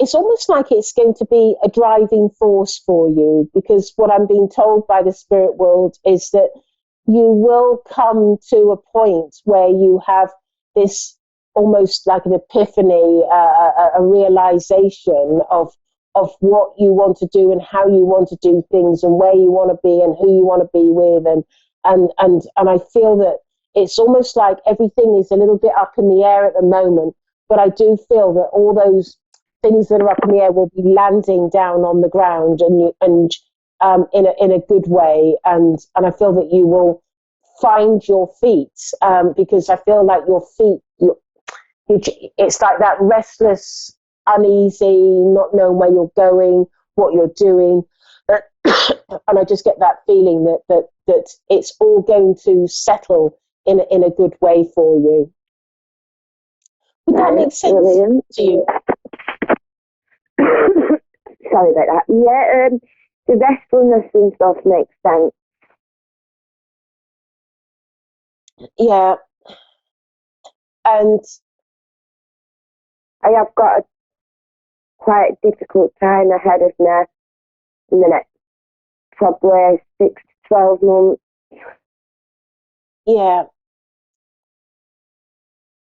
But I just get that feeling that I just feel that restlessness is you're going to come out the other side, and I just get that feeling that and I'm being told you're going to be better off as well. You're going to walk forward in a more positive light and in a more positive way, and I just feel that it's a sort of like it's like a blip in your world, in your life, and I feel that you're going to be stronger for it as well, because I feel that you're going to, that there's a part of you that is sort of almost like you're rising up, and you're not wanting to be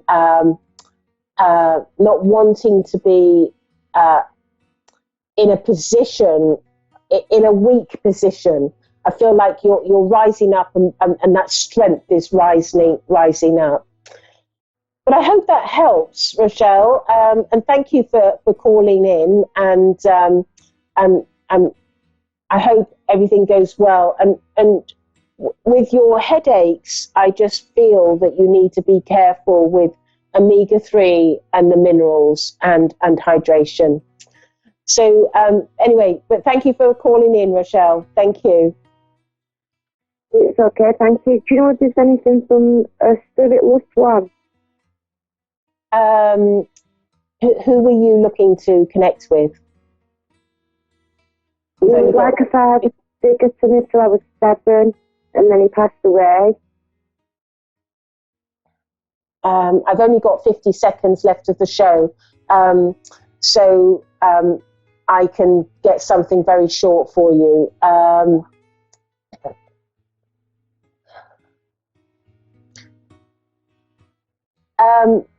I just feel that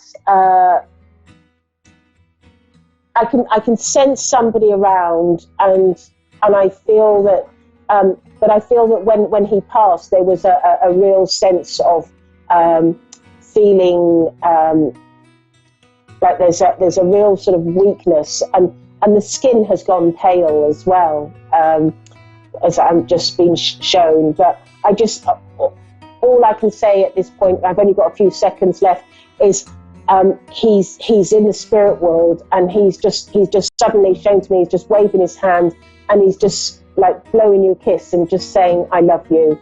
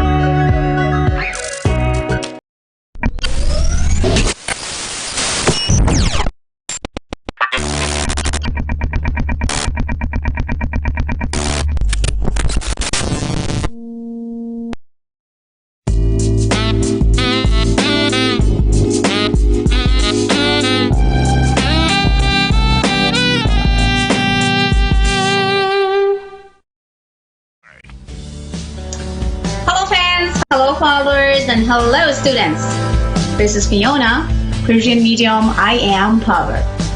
Another night, another amazing time, and of course A1R Radio Network. So before I take any callers, would love to share a couple of my experience when it comes to I don't know if I can, I don't think so you can, I wouldn't suggest you to go for that. Oh, my experience is about that when I tried, really I couldn't succeed, so maybe you shouldn't. So there's tons of insecurities, limitations, and also a little bit of I don't know what to do, and can you please help me where I am and what kind of career I should change or found or whatever. So I want to tell you one thing. This is actually my own experience. I wanted you to not listening to anyone. Of course, you should listen to people with experiences and telling you exactly what to do or not to do when it comes to risk and investment and other stuff. But when it comes to you want to change and challenge yourself, and because your neighbor, because your parents, because your sister, because your brother, because your coworker, because your competitions couldn't make it, then maybe I can't do it either. So try to remove that type of feelings and philosophy that because others couldn't, that maybe I can't either. All I wanted you to do is like try it, believe it. And it also depends on how much you want that things will be the way as you want and the way as you wish. If you wish big, if you actually offer yourself a best ever timing of life to make yourself the happiest and the greatest and the wealthiest and the healthiest, then you are going to invest on your will. The willpower, the energy that you are going to spend, the feeling that how far you can go is all up to you. No one can tell you what to do or not to do. The only person can approve and tell you if you are going to and you can is you. I wanted you to believe in yourself. I wanted you to trust yourself. I wanted you to be brave and take opportunities, even when you feel or felt that others told it's not going to happen. So, the most amazing time in my life was when people told me I can't, and I proved that I can. So I know you're going to enjoy that timing as well. When people telling you, you can't, don't even go there, and then you show that you can. And you can, of course, go there and be the one that you want. So there is also another thing that I would love to exchange with you guys is about the matter of timing. So sometimes we just like not in the right time. Kind of like if I taught like 2 years ago, maybe I couldn't even actually go there or try that type of things. Now I'm more mature. I know exactly what I want. I know my willpower. I know what kind of circumstances, opportunities, and other things I have. So it depends on what you want and how you want and how badly you want, and also timing. You can get what you want. So as I always say to my students and also to my clients, there is no impossibility. There is no impossible. Everything is possible. So we do not have any village of impossibility. We have a village of possibilities. So everything is possible. Just try it at least one time, and don't listen to those people who send negative energies and knows already that they would never ever try it because they are lazy, because they are not brave enough, because they do not invest in their life. So, back to the studio, and now I have Sarah. Hello, Sarah. How are you doing? From California. Hi, Sarah. Hi. Good. Sweetheart, welcome to A1R and welcome to Fiona's show. So it was so pleasure to talk to you, Sarah. Before I start my show and my reading for you, gorgeous, I need to know about your date of birth, and also I need to know what you have in your beautiful mind and what I can do for you tonight. Go ahead, sweetheart. My birthday is September 29th, 1980. Okay. And in my mind is a lot of confusion. Okay. On I see that. Where my journey in life is supposed to be. Okay. Sarah, my love. I want to ask you two questions. The first things that I can see in the Pentagon is about something that related to money and finance, which actually making you to feel very kind of discomfort, not happy, a little bit mad, upset, lots of I didn't know exactly what to do. I didn't know where to go, and kind of blaming others. So I wanted you to first remove one thing immediate with me right now tonight. Stop blaming others, okay? I understand that people having a very strong impact in our life, especially when we talking about money and finance, because sometimes negative people can change our life completely to the nastiest way. Sometimes one positive person can change our life to the best ever way. But whatsoever and wherever you are today, I wanted you to change this type of the feelings and connection that, oh, if I did not listen to that person, if I wasn't really in that matter or that place, maybe I could be better now. So, done is done. Life, it's moving forward. Every day is a new day. Every minute of our life is a new minute and every second actually of our life. Every single actually second that we're just breathing is absolutely a new and fresh life. All I wanted you to do when it comes to blame, stop blaming others, because when you blame others, or especially blame yourself, because if you just could make that decision at that time, if you could just say yes to that or no to that, so maybe you just could be better right now or just like being in a better place. So all I wanted you to just drop the anxieties of, drop the stress and drop the craziness of if and maybe and if or maybe or should. Just let it go of all those words, okay?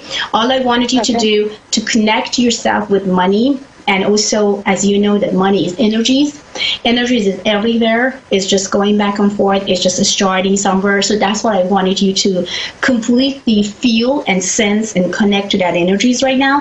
And don't worry about future when it comes to, am I going to be, feel good? Am I going to have wealthy enough? Or am I going to have enough money in my account? Am I going to have the job that I want? Just stop asking. Now it's time for you to show action. Okay, Sarah? So this is very important, because I think the one block that is standing in front of your way and trying to not allow you to moving forward is about blocking your own energies to just say yes to life, yes to happiness, yes to wealth, yes to health. It's just because you're still afraid, you are kind of like confused and not know exactly what to do and where to go. So stop whatsoever had happened in the past. Past is past. Just yesterday was yesterday. Today is today. Tonight is tonight. Last night was last night. Whatsoever you couldn't do last night, you can do it tonight. Okay? So first step, you forget about what happened last night. You stop blaming yourself and stop blaming others. And what you need to do right now is just stand up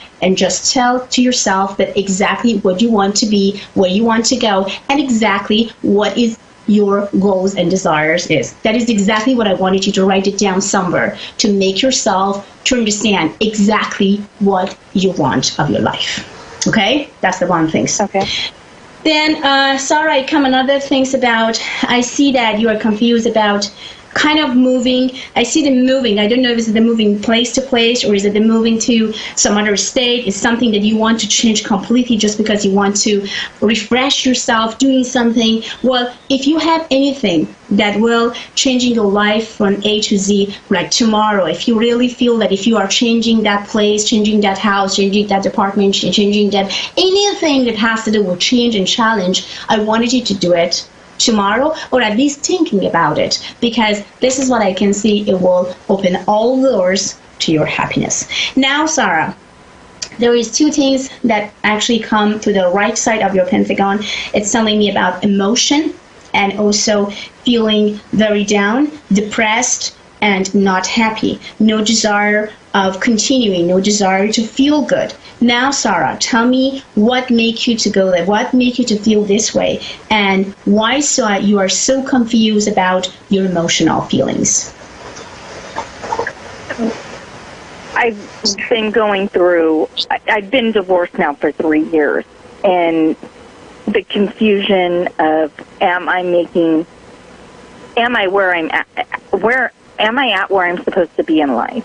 And I actually am putting my house on the market tomorrow because I struggle with the emotional attachment that the energy the house brings from my marriage. And this is where I started my marriage. We raised our kids, but then it's also the place where my marriage ended as well. And so I've had a lot of confusion with that part of making choices, and then as well as not being able to let go of the emotions bitterness and I don't want to use hate, but the dissatisfaction from the place of where my marriage ended, and that I can't move forward from that. I'm still in I have a lot of negative energy towards him, and it affects our day-to-day lives, and we have children involved. So I understand. That makes it really hard. Sarah, I understand that. I understand you completely, baby, and I understand that it's not something, I mean, when people says, oh my God, don't worry about that, everything is going to be all right, hon. And, you should not be worried about it. You're going to forget about it. So it's just not going to happen for one night. And I have to tell you, whatsoever had happened in between you both and what he did to you that making you to feel that hateful and, down in every areas of your life right now, maybe is not really forgivable, but at the same time, what you need to do, maybe it's kind of not time for you to forgive him right now, especially even your guys have children, it doesn't matter, but you have to get over it. And sometimes we get over things with time. We can't get over just like that. We can't just, especially when you are too emotional, when you actually give away 100% of your life and your heart, when you try to do everything that goes from your power to make this man be the happiest and the healthiest and the wealthiest and the whatsoever in the earth, and instead that you get something back, you just like gain some nasty feelings and kind of like destroy your even own insecurities, or better say confident and everything. I understand you completely, Sarah. That's why my recommendation to you is stop even thinking about that I have to forgive him, I have to move on, I have to let it go, because you can't forgive someone that you hate so much. You need time. Time will make you to feel that you can moving forward. Maybe sometimes you need about 6 months or 1 year. Maybe you need another 3 years. Maybe you need the 4 years. The only things that you should not forget is about that you are the mom, and you have to be a mom. Your role as a mom will never change, okay? Your name is mom. So as a mom, you will do everything what goes from your power to benefit your children, okay? No matter what. But you still can hate the man that you've been together. You still can hate the man that you have children with. That's perfectly fine. But when it comes to children, you have to always see what's going to be the best for them. If I'm going to cooperate with him now for just like 4 minutes of text messages, or maybe just hearing just the voice, just like exactly what he gonna says about our son or about our daughter or whatever it is, it's okay. I can do it just for my kids. So try to stay away from him, because I can see that you are guys having so much energy involved. I can see that there is so much memories involved. For you, it's not easy to say goodbye and say let it go. It's very hard. I understand you have good memories, you have bad memories, you have also memories that you don't even want to remember anymore. But now it's time for you to just let time came in the middle of you and him, and all the pain that he caused you, to let you moving forward to your own life, okay? So don't force yourself that I have to forgive him, I have to forget, I have to let it go, because when you force yourself, and when you are not happy with that force, when you are not ready with that force, instead that you feel relief, you get stress, you get an interest, you get an anxiety, and it's going to be more hate came actually to your mind and your body. So all you need to do is just stop telling yourself that you have to do it because of that. All you need to just force yourself about it is about your children, and your name is mom, and that's it. Anything that related to him, about him, kind of, creating around him, whatsoever has to do with him, just you need to let it go. Just don't think about it. Don't force yourself, and just stay calm the way that you are, Sarah. And I wanted you to sell this house. Remember when I told you, any change and challenge that I see and I feel for you, moving forward, moving from the place to other places, it's good for you, okay? Even you feel that you have a lots of, emotional attachment, but let go of those emotional attachment, because the one thing that you remember, tomorrow is a new day. Next week is going to be the new week. Next month is going to be the new month, and next year is going to be the new year.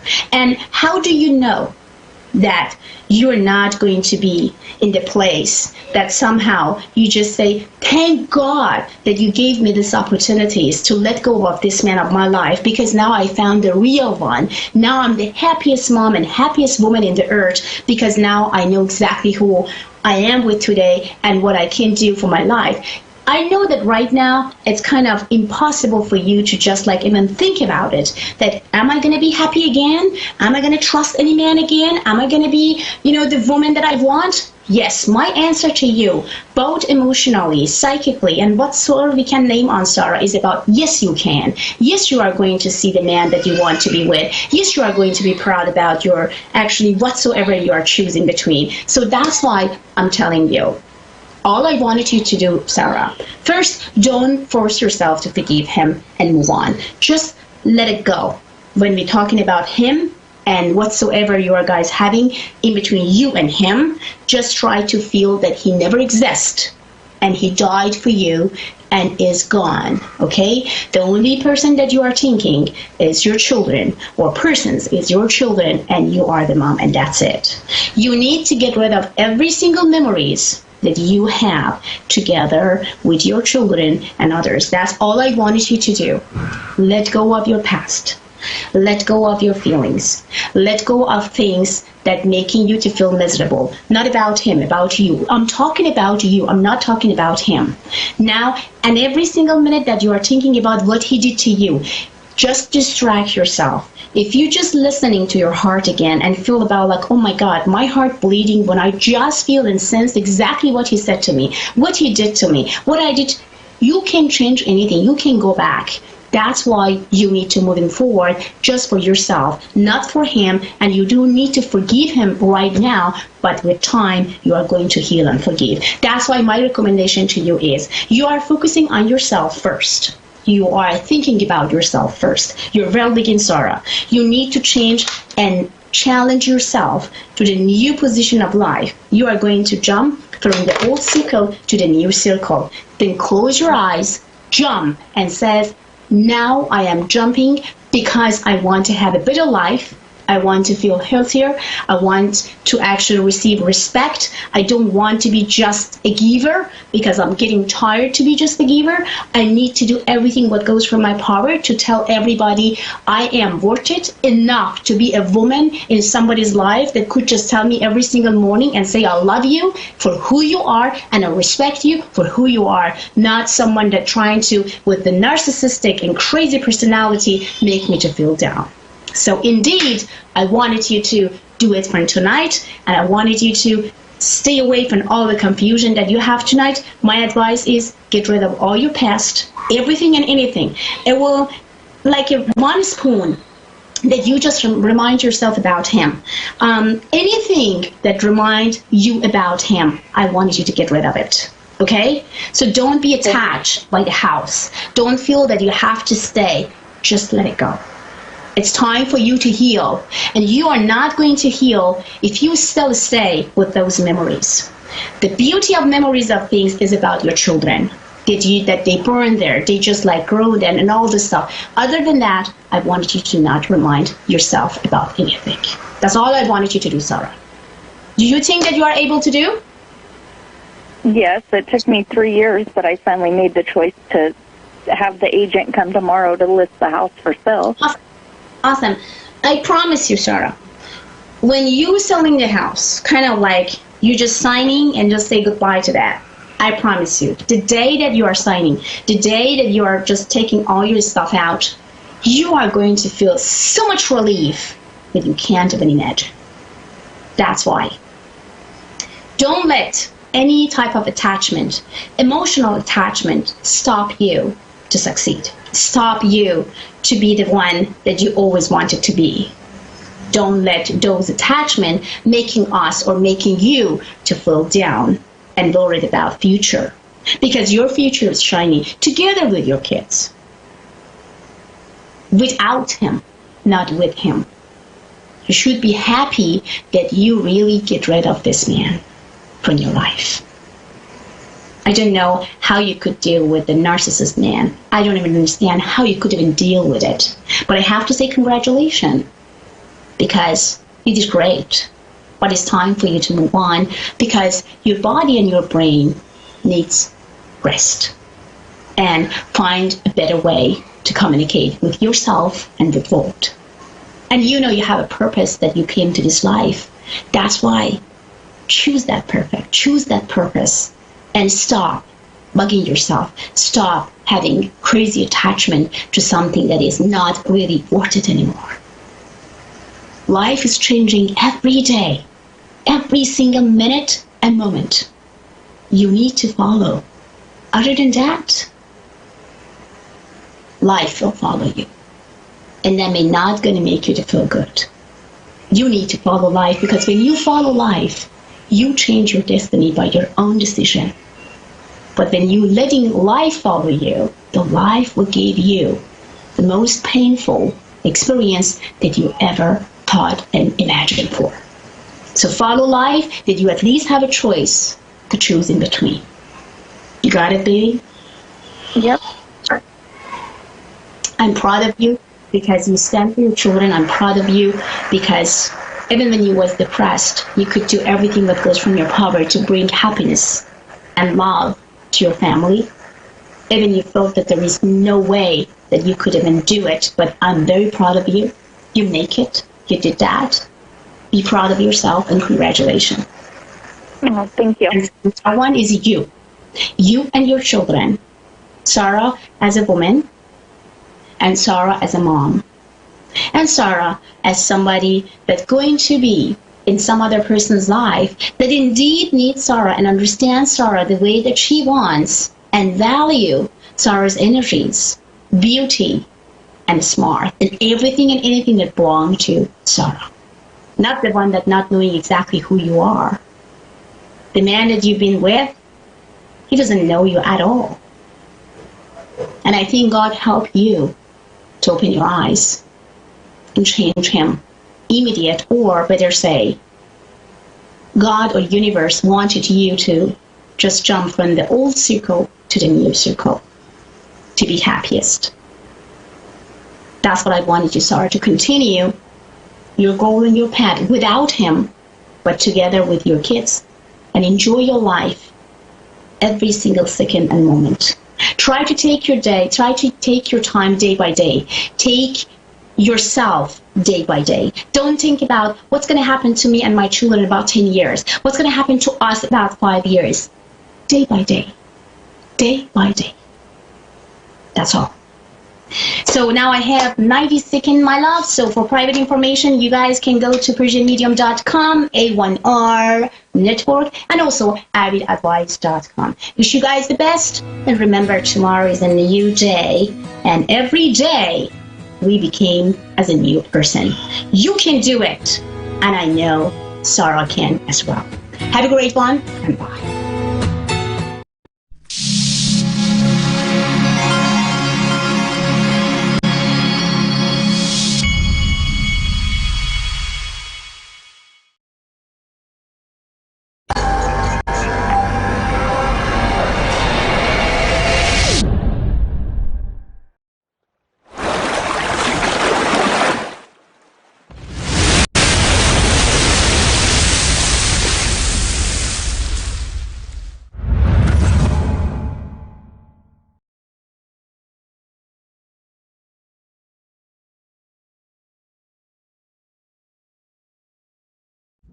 Okay, hello everyone. This is me, Fiona, Persian Media Miami Power, and you are guys listening to Avid Advice Show. As you guys see, I'm in the hospital. I'm not sick. I'm feeling absolutely good, but one of my family members is, and that's why I'm here for her. So, and we should do this show. So I said, like, I would not let my audience and followers and fans on Avid Advice will wait another week to not having me and not having the questions.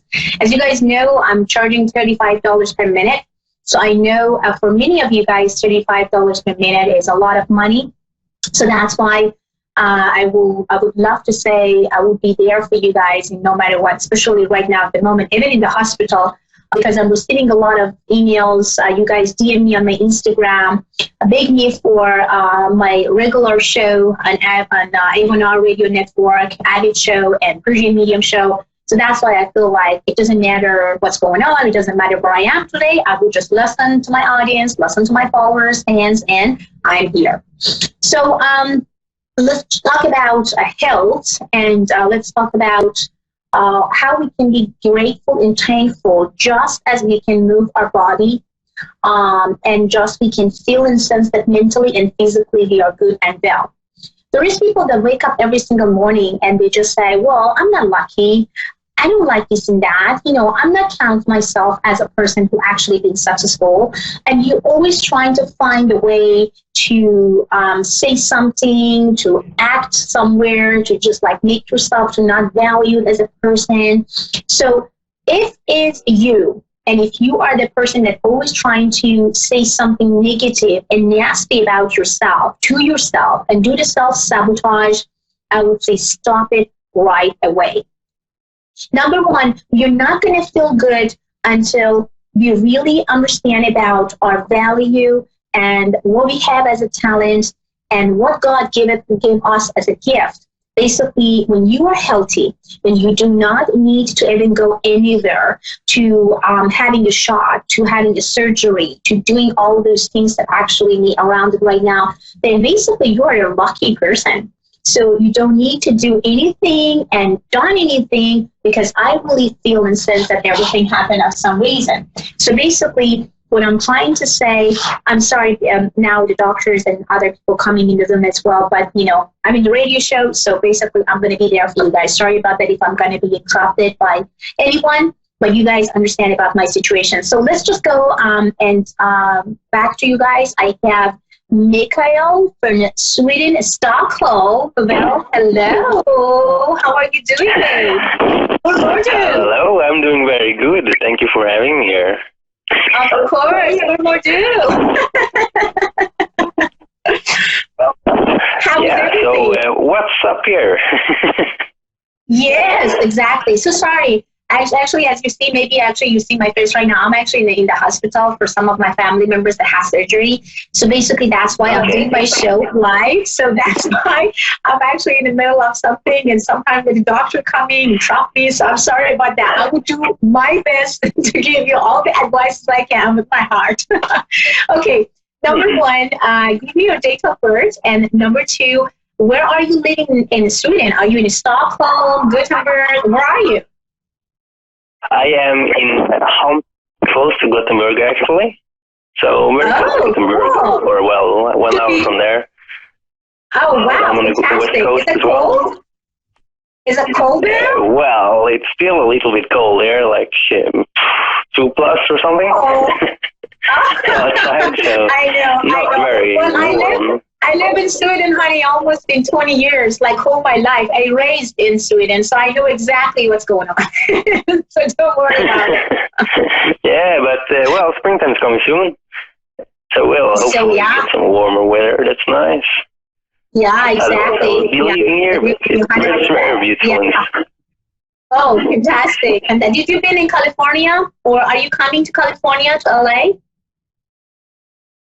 California, I have never been there actually in America, but I would be very nice to be there. I just talked to somebody who has a friend in California actually, but yeah, we'll see. Maybe one day. I would definitely recommend you to come to LA, to California. And if you ever come to California and LA, my practice is actually in Corona del Mar. And I always actually having time for people who come from the country of mine, which is my country. Actually, I counted as a Sweden, Stockholm, because I raised there.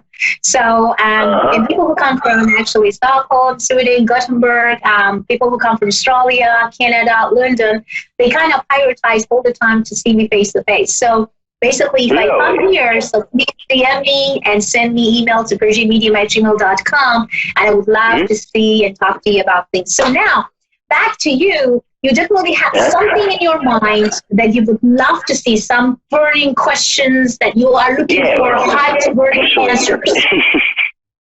So perfect timing, actually. Like, seriously, like, I had this thing coming, like, I kind of actually just manifested a job, which is very because I talked about this job, this was the only job I wanted here in Sweden. So it's just a normal job as a delivery guy.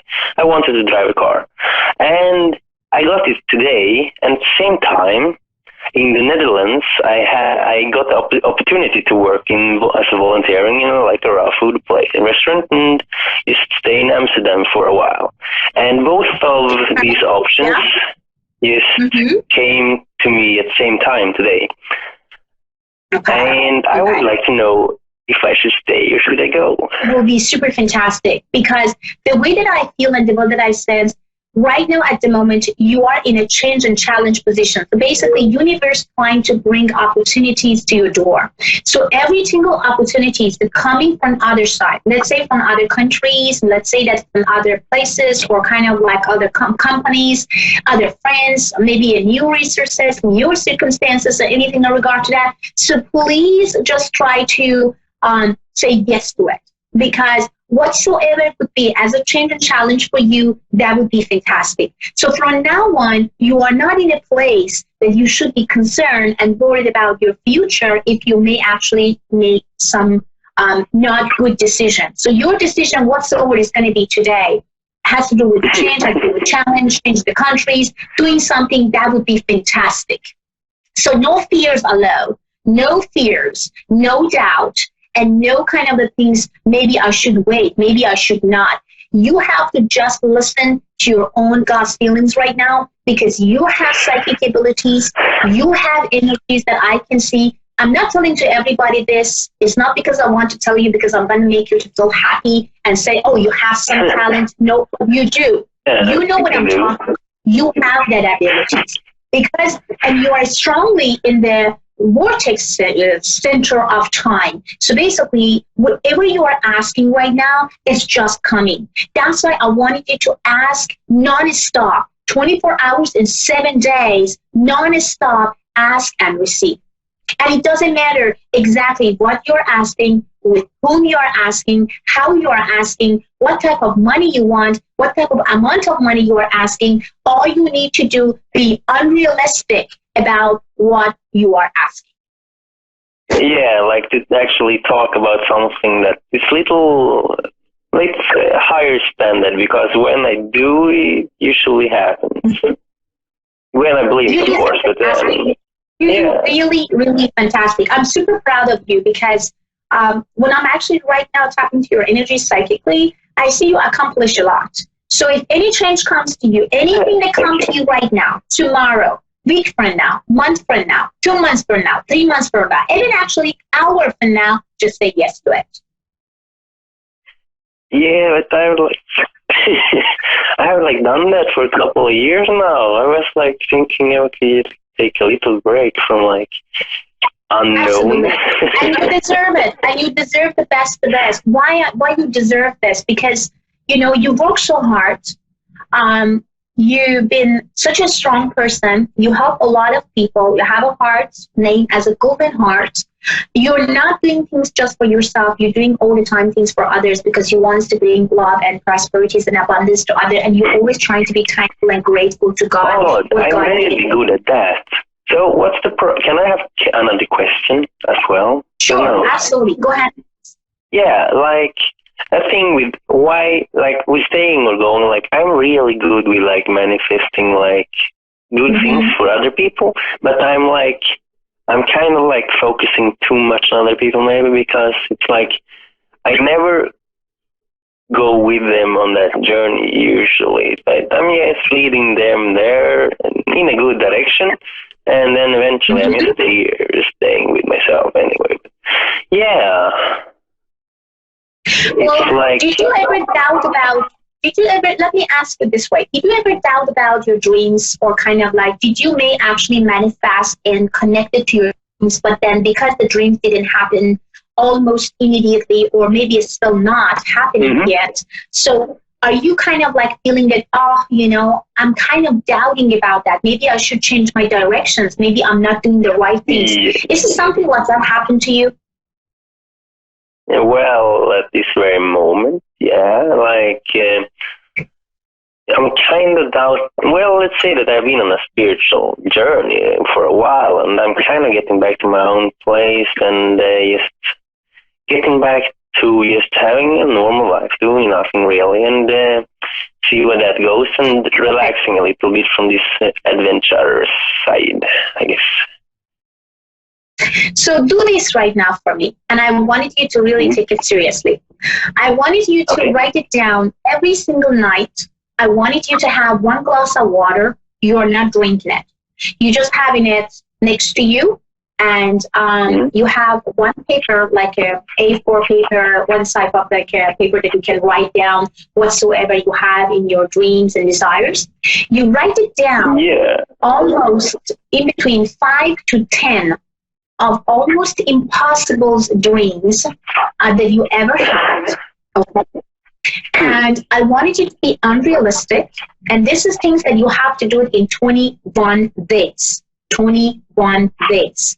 So if you just like 21 days, if you just forget about one night, let's say that you've been tired, you forgot to do the same things as I told you, then you have to do it again. You have to do it again. So basically 21 days before the deadline, you are just write it down exactly what you want. Means all unrealistic dreams and desires that's still not happening, I wanted you to focus on it. It is not anything like doubting. You should not doubt. You should not even feel it. And I wanted you to even feel that you have already $10 million in your account, and you are going to plan in 21 days. I wanted you to plan on this $10 million, or better say, whatever it is, $20 million, whatever is unrealistic in your mind. I wanted you to now plan for it. Okay, let's say that you have $10 million. You want to buy the house for $2 million, example. You want to invest your money on a stock. You want to actually buy Ferrari. You want to actually have this and that. You want to travel to Hawaii. Whatever you have and you want to do with this $10 million, I wanted you to write it down. Means that you have it and you're starting to plan. So it's in 21 days. You are planning for these $10 million, not 10 million crowns, or the Swedish actually, money is $10 million. So if you have $10 million, what are you going to do? You have it right now in your account. What are you going to do tomorrow? What are you going to do next week? What will happen in between now until actually 21 days when it comes to that or better say $10 million? So then when you are writing down every night, you just closing your eyes and just say, I'm thankful, I'm grateful, and thank you so much for everything that you gave it to me, and I need more. I want more. You have to be greedy. When it comes to money and finance, you have to always be greedy. There is no down to earth. There's no humble feelings about money. When it comes to money, you have to say, I love money. I'm actually going after money. Come after me all the time, and I'm greedy. I want more and more and more and more. So number 2, when you wake up every morning, you drink that water that you already have. So the paper that you already wrote all your dreams, it has to be on top of that glass of water, on top. Put something on top of it because it's not going to fall somewhere then. Then you wake up every single moment when you wake up. The only things that you do, you drink this glass of water in 21 days. Then I wanted you to actually call me or communicate with me. Maybe you can call and communicate with me through A1R, but I wanted you to go to avidadvice.com, sign up, and then send me an email through Avid Advice, chat with me through Avid Advice, and tell me what type of miracle you received after all those things that I told you. Every single of my clients, fans, followers, and students, they come back one after each other and told me that something very good, very significant as a big miracle happened to their life. Hmm. So you're going to be one of them. When you're saying the last things, at least. Yeah. You're going to be one of them, I promise you. You're going to be one of them that can actually, notify me and says, well, Fiona, yes, my life completely changed, and exactly almost close that 21 days before the 21 days passed, I got exactly what I wanted. I'm now in the most amazing road in my life that I ever been. I promise you're going to do that. I can even feel and sense it psychically. You're so ready. You're really, really ready. You're so ready. I mean, I don't know what else I have to say, but you are Well, it would help to be in California probably to get my $10 million. Definitely. And remember that. Even if it's not the money the place coming that's going to take you to get that money. So that means that all the resources around you will change. Circumstances will change. Positive people with money come around you. You're going to really watch and see, really, and have your popcorn and trying to really lay back and relax and see. You will see after 21 days how everything in between you, universe, in between you, new circumstances, in between you and your new friends who are actually going to take you to the next level, in between you and new companies, people around will change. Okay. I promise. I will This is definitely going to do happen this. non-stop. I promise you. Yeah, this is something that I promise. If you started, you just going to say, I just want to continue to just like have this. Let me ask you questions. Do you have children? Do you have family already? Not really anything that keeps me down like that. Or settled here. So, yeah. So that's a good thing, I guess, still. My problem is, though, that I have had, this happening, my problem is that I'm kind of missing out, in the last end kind of thing. One time definitely 2 times I manifested some very easy money that was just in my hands, but I kind of lost the opportunity. Really? By not reading an email. Go for unrealistic manifestation. If you really want to get something, that is exactly what I always say to my students. You want to be millionaire, go around billionaire. So you want to be really wealthy and actually get something that don't manifest for $100,000 or $200,000. Manifest for at least $4, $5, $6 million. That's what you have to do. Okay. You have to just change the way that you are manifesting.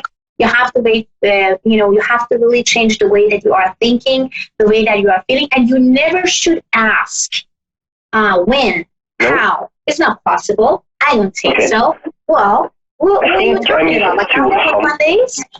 Yeah. No doubt allows in manifestation. No doubt allows when you ask the universe that you want something. And your focus has to be on something that you have already and you feel good about it, not something that you do not feel good about it. If you ever focus on something that you do not feel good about it, then you're not going to get what you want. Please stay away. Hijack your subconscious mind. Tell us your subconscious mind, you're not allowed to be negative. You're not allowed to then think of any negativities, any negative people, and any crazy people around. That's all I wanted you to do from now on.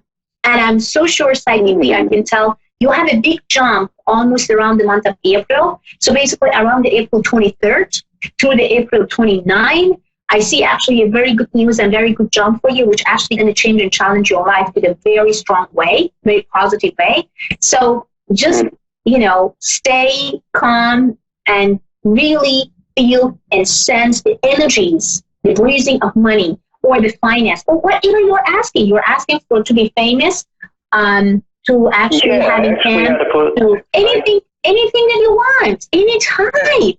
That doesn't matter. And get more happiness because you know that money can buy happiness. Happiness is happiness. Come to you. But money can just buy comfort. But happiness is something that you have inside. And no one can take it away from you, with or without money. That's why if you bring more happiness to your life, I promise you, everything will manifest in the right directions. But the most important part, my love, you should not doubting about if it's coming or if it's not coming. Answer is yes, more than 100%, it will come. Yeah. It's in the choices, sometimes when the universe provides everything at once, every time the universe provides everything all at once, so that I have to choose, and it's so hard to choose when there is options.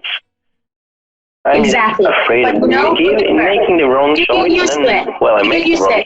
So we have just 90 seconds. I wish if I could just talk longer, but for more information about the Persian Medium, go to PersianMedium.com, avidadvice.com, sign up, get your 5 free minutes, talk to me or any advisor that you want, and please call me back on Avid Advice and tell me exactly what's going on. Thank you so much for all love, help, DM, and emails and anything. I don't know. I'm actually really speechless. I'm thankful and grateful for every each of them. And thank you so much, A1R, to be you. And without you guys, I wouldn't even help tons of people around the world. Thank you. God bless you guys. I love you so much, and have a great one, and bye.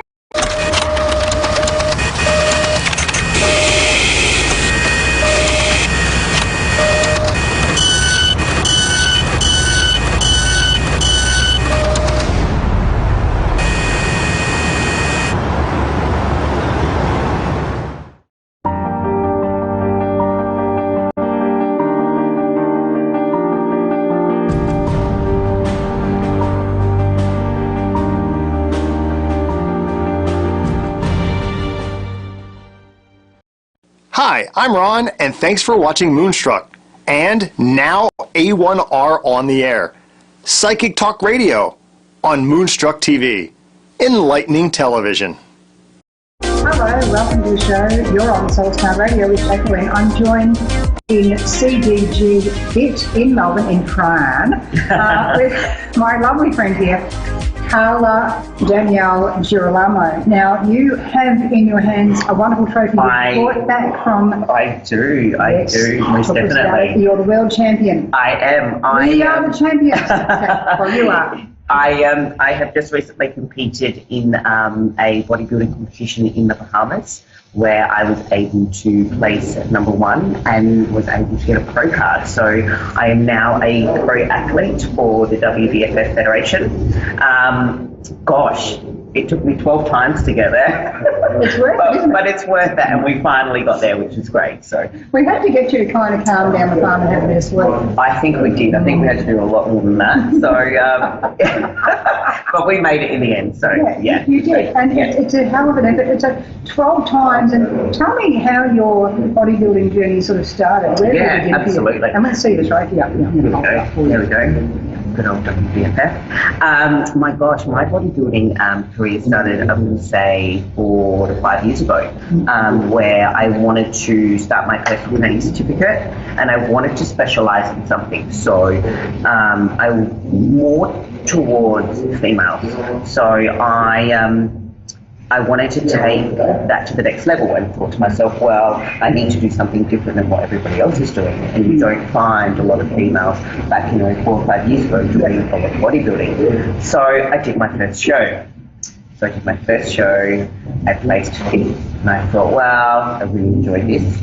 And then I went through and did another 12 shows. So every time I competed, I placed higher and higher and higher, which in turn, as of this year, allowed me to place #1. Which was amazing. Yeah, it was a really good accomplishment. And now I'm doing my first pro show in April next year. I love the idea of that. So yeah, I'm so excited. We're going. I am going back to Los Angeles for that. So that's in April, first week in April. I'm excited. Yeah. So when you're sort of in your gym, I noticed that you work with a lot of women. Yes, I do. I really like that. Yes. So what do you find particular to women's fitness that is a bit different to just generalised fitness? Do you find that you're working more on the empowerment side as well? 100%. I think when it comes to females, you've sort of got to look at the reason behind attention. Yeah. And there's always a reason, and there's always a purpose, and sometimes it's not necessarily just to work out. Obviously they are here to do that, but we work on a lot of mindset things like that too. So that's where women are very emotional. Yep. Can be very, very emotional. Yep. Relationships with food, with people, with boyfriends, with husbands, with ex-husbands, with ex-boyfriends. So at the end of the day, we deal with it all. And also working with females, from a hormonal level, and that all comes into play, most definitely. So, that's what makes it so different and working obviously with males. When you look at somebody like myself, I'm probably more targeted to females rather than the male population. So, and I guess for, females are very, a lot of them are not self-motivated. Yeah. Right, so that's a problem when it comes to, looking good, and, they don't have that drive of self-motivation. So when they come to see me, because I am a very self-motivated person, that's what drives them. It's kind of osmosis, isn't it? 100%. I remember, like, my mother, when I was very young, I was about 10, my mother couldn't afford a babysitter when she was working. And so my babysitter was the Boxhill swimming pool. But back in the day, we had Olympic champions actually practicing there. And she used to say, now, what I want you to do is, because I can't afford swimming lessons, but I can afford a membership, you can sit in the cafe and watch, pick one out of the pool who's not stopping at the end of each one, they just keep going. And then I want you to watch the actual hand movements and how that hand's actually travelling through the water. And then what I want you to do is then get in the pool, copy exactly what they're doing. I actually got that quick that I could keep up with most of them. They were probably they weren't racing. I was racing. So obviously, there was disparity there, but for them it was just a casual cruise down the road in the pool. And we do have some men practicing in the background as well. So you also have some guys coming in. Yeah, I do. So part of my studio, I have 2 female trainers that work for myself, Raquel and Maria, and then I have another 4 trainers here. So I've got 1, 2, 3 males. So they basically run their own business, which, there are females that do come in here, and I've got another rental trainer. So everybody, I guess, has their sort of own specific clientele and the niche. But predominantly we are and I do with that's what we do with. And when you will come in here, we've got the bright pink lights, and so it's very very female. So with women's fitness and that motivation and emotions and the hormonal stuff particularly, so food can affect hormones and hormones can affect food? Absolutely it can. I guess you've got to look, when I do work with a lot of females, you will tend to find them undereating. A lot of them tend to undereat. So, and they don't know, and one of the biggest problems is that we are not educated on the type of food that we should be eating, the right amount of food that we should be eating, the right, the good source of carbohydrates, fats in the body. So that's where people tend to get stuck. So that's where I sort of come into play, and I look at when I do get a female client in or a brand new client in, I basically base their food on their body fat percentage. So it's a little bit from a scientific approach. So I base their foods of their carbohydrates, their fats, proteins around their body fat measurements. So so most definitely 100% it does all come into play like that. With some people, they'll work out in the gym, but they don't have a targeted program for the trainer. They're doing it maybe a standardized program 6 weeks, and they're not actually getting that week-to-week feedback from you. And often they'll get so far, injure themselves. Very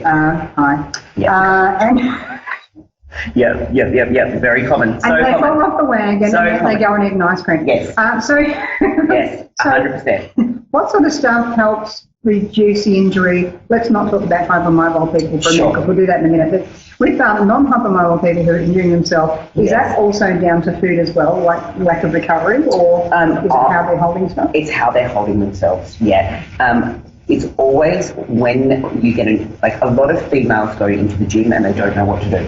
Right, so the first thing they'll do is they'll go to a cardio machine. Right, and they'll think, obviously, it's the only thing I know how to actually use. So my idea is to educate them. Right, education is so important, and the way you actually train in the gym is going to affect the way you look.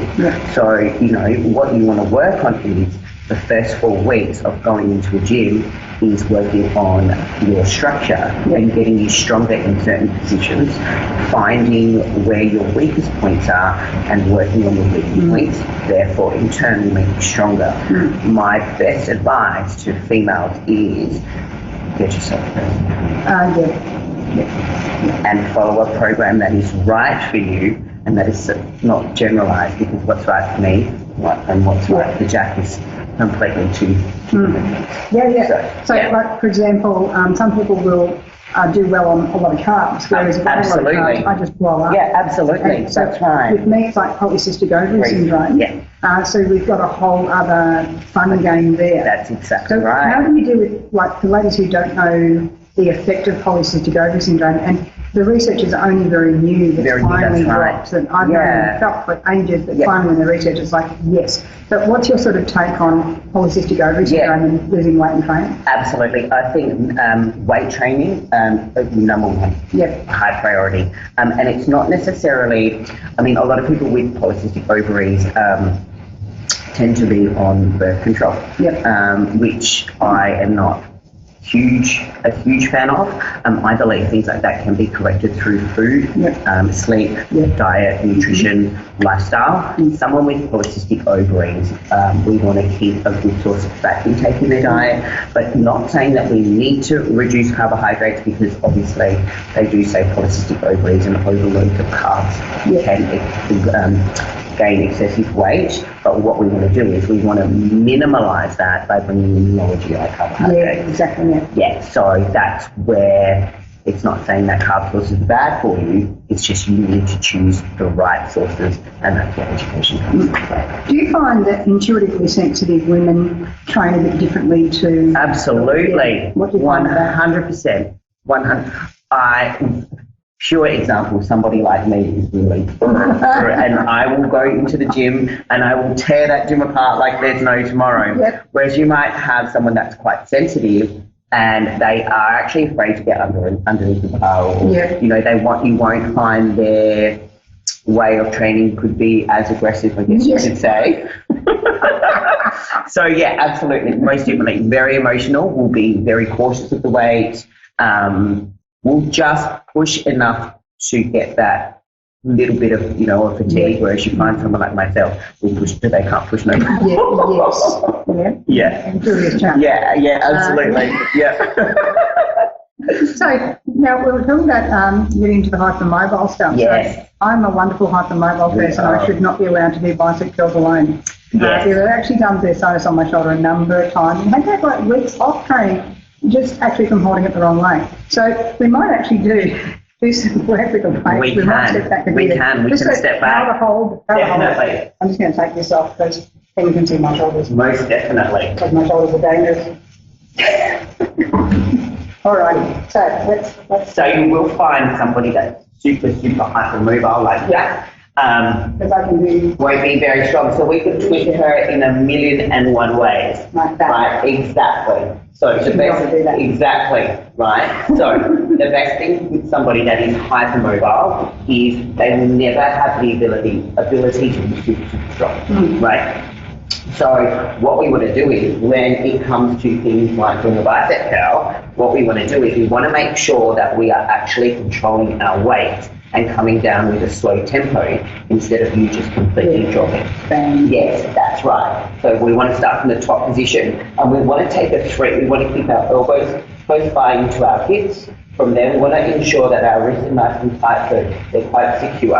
And what we want to do is we want to come down on a 3-second count. So what I want you to think about, Jack, is I want you to think about using this muscle from here, and I want you to come down for 3 seconds.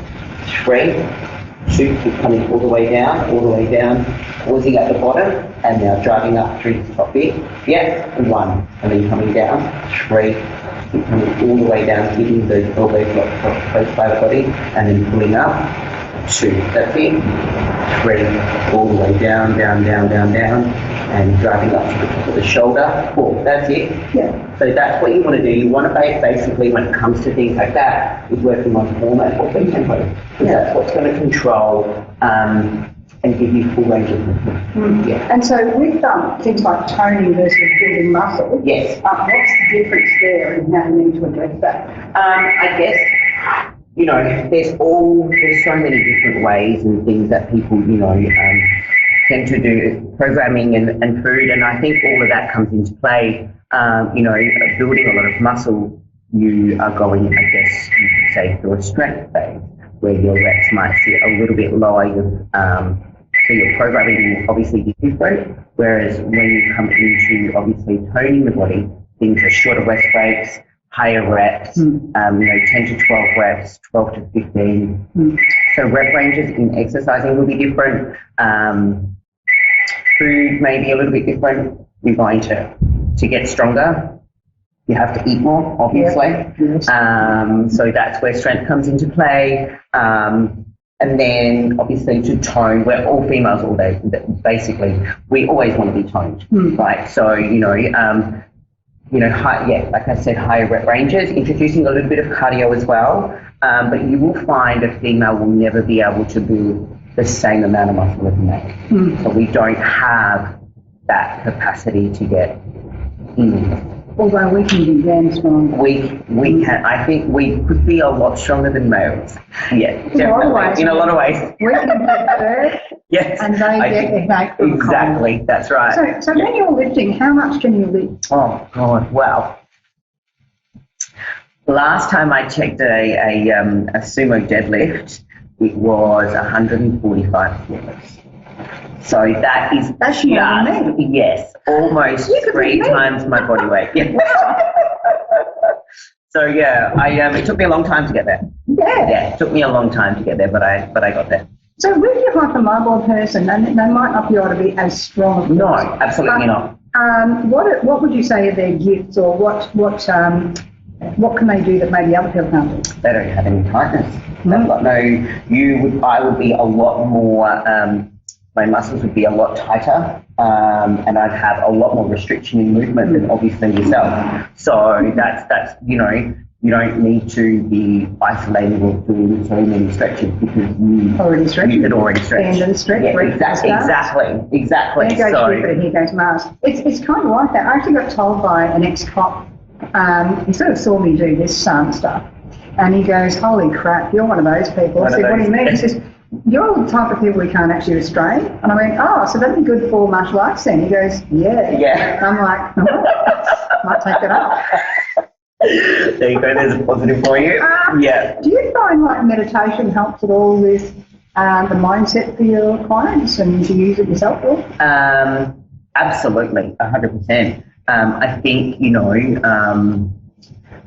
having a goal and having a focus is so important because we tend to obviously get lost. So, most definitely meditation. Sometimes I recommend to my clients, because this is so intense, doing something like yoga, meditating before bed, unwinding, putting your phone away, not doing anything that's going to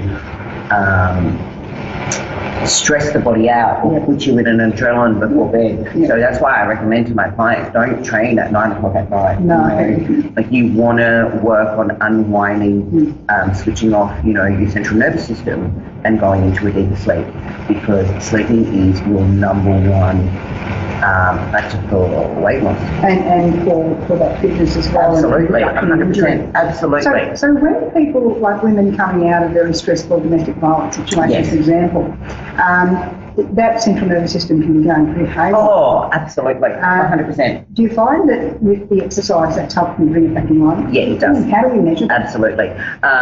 You've got to look at things like that more, I guess, from a hormonal perspective too. When it comes to things like domestic violence, and with females, I think something like that is a good release for them, a good fixation and a good focus to focus on something else. It releases endorphins. So you've got to look at so when obviously we exercise, we increase dopamine, which is a happy hormone, and when we go to bed, we want to release serotonin, so we go into a deeper sleep and to relax that. So exercise is going to release all those types of endorphins, and at the same time, it can make you emotional too. It can definitely make you emotional. I've had girls cry halfway through workout, so it can bring on obviously different emotions, but in turn, as they get stronger and as they get better, they learn to deal with those emotions a lot better. Definitely. Now, I think that's why for women going through something like that, having a female as a trainer who's been there and done absolutely. Just makes all the difference, because you've been there, and They feel in you that there's that sort of genuine feeling of, oh yeah, you get me. Yeah. Makes all the difference, doesn't it? Yeah. So with that, you sort of find, you know, that's helping rebuild them. Yeah. Do you find that with particularly, you know, like the sleep and all that sort of thing that's tying in, and with women saying, oh, but I don't have time for a workout. Yeah, of course. I don't have the energy for a workout. Yeah. But it's like, well, hang on, if you make the time for yourself, because this is for you, it's not a punishment. Absolutely. It's about what your body can do, finding out what your body can do. That's right. You know, that they then start going from, I don't have time to, oh no, I've got to do this. Yeah. You know, we find that kind of story happening. Absolutely. I think that's your number one excuse. Is I don't have time, or you know, I don't have time to eat, I don't have time to do this. That's going to be everybody, regardless. In my opinion, your time and how can I say, the way you structure your day and the way you structure your life says a lot. So if you don't have time for exercise and yourself, then you don't have time for other things. Yeah, and you're sacrificing your identity. Absolutely. So it's like, you know, if you need to get up half an hour earlier to go to the gym, you're going to feel better throughout your day. Be more productive. You're going to be more productive. You're going to have a lot more energy than getting an extra. You want to go to bed, you want to sleep in bed for an extra, you know, 2 or 3 hours. Where it's like, you can do that at night time. Yeah. You know, you can unwind at night. Yeah, I think the thing is with that, it's like, I don't have time to go to the gym, they'll say, and then you watch them watch TV for 3 hours. Exactly. And you're like, That's right. Hello. Yep. What's going on there? Yeah, you've got time to watch TV. It's like if you're at work and you're at your desk, if you do get half an hour, go outside for a walk.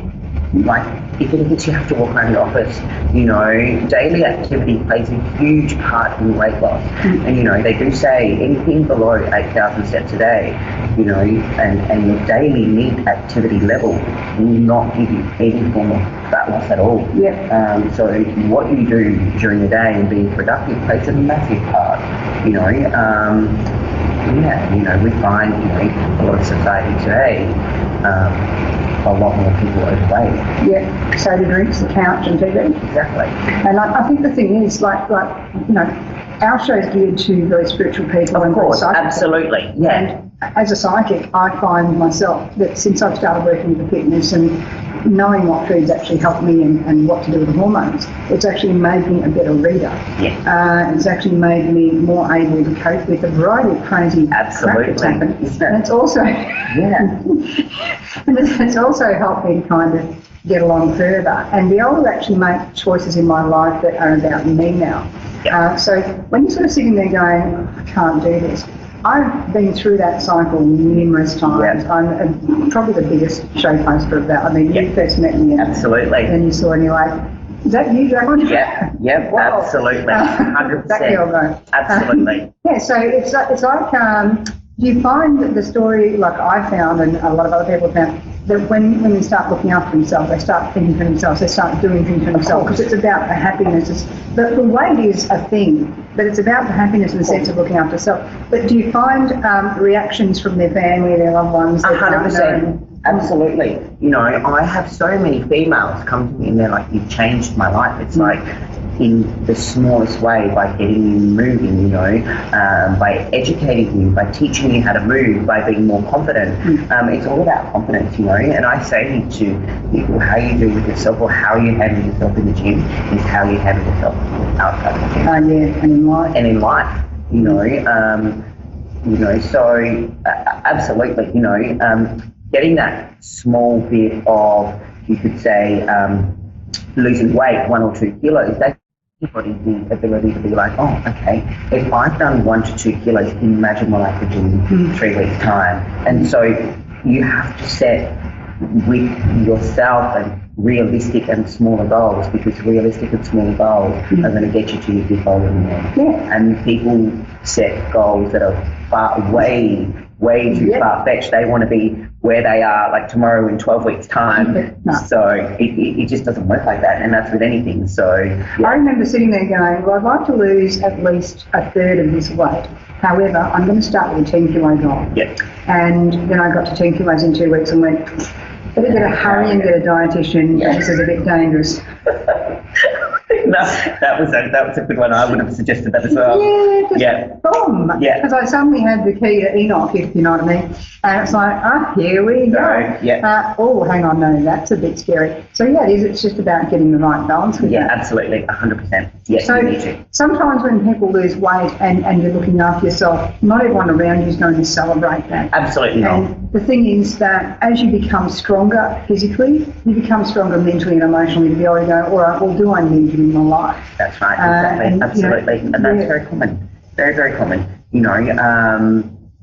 Generally, I see that a lot, and I do see that a lot when I do the competition preparation. A lot of people are like, "Wow, like you look amazing," and that is for obviously competition preparation in a short amount of time. But definitely, the stronger the more changes you get in the body, the more you are able to handle different types of compliments that come towards you. And instead of that's right. And instead of someone complimenting you you're able to just turn away and say, "Oh, thank you for that," and just smile and walk away. I call it thank you for sharing. Thank you for sharing. That's right. I thank you for telling me. Absolutely. I use coded language with that one. We sort of got there, I think, and it's kind of hilarious when we had that discussion. It's really, I think, a fantastic achievement. So you're going off to Los Angeles in April. I am, which I'm looking forward to. Now, you've got sessions here for people, you're training people. Absolutely, I am. So people are looking at buying a trainer. Yes, I've got myself and two lovely girls. Yeah. Most definitely, we will look after you. We do run sessions with females in groups of 4 as well. So we do group sessions, one-on-one, train with a girlfriend. So we're very accommodating, we're very open, we're very approachable, we're open to all different people. And it creates a safe place. Absolutely, definitely. That's really nice. I'm really looking forward to that. So if people if you've got a website? I do. I have a website. It's www.cdgfit.com.au. Yes, so we'll be able to find you there. Absolutely. And you'll be able to find her at the World Bodybuilding Championships as well. Next year. Pro now. So how many of your people have you had become champions? I know. As you can see, I've got a whole board, and that's not even half of them. So these are some of the girls that I've trained for competitions.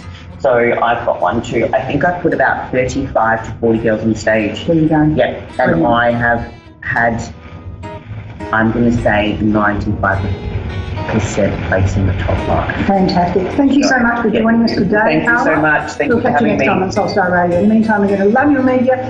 There's more shows on A1R Psychic Radio and Moonstruck TV the rest of this evening in America and this afternoon in Australia. We'll catch you later. Bye. Bye.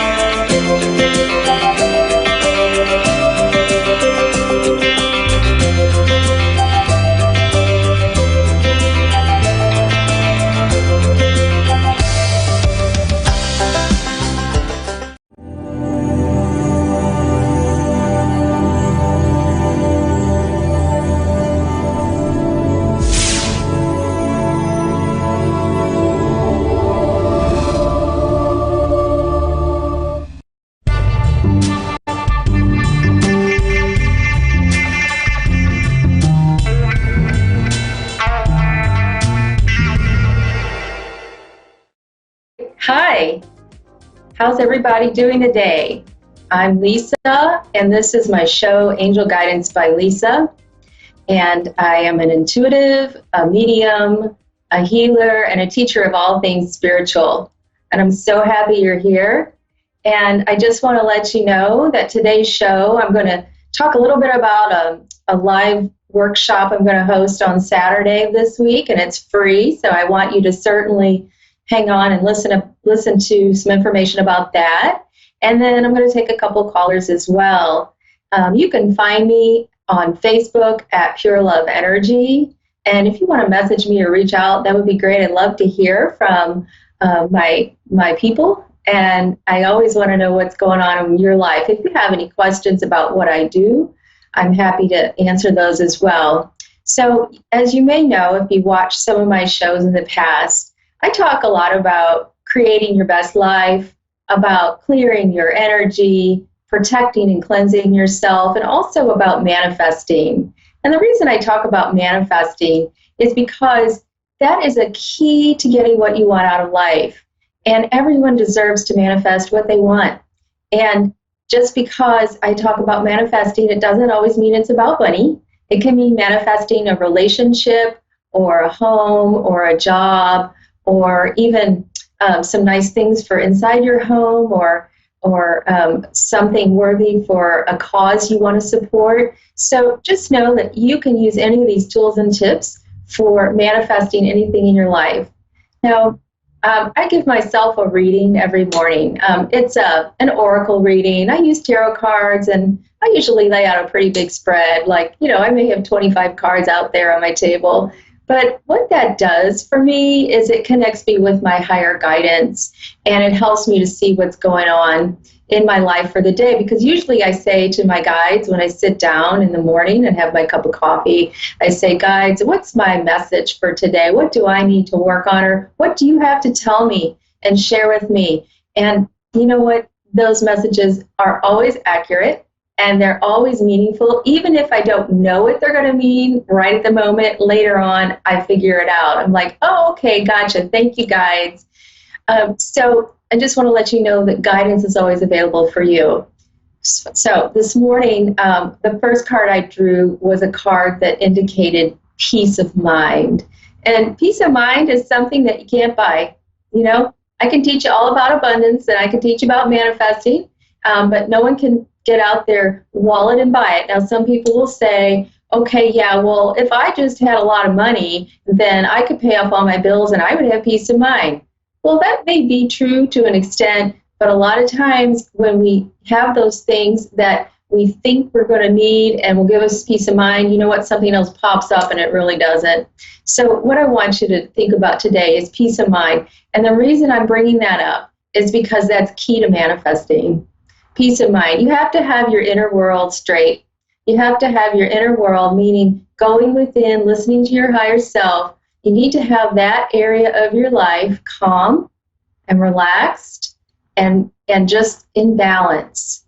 And so one way to have your inner world balanced is to, well, first of all, to sit in awareness, meaning just sit in the morning, and I do it every morning. And even if I only have 5 minutes, I make sure to do it for those 5 minutes. I just sit with my feet flat on the floor and my back straight, and I close my eyes, and I breathe, and I just focus on my breath, and I count to 5, and I breathe in, and I exhale, and I release. And when I do that, that allows me to calm all those outer thoughts, those thoughts of what my day is going to bring, those lists of things to do that I have, because I have them just like you.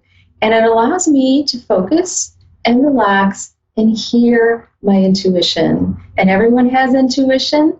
Everyone's accessible to it. So please know that if you start to do that every day, you're going to start hearing that higher guidance, your inner voice. And that's a wonderful thing to be in touch with. I always feel very confident and reassured when I have my little conversation in the morning, although I'm not talking, I'm just listening to my guides. So some people say, well, Lisa, I do this, I sit in awareness, and I really do work on cleansing my energy, and I work on balancing myself. But I just can't quite get there with manifesting some of these things I want. And I have some interesting tools and tips for people like you who want that extra step in advanced manifesting. And so what I'm going to talk about on Saturday, which is when I'm going to have a Facebook Live at 1 o'clock Central Time, I'm going to talk about manifesting with crystals, and I have my crystal right here, and manifesting with a crystal grid. And this is a crystal grid. This is just a template, it's just a piece of paper with something printed on it. And what you can do with a crystal grid is you can manifest those things that are in your mind and bring them out into the real world. And you can do that by focusing on what you want and then utilizing the crystal grid by placing crystals like this clear quartz crystal, which is a Lemurian crystal, or this amethyst crystal, which is a beautiful kind of a violet color crystal, or this beautiful rose quartz crystal. You can add these to the crystal grid and affirm what you want. And I'm going to teach on that. It's totally free. Please join me on Saturday, this weekend at 1 o'clock Central. And if you don't already have one, if you want one of these crystal grid templates, just message me on my Facebook page at Pure Love Energy, or just look for the post that I already have up today on my Facebook page and just make a comment, Lisa, would you please send me that template? Then you print it out and have it ready for Saturday. You may need crystals for this grid. You don't need them for Saturday. So if you want, you can get those crystals later on. Also, if you can't join me on Saturday, I will keep the replay up for you so you can make your own crystal grid. Just know if you are on my live, then you can ask me questions about it and get some more information on what you need to make this work. So I hope you join me. It's just another way for me to give back. So now I'm going to take a caller, and I have Loretta, I believe, in Georgia, who's calling in today. Hi, Loretta. Yes, ma'am, that's true. Hi, how are you? I'm good. Oh, great. I'm so glad to hear that. Well, Loretta, what can I help you with today? I just have a question about my love life and career. Love life and career. Okay. So let's see. Is there something specific you want to know about either one, or is it just a general question? Or, I'm just curious. If you'd like me to take this a certain direction. Am I getting a job soon? And this new guy that keeps giving me the runaround, like I'm trying to really find out like what's really going on because he's so secretive. Okay. All right. Yeah. So has it been like 2 or 3 months with this guy? Yes, ma'am. Okay. All right. This is interesting because let me see what I can figure out here. I'm also going to draw a card. Okay. I feel like there needs to be another few months of you getting to know this person before you totally give in, of yourself, giving all yourself to him. I feel like he has some issues that relate to a past relationship and that may not be completely finished. Now, I don't know that, I'm not saying he's married, but what I am saying is there are some ties to somebody else that are keeping him on the fence. Did you have that suspicion or that idea? Yeah, I did, and he said it wasn't that, so yeah. You did, okay. So I feel like this was, with him, that was a long-term relationship for him in the past. And, when people break up or separate and they've been really connected for a long time, they have this energy together that's really hard to break apart. It's like it's almost like a cord, and I've seen this psychically. It's like a cord of energy between one person's heart chakra and the other person's heart chakra. So what I think is happening here is that on some level, he feels like he's going to miss out if he completely moves away from this person, like entirely. And it's not that he doesn't like you, because I do think there's this connection between you two that feels like it could really take off. Like, I feel like you're right there. You're like, oh, come on, come on, let's go. But it's really him. You know what I'm also hearing? I feel like there's someone else coming for you, but it's going to be like, I feel like it's going to be next year that you're actually going to meet this person or connect with this person in that way that you like this guy for. It feels like this is going to be 5 months away from you with this other person. So so what I'm hearing is you need to make yourself available, but in a very, in a way that you set your boundaries. It's like you draw the line and you say, okay, you either want me or you don't, and you set yourself up like that energetically, and he's either going to match it or he's not. If he's good enough for you, then he's going to step up. But you can't change a person. You can't make them turn around and do what you want, because that is only going to really end up hurting you. Can you understand that? I can, yes. Okay. All right. So what I do see, like I said, is someone in about 5 months for you. It feels like it's going to be right at the very beginning of next spring, which is a really beautiful time to fall in love. And I do feel like this kind of idea of falling in love is something you really want, because I feel like you missed that. I feel like you've had it before, but you're feeling kind of empty without it. And what I want you to do as well during this time when you're feeling this way is start giving yourself self-care. Stop, maybe instead of looking to him, this particular person now, start giving to yourself. Like, you know what I mean by self-care? Like, it would be making yourself a beautiful bubble bath or something with salt in it, like a salt bath, or giving yourself a nice cup of tea and doing some pampering yourself. And the more you do that, the more you're going to get used to that feeling of being pampered. And that's really what you want, and that's what you need from a person, to be pampered. And I don't know that this guy's going to be able to give that to you. Okay? I'm sorry. I mean, I know you want it, but I think you already knew that this is perhaps not the way to go. Does that make sense? And yes, I definitely understand.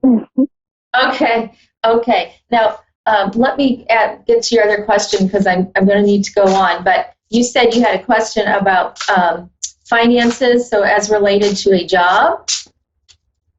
That's correct. Okay, so you're looking for a job right now. Okay, so I just drew a card for you, and it says positive changes are on their way. A welcome relief of troubled times, traveling or relocating. So that's interesting. Have you thought about moving for a job? I have. I actually moved already for one, but it didn't work out like I thought it would. Okay. Well, that's all right, because that cards and timing are, time is very fluid, and so to me this affirms that where you are is in the right place.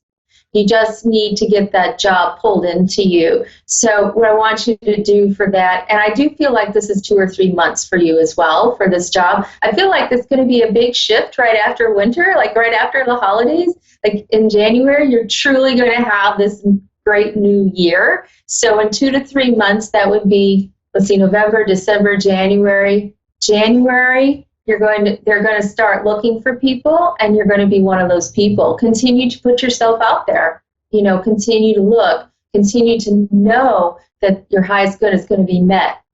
Okay, so I feel like in 2 to 3 months your job is going to transpire, and then about 5 months after, from now, the relationship that you really want is going to come, because you don't need second best in anything. Okay, and I feel like that's the universe telling you, don't settle. All right, Loretta, thank you so much. Okay. Thank you very much. Sure. You have a wonderful and blessed day. You too. Goodbye. Thank you. Bye-bye. Okay. And I believe I have another caller, but I'm sorry, I missed the name. Kim, I'm sorry. Kim, thank you. Kim, Virginia Beach, I'm sorry. How are you? I'm good. How are you? I'm doing great. Thank you for calling today. So, Kim, how can I help you today? I just really need to know, like, the relationship I'm fighting for right now, like, it's starting to, like, drain me. But I just want to know, like, is this the right person that is supposed to be around? Like, so I had a few people tell me he was my twin flame, but, I just want to know, like, kind of like, is this the one? In your heart, if you're questioning this in your heart, what do you think? I mean, I believe I want him to be the one, but I think because of me being like a Scorpio and how prideful I am, I don't allow to be soft sometimes. So I don't know, sometimes is it me, like, or like when things are good, they're so good, but then when they're bad, I feel like they're the worst. I see. Sense. Yeah. So what I'm feeling like is in some way you give away your power when you're with this person. Can you understand that? Yes. When you give away your power to somebody, that's a way of trying to control the situation. And that is never a good sign of someone who has your best interest at heart. If you're giving away your power, that is a leak. You mentioned you had a leak, like you felt it was draining you, right? You already know that this is not really 100% with your highest good. You said you want to be soft sometimes. Being soft doesn't mean being a doormat, okay? Yeah. And sometimes it feels like you question that part of your life. Like, am I really, you don't feel like you're being 100% yourself. And when you come from that energetic state, when you come from that state of feeling less than around a person, they aren't having your highest good in mind for you. And so it's up to you to decide what you are going to put up with. Everything happens with your consent, okay? So you're consenting to giving away your power to this person, all right? If you want it that way, that's your choice. You have free will. I'm not going to tell you to do otherwise. But what I am telling you is there is better out there for you, someone who will meet your power, respect your power as a woman, as someone who knows what she wants in life, as someone who will respect you for your opinions. I feel like sometimes also your opinions are not valued with this person. Is that true? It's so and so, I guess, because like it's like we're not together. We never put a title on being together, but we kind of more or less have like an understanding and a respect. But then when things get kind of hard, he runs. Versus, but then it's like he's ran so many times and it always came back. Yeah, that's interesting. So there's not been a formal commitment, which tells you a lot, right? On both of your parts. And it's almost like you both know you're not 100% ready to be together. Maybe there would be a time where you could be ready to be together. But I do want to tell you the card I just drew, and this is, you're going to laugh, or maybe not. This card says release. Okay? What does that mean? It says, let go of the past, an ending that makes way for new opportunities. Time to move on. Do you think that's a message from the universe, Kim? Yeah, like, yeah. 'Cause, like, mentally, he's, like, a lot of people have said mentally he's going through a lot, and I sit here and try to keep fixing him or trying to be the one to help to fix him. And that, I think that's more or less the draining part. But then he's also very, like, he's not very open. He's a myth. Like, usually with anybody else, I can figure them out like a book. But him, it's like, he's like a mystery. And I think that's like why I keep drawing you, because I have to figure out this person before I'm able to let go. I see. So you're having to work really hard at this. Does that feel like an easy relationship to be in, to have to work really hard at it? When it's good, I feel like it is. But then at the same time, I'm a difficult person also, like, trust-wise and, like, pride-wise and opinion-wise. Like, I can be very, I don't even know what's a good word for it. Just me, like, I know sometimes, like, I'm a headache to myself. That makes sense. I would say that the guidance is to release him. Now, you say, you just want to get to a point where you understand the mystery of this person. And sometimes mysteries are very intriguing, right? We want to know. Yeah. We don't know why we don't know what's going on. And this is my suggestion to you, that you put a time frame on it, like an end date almost. And you don't have to tell him. Doesn't have to be that you tell him this, but you say, okay, I'm giving this 3 more months or 6 more months, whatever works for you.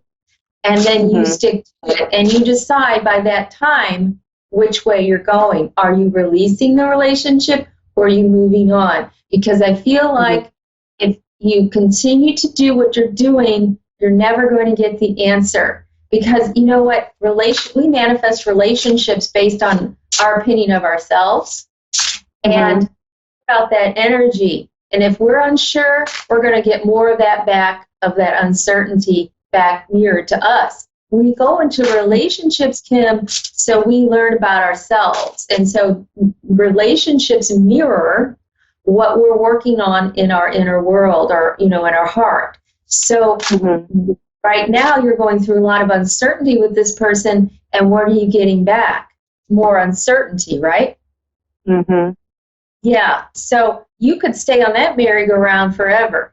And is that where you want to be in 2 years, 5 years? Do you want, like, really, seriously, think about it. Would you want to be that way in 2 years with this person? No. Not knowing, on this merry-go-round of indecision. Will I ever figure him out? Maybe he's not. Maybe you're not able to figure him out. I don't know. I'm not in your relationship, but it feels like there needs to be a decision made. And when you make a decision on, like, a time period, the universe is going to come with you, behind you, and support you in that decision, and give you a crystal clear answer by that date. So it's important you stick to that date. Now, I just drew a card, another one, and let me see what this one says.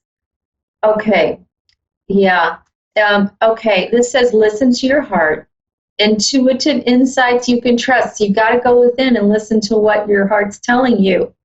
And it says you are taking care of others perhaps too much. And so if you're trying to control, trying to give, trying to figure this out, it's you giving but not receiving, right? Are you getting back the support and love and really the satisfaction you want from a relationship? It sounds like sometimes you get it, but you're not getting it all the time. And you really owe that to yourself to decide what you're worth as a woman, as a partner in a romantic relationship. And I do see also that this relationship you will know by summer whether this is going to work or not. No, so next summer you'll know, and that's about let's see, summer's in May. That's about 5 or 6 months from now. You will know which way you're going to go with this. So if you want to set that deadline for summer where you're like, all right, I'm going to make up my mind, I will, and really follow through with it. You will have a clear signal as to what you need to do at that time. If it's still the same old way, it's still the same story of, I don't know, I'm confused, I'm not getting what I want, it's up to you whether you want to continue it. But I also believe that there's someone else who's coming in, and it feels like it's going to be, okay, August of next year, who's going to come in. If you continue to hold on to this person, guess what's going to happen? You're going to not allow that new person to step in. Because is your a new energy, person, or maybe one from my past? well, a different person. So it would be a different person other than this one. That's what I mean by new. So a different person, this person. So take a look at it. Give yourself, beginning of summer, see what you're ready to do. When you allow for this energy to leave, this other person to leave, the new person, the other person steps in by August is what I see. Okay? Yeah. I wish you all the best. I really do. I know this time's challenging, and I know heartache is hard. I get it. Oh my gosh. Much love to you, Kim, all right? Thank you. You too. All right. Thanks so much. Well, I just want to thank my callers today for tuning in and asking me for some intuitive guidance. And if you have any questions, if you would like some intuitive guidance, please give me a call. Well, a shout out to my Facebook page at Pure Love Energy. Message me. I'm happy to speak with you about it. Also, join me on Saturday for my Facebook Live, and we can work on manifesting with crystals on the crystal grid. I hope you all have a great week. Look forward to seeing you all on Saturday at 1 Central. Thanks so much. Bye-bye.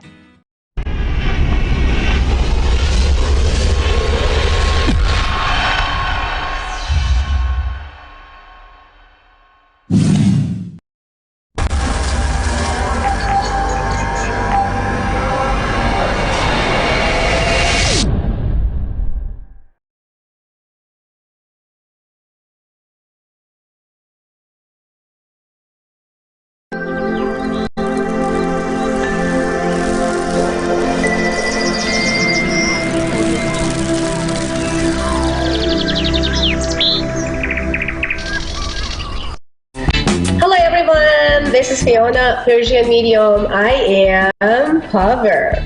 Good evening. Well, as you guys can hear me, I'm so cold and not feeling good. A little bit of fever, but I will try my best to be for you, or to be here for you guys and do the best. Well, before I start my show and before I start caller, I want to talk about how to get rid of anxieties and kind of anxious feelings quick, or kind of as quick as possible. It may happen to you that you just like been in a bunch of group of people that you don't know. You've been invited in some places that you've never been, and also some people came to you and just like say hi without even you knowing them. So you felt kind of, oh, it's strange. I'm getting kind of anxious. Just all stress and anxieties come all over me. You want to go to kind of like an interview, like a job interview.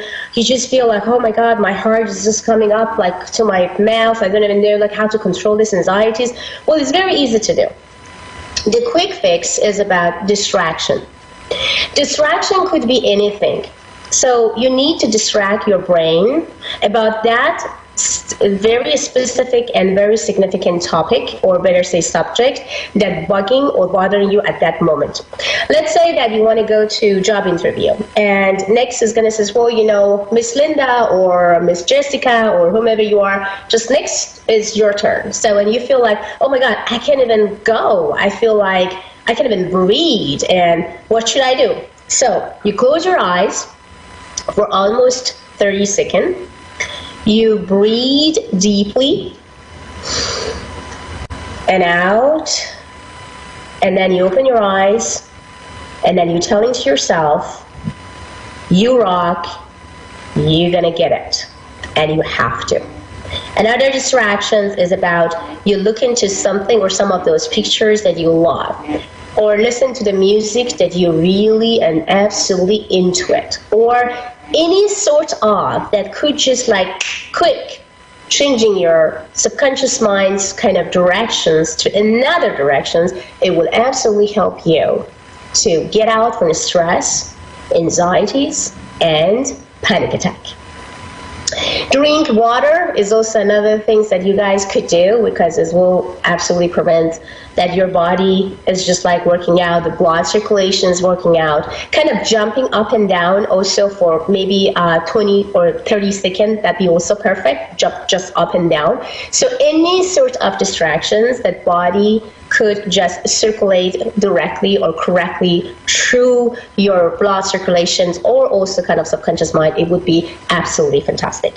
So, and another thing that I want to say, actually, I received an email from my client, and she's 18, and she is asking me about why I feel that I am ugly or I look ugly.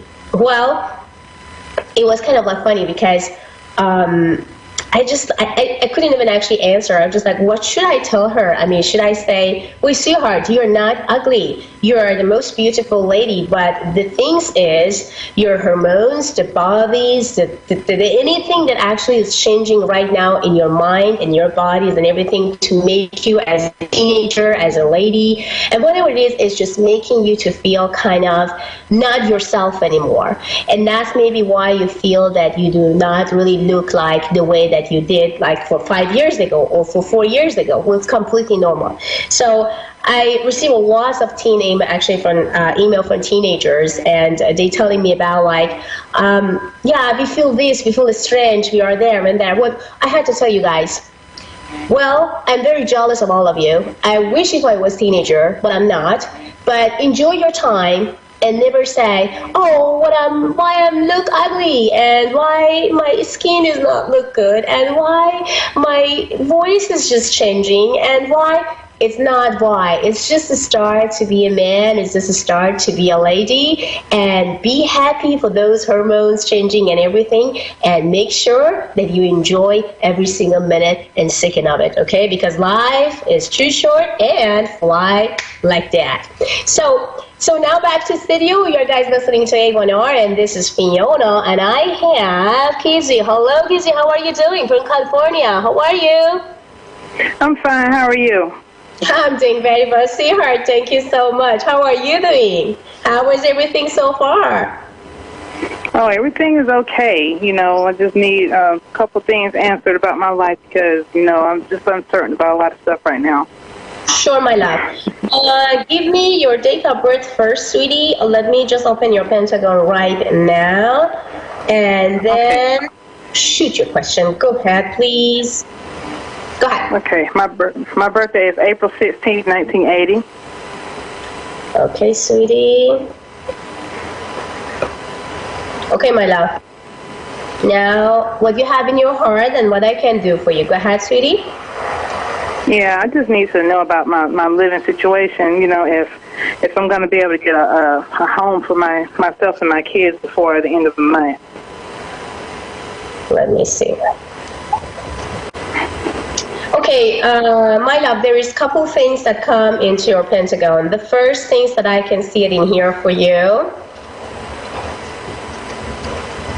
There is some change and there is some challenge that is on your way. And good news is they are not bad, not as stressful as you think they are. And there is two people. The one person that I can see in the middle is about the guy, like a middle age, almost in between 48 to 53. Going to and trying to help, or somehow you are going to win over some situation and get things correctly done.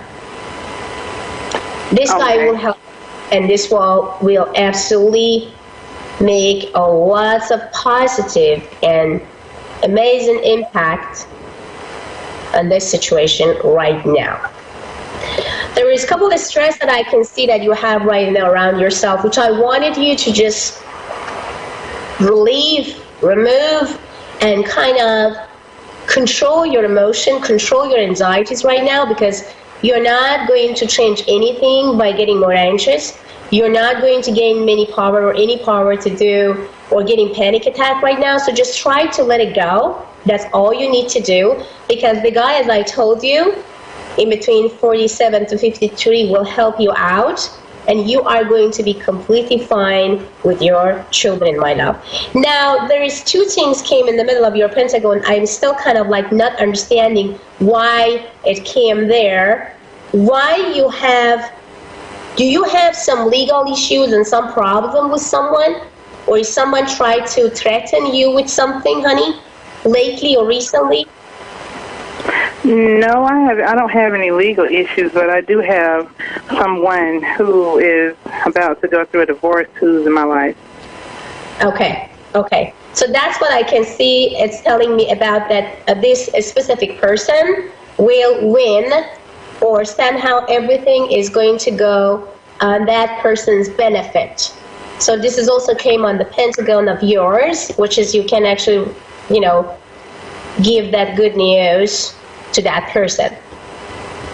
Oh, okay. Because winning, positivity, energies, and also comfortability about some decision that will absolutely changing everything around that person, which is going to be as positive as good.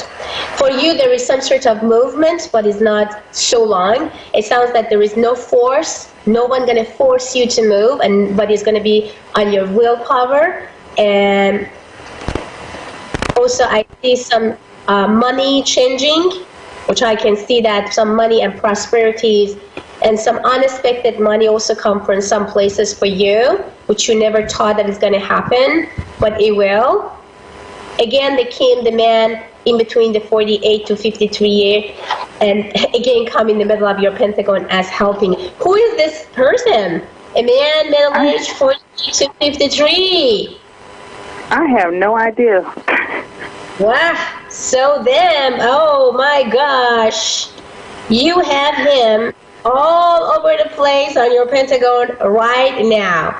So around the date of 17, 18 of March, through actually the March 25th and 27th, expect the man, middle age, 47 through the 53, come around and be with you, helping you out from that problem or the things that you have right now and worried about. Any other questions, sweetie? Yeah, I'm having some issues with my, with one of my children. Okay. I don't know if you do, with my daughter, my 16-year-old. I just want to know if her attitude's gonna get better, because we're constantly arguing, and that's causing a lot of trouble at home too. Well, before I start my show, I just talk about the teenager girls, and also some email that I received from one of them that they became sensitive.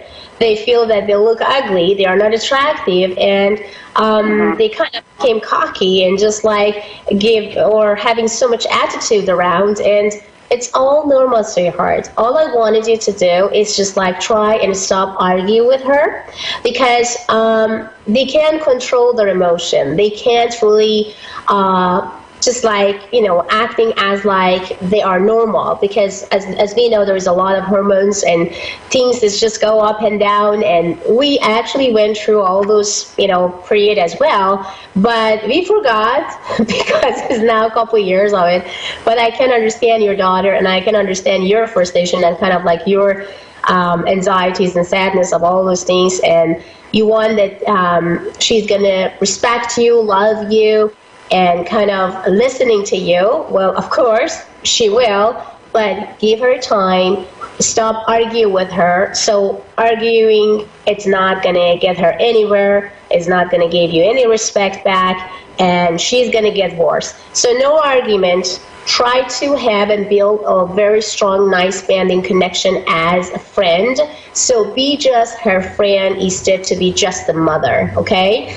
And make sure you validate her attitude. Sometimes they are doing something they want, so just like, get some validation from mother, from father, from parents, from brother, from sister, from the, anywhere. So that's why if you feel that she is trying to do crazy things to make you to feel nervous and also sad, it's not because she wants to make you sad. It's just like she's screaming after attention. So give attention, but in a positive way that she's going to understand about, like I would to give back, as positive as possible. And of course, 15 years, a lot of guys just look at her. She's starting to look at herself, in the mirror and see like if she's beautiful or not, if my hair is good enough or not, or if I can compare myself with my friend, and am I good enough, or is the guy in my class actually like me better than Lisa or Linda or Jessica? So it's completely a normal behavior, and those kind of like a low, or better say low self-esteem or low confidence is just coming home, and of course goes directly to mom.